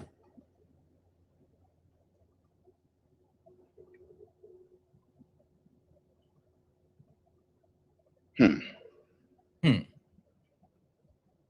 I guess that does. Yeah. Yeah. Fuck. Yeah. Yeah. Damn. Listen, the point that I'm trying to get across, right, is let me really give you this one, because this is something that I really like to call out. And the reason why I point out the history of Congress, right, the history of the people that have been in power that passed legislation. Horton, if you got to make the rules, right, as a truck driver, would you, and you know for a fact that you like only doing short hauls, right? You don't like doing long haul. You only want to do short hauls, right? And you had the ability to. Is this a hypothetical? Because I love long hauls. Yeah, no, it's hypothetical. Okay. Yeah. You like doing short hauls, not long hauls, but you're the head of the DOT, right? And you get to make the rules, but you also had to drive your loads. Would you pass a law saying that no one could no longer do short hauls and everyone had to do long hauls, even though you know directly that you love short hauls and you don't like long hauls? No, I wouldn't. No, I never do that. Exactly. If that changed how we deal with civilian drivers. Sure. Perfect. So think about this. If white men have power and they're going to pass legislation. Oh, and hold on. Sorry. Before I go there, how about in the inverse, right? Let's say, would you pass law if you know that you love short hauls, but you hate long hauls, would you then pass laws to say no more long hauls?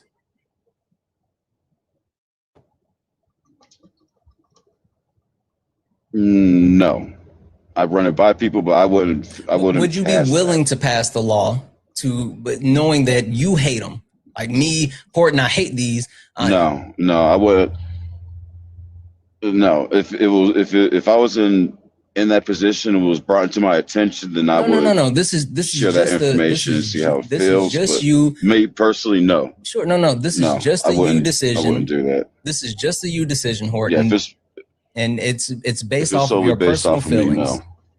So based off of your personal feelings, even though you hate long hauls, you wouldn't pass a rule saying no more long hauls. No. Okay. I wouldn't. All right. Well, I'll give you your credit. Most people don't work that way. The point that I'm getting to is that the large percentage of white men that have held power within our Congress have been willing to pass legislation that disenfranchise or hurt other people, but they don't pass legislation that would hurt them, right? So they're more willing to say, you know what? This piece of legislation, it doesn't affect me, so I'm going to go ahead and okay it. But this piece of legislation, why would I hurt myself, right?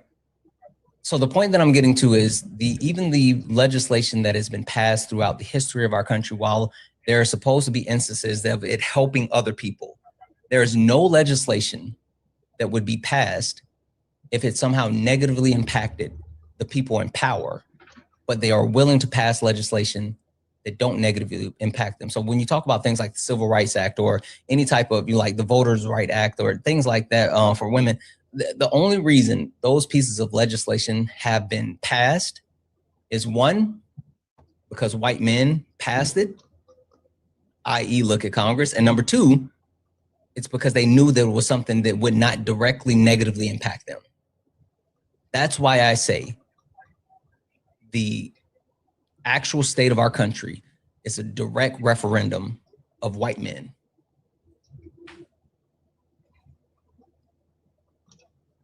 Yes, yeah. That's facts. Once, I guess that would play into a fragile eagle. Well, let me hit you with the last thing, and this is why I say white fragility. You know who Nick Fuentes is? I've heard about him. I've heard that he's basically, I don't know if I can say this, a racist Spanish person, Latino. Oh, yeah. Nick Fuentes, he loves dealing in the racism, but like Hispanic. Like that Candace Owens chick, basically the male Candace Owens. Kind of, but I don't even want to take you down a path as far as what race and racism is and all this other stuff. Nick Fuentes is white because of his phenotypical characteristics, the way that he presents. But anyway, regardless, he's a horrible piece of shit, right? Period. Mm-hmm. But he is the perpetuator of a narrative that has been pushed on the right, including people like Charlie Kirk, right? Including people like Ben Shapiro, people that are on the right that are telling young white men specifically, hey, they're replacing you. Hey, they don't care about you. Hey, they're taking the country away from you. Literally, there are people that's sitting here and they're weaponizing young white men and they're telling them that everybody else is getting something that you're not getting. And so they're taking away from you, right? People are falling for that? Yes. Literally. So whenever you get I didn't think white people were that gullible. Oh no, white people are super gullible. Sorry, white people in the chat. No. White people are super gullible. You know how many white people the get caught up country is with, already theirs. Like how are you gonna? You know how many white people be getting scammed on a daily basis? That's different. I mean, listen, Horton. If you see a play, you know a play, right? Man, the scammers I've seen. I don't know, maybe because I've seen scamming videos. Play, right? They are crafty motherfuckers. Yeah, but listen, sometimes you can sniff it. It may take you a little bit longer, but you're gonna sniff it out. It may take you a little longer, yeah. But I mean, I was able to you. sniff one out. Not gonna hold you. They've tried to scam me. I haven't gotten scammed, but to see people who scam me have scammed. I tell you what. So, I tell you what. You know who the biggest scam artist is in the country? That would be your boy Trump. How's that my boy? I would say, all right, your boy. That's a general. Jimothy is the biggest scam artist in the country, and he literally somehow got white men, specifically white men, to turn out and vote for him at the highest clip of any president in United States history. More white men voted for Donald Trump than any other president in United States history. Did you know that? It's only been white men that, except for Barack Obama. No. What I'm saying is more white men voted for Donald Trump in 2024, showed up and voted for him in that election than any other single election in the history of the United States of America. There's never been as many white men showing up to vote for anyone else the way they voted for Donald Trump. Is this playing towards the gullibility of white people? How's that tax-free overtime working out? Yeah. Also, it speaks to white fragility, right? Like, white men saw a black woman that was getting ready to ascend to the highest office in the land, and they said that we have to protect our spot at the top of the patriarchal system. And so since they said that, they turned up and voted for a racist, sexist, classist, a fascist, a 34-count felon. They literally showed up and voted for someone that is horrible just so this black woman didn't get power. That doesn't sound like fragility to you? They were literally willing. They were literally willing to vote for someone who has been civilly held liable for rape, someone who has 26 credible counts of SA, someone who has 34 felonies, someone who literally in front of their very eyes tried to overthrow the United States government, someone who was directly connected to over 1 million Americans' lives during COVID. Hell, someone who looked at the fucking solar eclipse with no glasses. He raw dogged the solar eclipse. He looked straight at the solar. No, he didn't, bro. He looked straight at the solar eclipse with no glasses on. Melania stood right beside him with the solar eclipse glasses, and he looked right up and looked at it. No glasses. They voted for that shit instead of voting for the black woman. We're taught at school not to do that. Yes. I know it hasn't happened in a while, but the last eclipse I had in school was it's sometime in the 90s. He raw dogged the eclipse. That's why his brain's fried. But what I'm saying is, like, people, white men specifically, looked at him and said, this is a better option than that black woman. Mm. That's white fragility.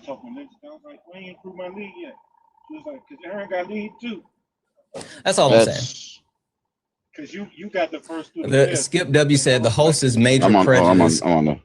All good. Skip, I'm going to mute you, but I'm going to send you a request. Come up here and tell me how I'm prejudiced. Come and explain it to me. What have I said? What have I said that's prejudice?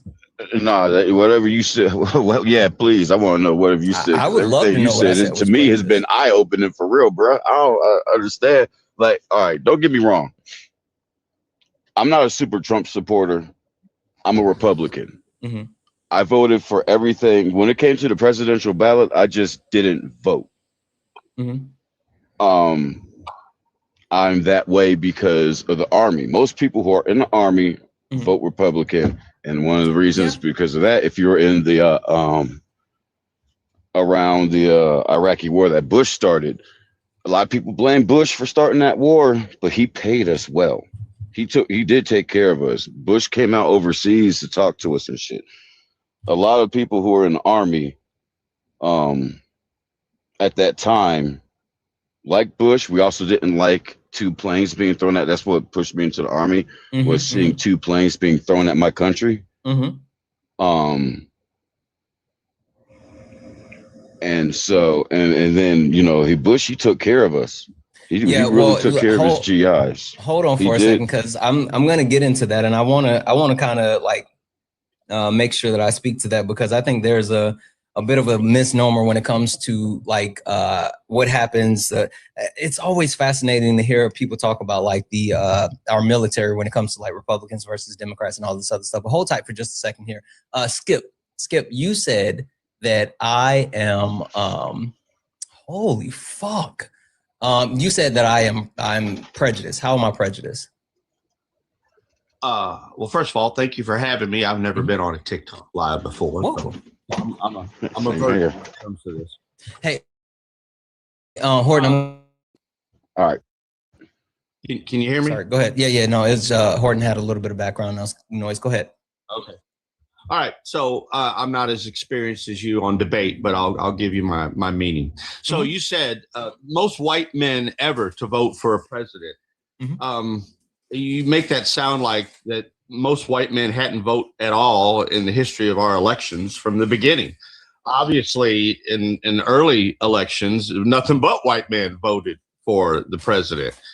So I don't know why this is the exception. But here's the other part of the racist comment or the prejudice comment. I was just about to say, was it racist or prejudice? No, prejudice. Okay. You're prejudiced against the white man who came out and voted for their like, I guess, for lack of a better term. And so then you're saying, well, the opposite of that is, well, why didn't they vote for whomever, whatever race or creed you are? You know, I don't know why you're upset, but maybe the white race is still the dominant race in the country, and so they are voting for like. Now, at the same time, we have a lot, you know, the border crossings, the millions. Hold on, don't go too far, because like I want to stay right there before you get into anything else. Let's talk about what you said. So, question for you: did you vote for Donald Trump? I didn't vote, but I am a Donald Trump supporter. Okay, cool. I mean, Who do you think the greatest Republican president is in United States history? Ronald Reagan. Okay, more people voted for Donald Trump. More white men specifically voted for Donald Trump than Ronald Reagan. Is it because we have a greater population now? I mean, it's equivalent. Yes, you can extrapolate it and you can see what the population size, the growth is, and all this other stuff. But overwhelmingly, the point that I'm trying to get across, because I didn't say like that more white men voted for Donald Trump than any other Republican president. I'm saying more than any other candidate in United States history. We understand that white people are the majority when it comes to the United States. So for any president to be elected, they're going to be elected on the back of white people, white men, but white people specifically. What I'm saying is that Donald Trump got more votes than any other person, specifically from white men, any other person to ever receive votes to become the president of the United States. That's my point. But by the means of voting, white men said that Donald Trump is the greatest president in United States history. That's the point that I'm getting to, right? So I'm not trying to say greatest president, but I support everything he's done. He's made bold moves. Well, wait, that's fine. Listen, we don't want to go too far, because like we could talk about like all this other stuff. I just want you to understand why I'm saying this, because I'm not making a claim that it's about like for like, right? I mean, again, why does this bother you? Oh, it doesn't bother me. It's just facts. I know, but look, a lot of white guys, we're lazy as fuck, man. What does that have to do with facts? I didn't mean to say that. Wait, hold on. I want you to make sure that you understand what I'm doing right now. I'm not saying these things because it's eliciting any type of emotional response from me. It's not. I promise you. All I'm doing is laying out the case for why I say what I'm saying. All I'm doing, this has no emotional preference in anything that I'm saying. I'm just literally laying out the facts. Right, friend. If that's the fact, that's the fact. What do you want to say about it? You won't allow any meaning to go with your facts. If that's the no. What I'm doing is I was getting to the meaning, right? I mean, you want to go towards like, well, this is the justification for that, and this is the justification for that. Yeah, sure. I want to make sure that you understand like where I am and why I'm saying the things, because you're saying the premise of you being up here is you said that I was prejudiced. And you said that I was prejudiced based off of the point that I talked about white men and the way that they voted for Donald Trump and all this other stuff. And so I'm just digging at that at the moment. I promise you we can go like other places, but I'm just digging at this one point really quick. All right. Okay. So that's the reason why I brought up the premise as far as like white men and their support of Donald Trump. Literally, they, in order for any president to have been president within the history of the United States of America, you have to go through white men. That's just that's the facts, right? Now, that's a fact. Follow me on this one. You said that I was prejudiced, right? Do you know what the definition of prejudice is? Favoritism. Favoritism and exemption, what you don't like. Give you the Oxford definition. The Oxford definition is a preconceived opinion that is not based on reason or actual experience. That's prejudice. Correct. That's correct. Okay. And your little fact of all white men finally woke up and went and voted for Donald Trump somehow means what? When did I say all white men woke up and went and voted for Donald Trump? I'm sorry, the most white men. It took the majority white men, or they all voted. Whatever you said. What does that mean? You've got to say what that means. That means that the majority of it means more white men voted for Donald Trump than any other president in United States history. That's what that means. I've been saying that over and over and over. Does that mean they voted for a white man, or that means they voted for the best candidate? Oh, no. They voted to protect their spot at the top of the patriarchal system. No. See, that's where you're prejudiced. No. Hold on. Like we haven't even got to that. Let's stay there. Okay, prejudice. Preconceived opinion that is not based on reason or actual experience. Cool. So for me to be prejudiced, I have to have a preconceived opinion that is not based on reason or actual experience. Cool. 1, have I ever experienced Donald Trump as president of the United States of America before? Yes or no? Yes. Okay, perfect. So I have that actual referendum on what he has actually been as a president. So I can put that unfound reason to bed with that. But number two, has racism been substantiated within our country in multiple ways throughout the inception of our country to present day? That is a large swath of time to consider. It is, but let's do this. Let me the catch like the early part. Was slavery a thing? Yeah, it happened. Yep, chattel slavery happened. Cool. It was the way of the society at the time. Yeah, I don't want to go into that. That's fine. We can just verify. Yes, chattel slavery happened. Cool. Do you know what redlining is? Yes, absolutely. Okay, what's redlining? Where one class of people are intentionally left out of purchasing assets or goods in another part. Yeah. When was the last time do you think that some of the major banks within our country were successfully sued for redlining? I honestly don't know that answer. 2025. 2024, 2025, major banks were successfully sued for redlining, discriminating against Black people, that has caused, or the Black people specifically not wanting to give them home loans and all this other stuff. You jump to Black people. How do you know it's not lower economic people that can't afford it's not about the area? Class. It's literally, you know what, you said class and redlining has nothing to do with class. I just didn't want to take the time to hold your hand on that, but it has nothing to do with class. It's literally about race. That's what redlining is. And these suits that were brought forth to banks like Bank of America, Wells Fargo, Navy Federal Credit Union, all of these cases that were successfully sued were all based on race.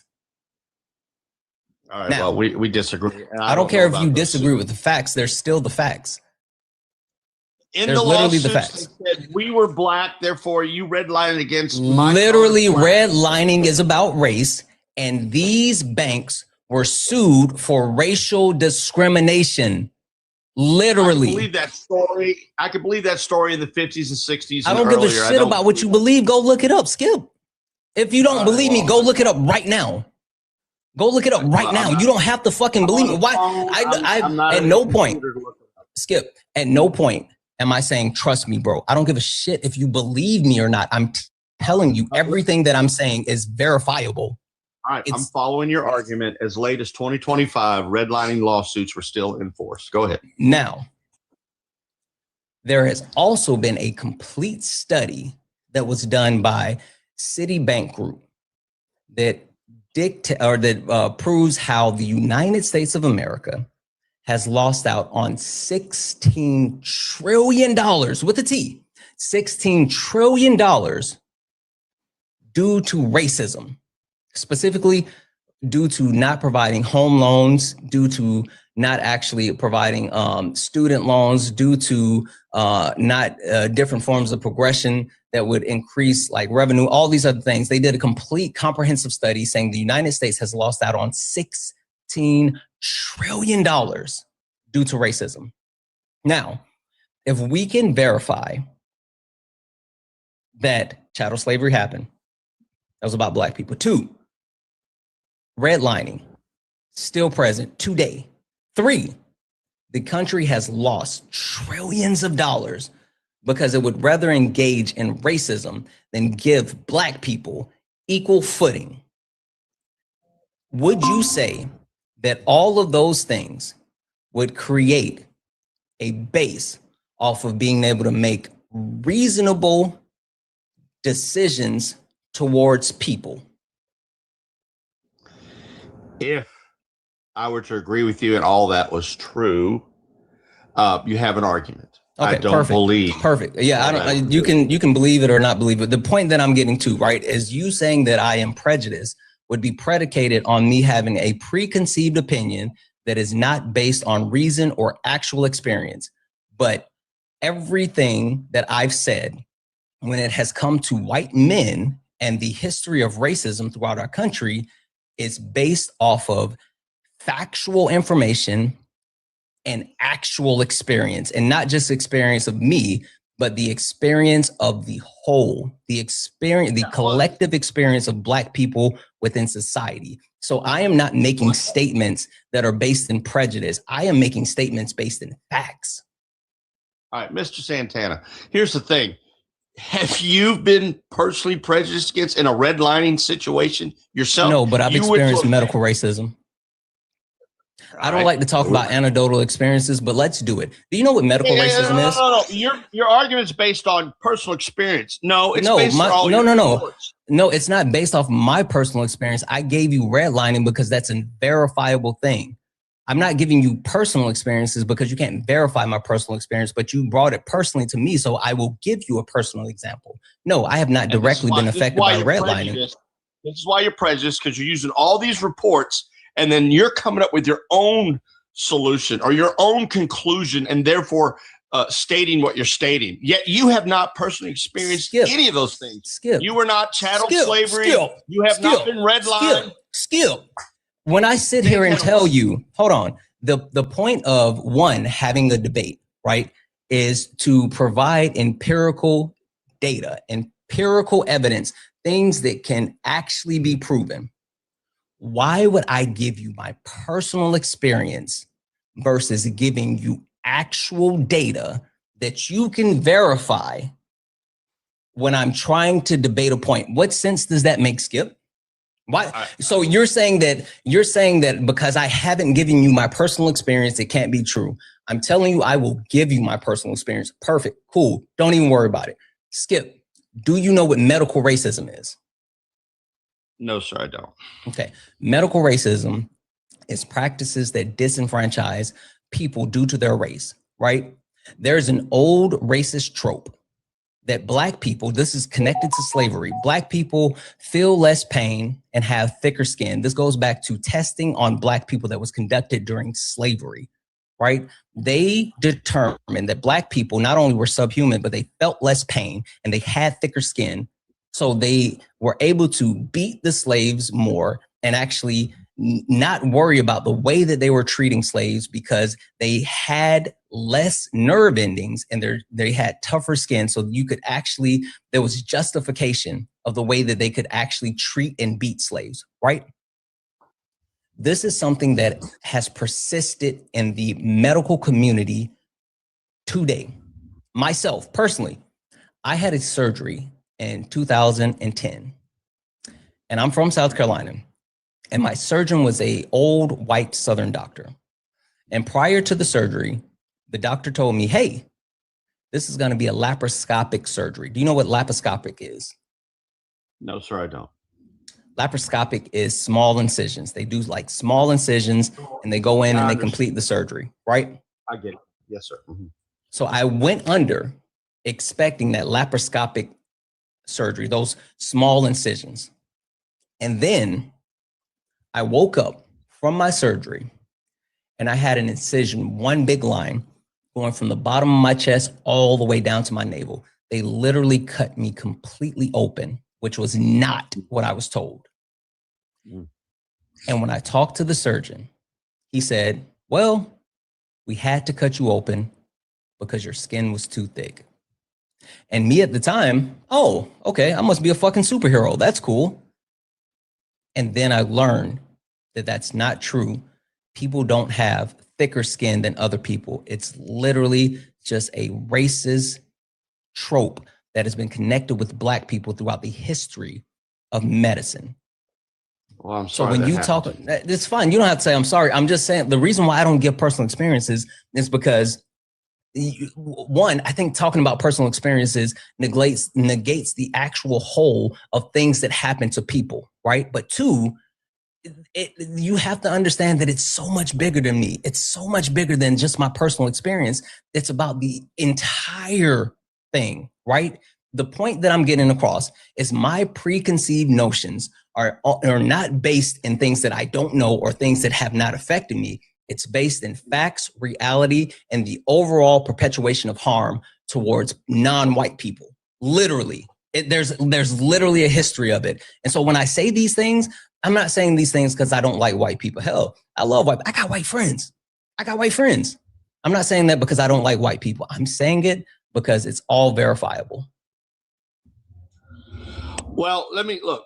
I'm obviously not going to win you over, and I don't back off from my observation of why I said what I said. But yeah, that's because you're white male fragility. If that's what you say. I know in my world, in my personal experience, I'm not going to get into details. I mix with all the races. I live in a Hispanic community. Hispanic isn't a race. Okay, Latin, whatever you want to call it. Latin isn't a race either. See, this is the thing. When I tell you, like, these conversations, this is why. There's people that can have these conversations at a level that I could only dream of having. There's certain people that do this on a day in, day out, like Swan, right? Like Solid, like Peach. These people would run laps around me, and it's not even close. Right. All I do is sit in their lives and I marvel at the amount of intelligence and study and information that they've actually gone through to talk about these subjects.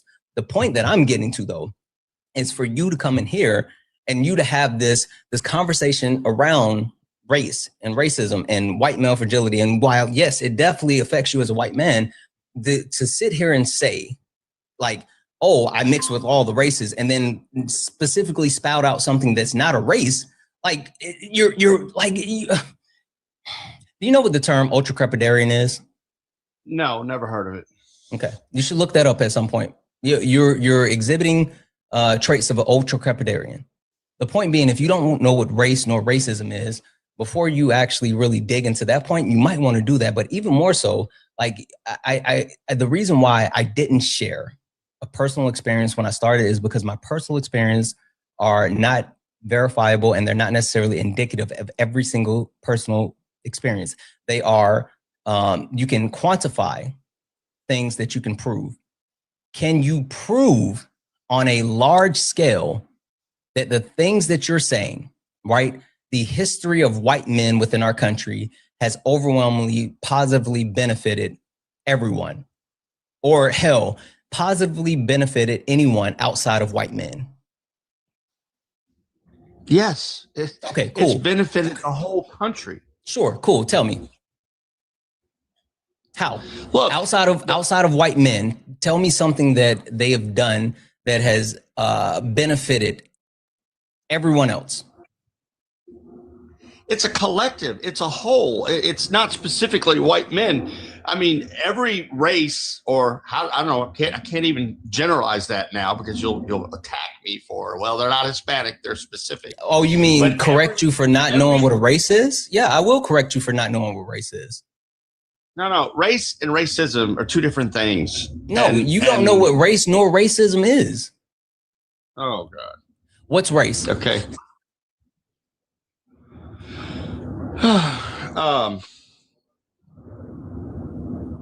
I'm better at racism than race because you're going to attack me. What's racism? Race would be a particular group of people, but that's also based on where they're from and their culture and how they move and operate. You know, No, but racism. No, that's not right. What's racism? Racism is where you're directly prejudiced, ding, ding, ding, ding, ding, to another race that is not yours. No. Where you're biased. You're wrong. You're literally wrong. Who invented race? Not white people. You're literally wrong again. That was a specific white man that invented race. What's his name? What was his name? No, that's the question I have for you. What's his name? I have no idea. Gomez de Zurara. Gomez de Zurara, a Portuguese white man, invented race to justify chattel slavery to the Catholic Church. Literally, Gomez de Zurara created race to justify chattel slavery to the Catholic Church. He put out 2 Papa Bulls. Hold on one second. He put out 2 Papa Bulls to give the protection for these other countries to be able to engage in chattel slavery prior to Gomez de Zurara actually denoting the classification of these black people being savage and they needed to be civilized, and they are of the lower hemisphere before him actually writing that down, giving it to the Catholic Church, and the Catholic Church saying, you know what, you're right. You guys can enslave them and sell them. Before that, there were no categories of race, none. Well, that's news to me. Thanks for educating. I know everything is news to you because you don't know what race nor racism is. That's what I'm sitting here trying to tell you. You're an ultra crepidarian. I'm living in today's society, not you don't even know what's happening in today's society. You didn't even know about redlining. You didn't know that redlining is happening like today. You thought redlining was based on class. You said based on class. It's not based on class. Make it based on race. It's based on give me something. Sure, Skip. Give me something that proves redlining was based on class and not race. Look, it's based on people who can't pay the bill, so they don't want to put people in. No. I'm not saying that didn't happen. Skip, stop.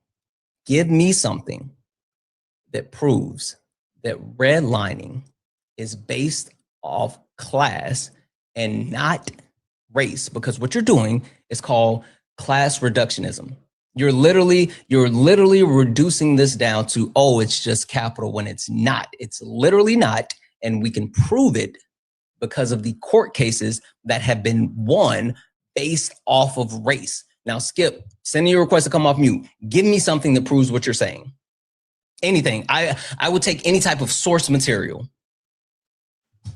Clearly, I wasn't prepared for that. I'm not prepared to hand that over. It's not that I won't or wouldn't. I didn't come on here to do that. I told you it's my first time on TikTok Live. Thank you very much. That's fair. That's fair. But what I'm saying is, like, maybe you shouldn't make such definitive statements. If I'm sitting here telling you that I have verifiable evidence and I've given you the direct cases to actually verify the things that I'm saying, you sitting here telling me that I'm wrong and you're right, but yet I have verifiable evidence and you don't.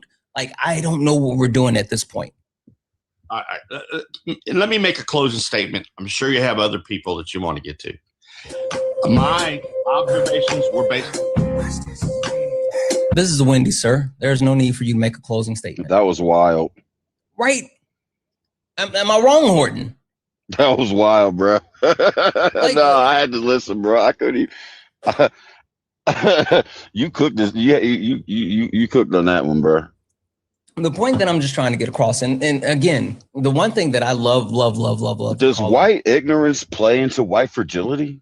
I think it's the male ego. Again, white people not trying to be white people not trying to be Horton, racist. Again, half white, but Horton, what I think is, you just said half white again, Horton. My dad. That's how. All right, you're that's biracial, Horton. What it? You know what it is. You know what it is. I say this all the time, Horton. It's older. I'm 43 years old. That's just how that mentality is. Right, but the point that I'm getting to, more than like just biracial wasn't even a thing back in. It was a thing, but it was like a thing that people were made fun of. The point that I was trying to get to, while white fragility is highlighted by white men, yes, absolutely, absolutely. The most fragile thing on earth is the male ego. And so I can talk about white men specifically. Yeah, sure. And yes, it is fun to bash white men sometimes. I do it. But I would be remiss if I didn't talk about men as a whole. And men are egotistical. Men are pompous. Men have lower EQs than women. And while you will have white women come up and debate this topic, or hell, I haven't seen any black women come up and debate this topic, but like, yeah, whatever.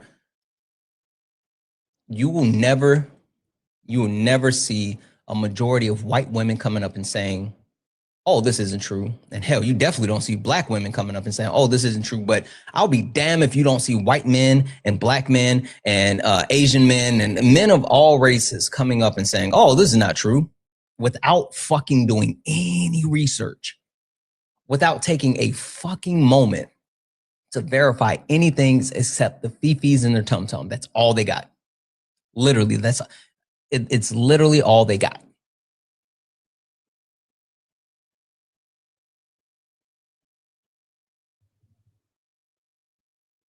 Oh, shit, sorry. There we go. I don't know why that came up. Sorry. The point that I'm making is thinking that you're so knowledgeable that you can actually lay out any type of premise without having actual knowledge is fucking wild. I say this all the time. I try to make sure that I give credit to people that deserve the credit. And while I am absolutely someone that can hold a conversation on a myriad of topics, I know when I have to sit under the learning tree of certain subjects. And that's why I always give credit to people, the people that I give credit to. Hell, this morning I was in Sean's live for the Daily Bread. And so many times, I think this is the first time I've actually been on Sean's panel. And the only reason I joined Sean's panel is because she invited me to join her panel, not because I thought that I was smart enough or good enough to actually be on her panel. I didn't think that at all. But Sean had to invite me to be on her panel. That's the only reason I was up there. Because I know that when it comes to the things that Sean talks about, I am sitting under the learning tree, period. At no point would I go into a space like Swan's or Sean's or Solids or whoever and sit there and say, stand back, I got this. Because that's not, like, I'm not that person. Now we can go bar for bar with politics, but like, understanding that there's a need to at times defer to the people that actually put in the work to understand the different things. You have to be able to, I don't even want to say humble yourself because that seems like a lot, but you have to be able to have at least the actual intelligence to say, you know what? This person is smarter than me, at least with this. And then you have to have the EQ to say, I'm not going to let my ego get in front of my actual mind. So when you come up here and you argue redlining and you haven't done any type of research, or you argue racism and you don't even know what race nor racism is, like, you're fucking setting yourself up for failure because you're already behind. That's my point. What's EQ? It's emotional. Emotional. It's the gauge of your emotional intelligence. Women are more emotionally intelligent than men. So, sorry, that was a lot. That was a lot. That was a lot. That was a lot. I apologize, chat. That was a lot. That was a lot.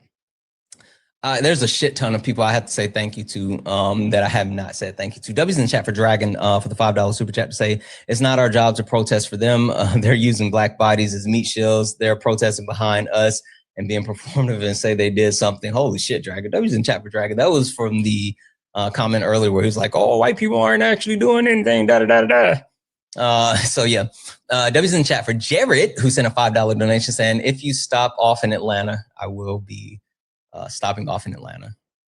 Here's some money for Buckhead Pizza. Thank you for the $5. Also, if 39 is old, what the hell am I? I'm almost 42. Come on, dude. Listen, I feel old. I feel old. But yeah, I'm flying in. I'm flying in tomorrow, and I will be stopping by Buckhead Pizza because I fucking love Buckhead Pizza. W's in the chat for Stacy for the $5 donation saying, I'm 44, so I must be ancient. LOL. I don't know. Listen, Stacy, listen. As they say, black don't crack unless you do it. Right? W's in the chat for Fusto for the $5 donation saying, question, amigo. Do you think the MAGA cult can comprehend to what happened in Apple TV series Pluribus? I don't know what Pluribus is. I've never seen that. Keep doing what you're doing.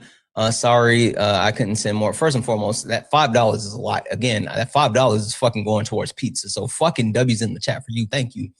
I haven't seen it, but you know, the one that I always wonder if they actually have any type of sense or understanding for is Handmaid's Tale. Like, I saw Handmaid's Tale and I was like, oh shit, this is not good. This is not good. I saw Handmaid's Tale and I was like, this is not good. I wonder if they get that one. W's in the chat for, oh, Ren, I'm so sorry. I didn't see you. Holy smokes. I'm so sorry, Ren. Are you still here?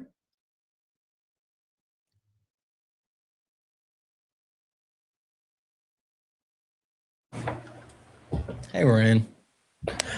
Hi, Santana. How are you? How are you? Oh, I'm doing all right. Let me go upstairs where I have better reception. You have a bit of an echo as well. Oh, do I? There we go. That should be better now. Okay. I'm sorry. I didn't know. I got locked into a zone. Oh, you didn't? I was screaming. It was great. Swipe up for a second and then swipe back in. It's still an echo.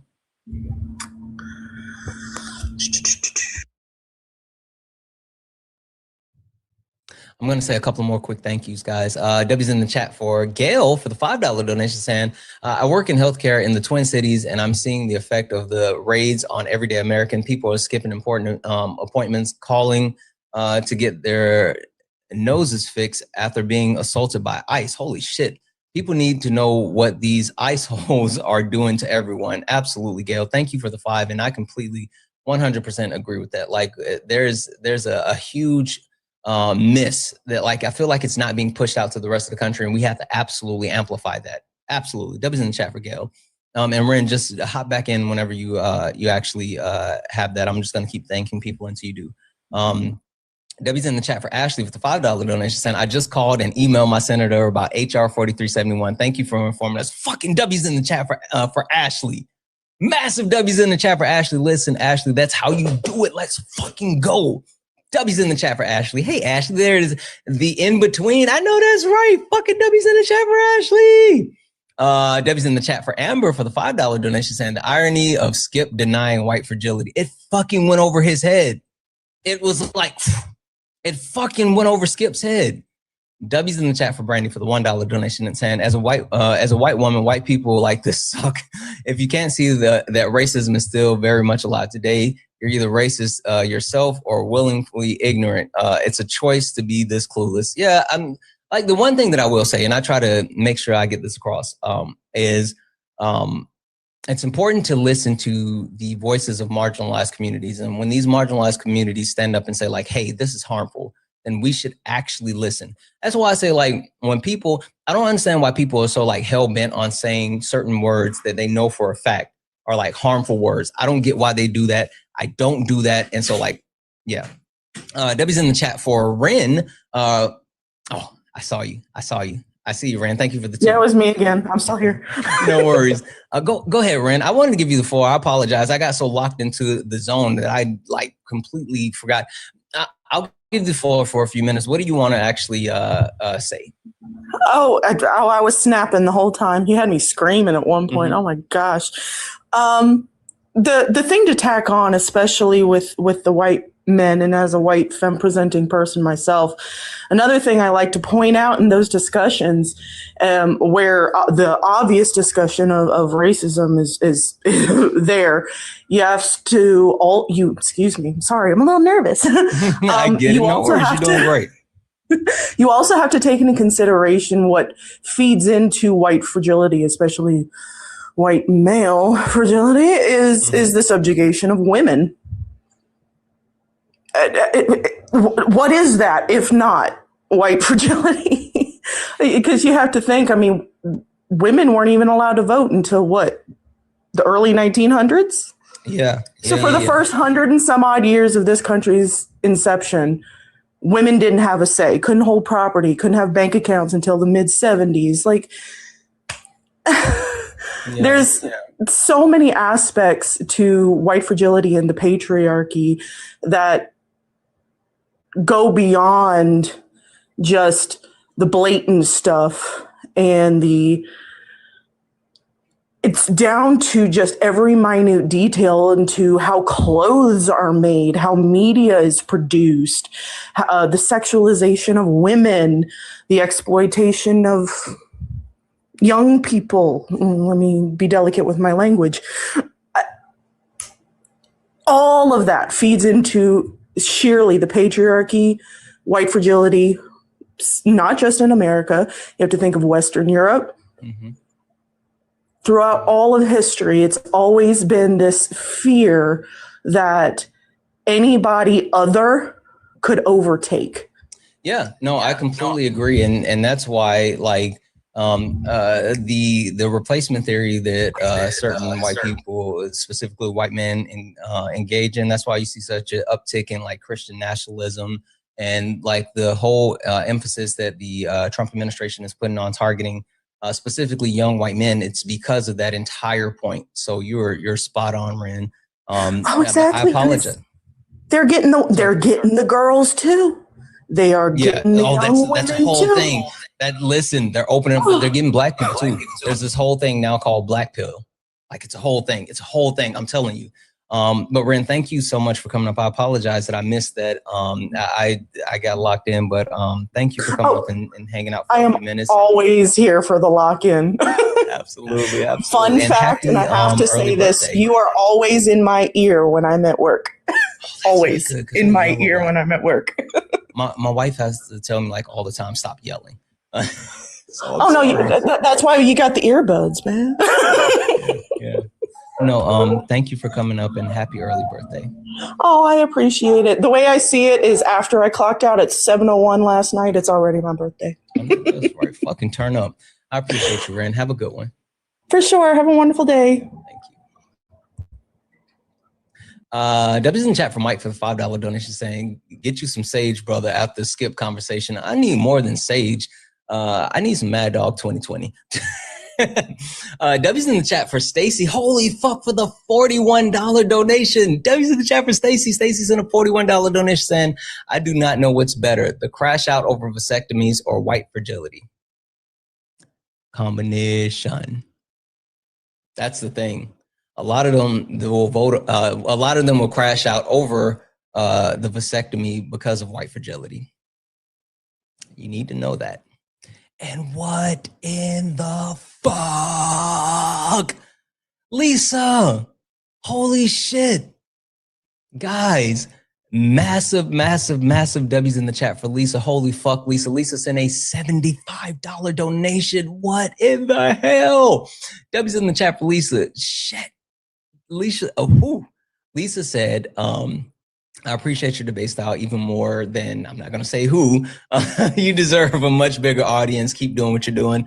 Listen, the one thing that I will say is, while, having viewers is awesome and this, that, and the third, and I appreciate anybody that watches.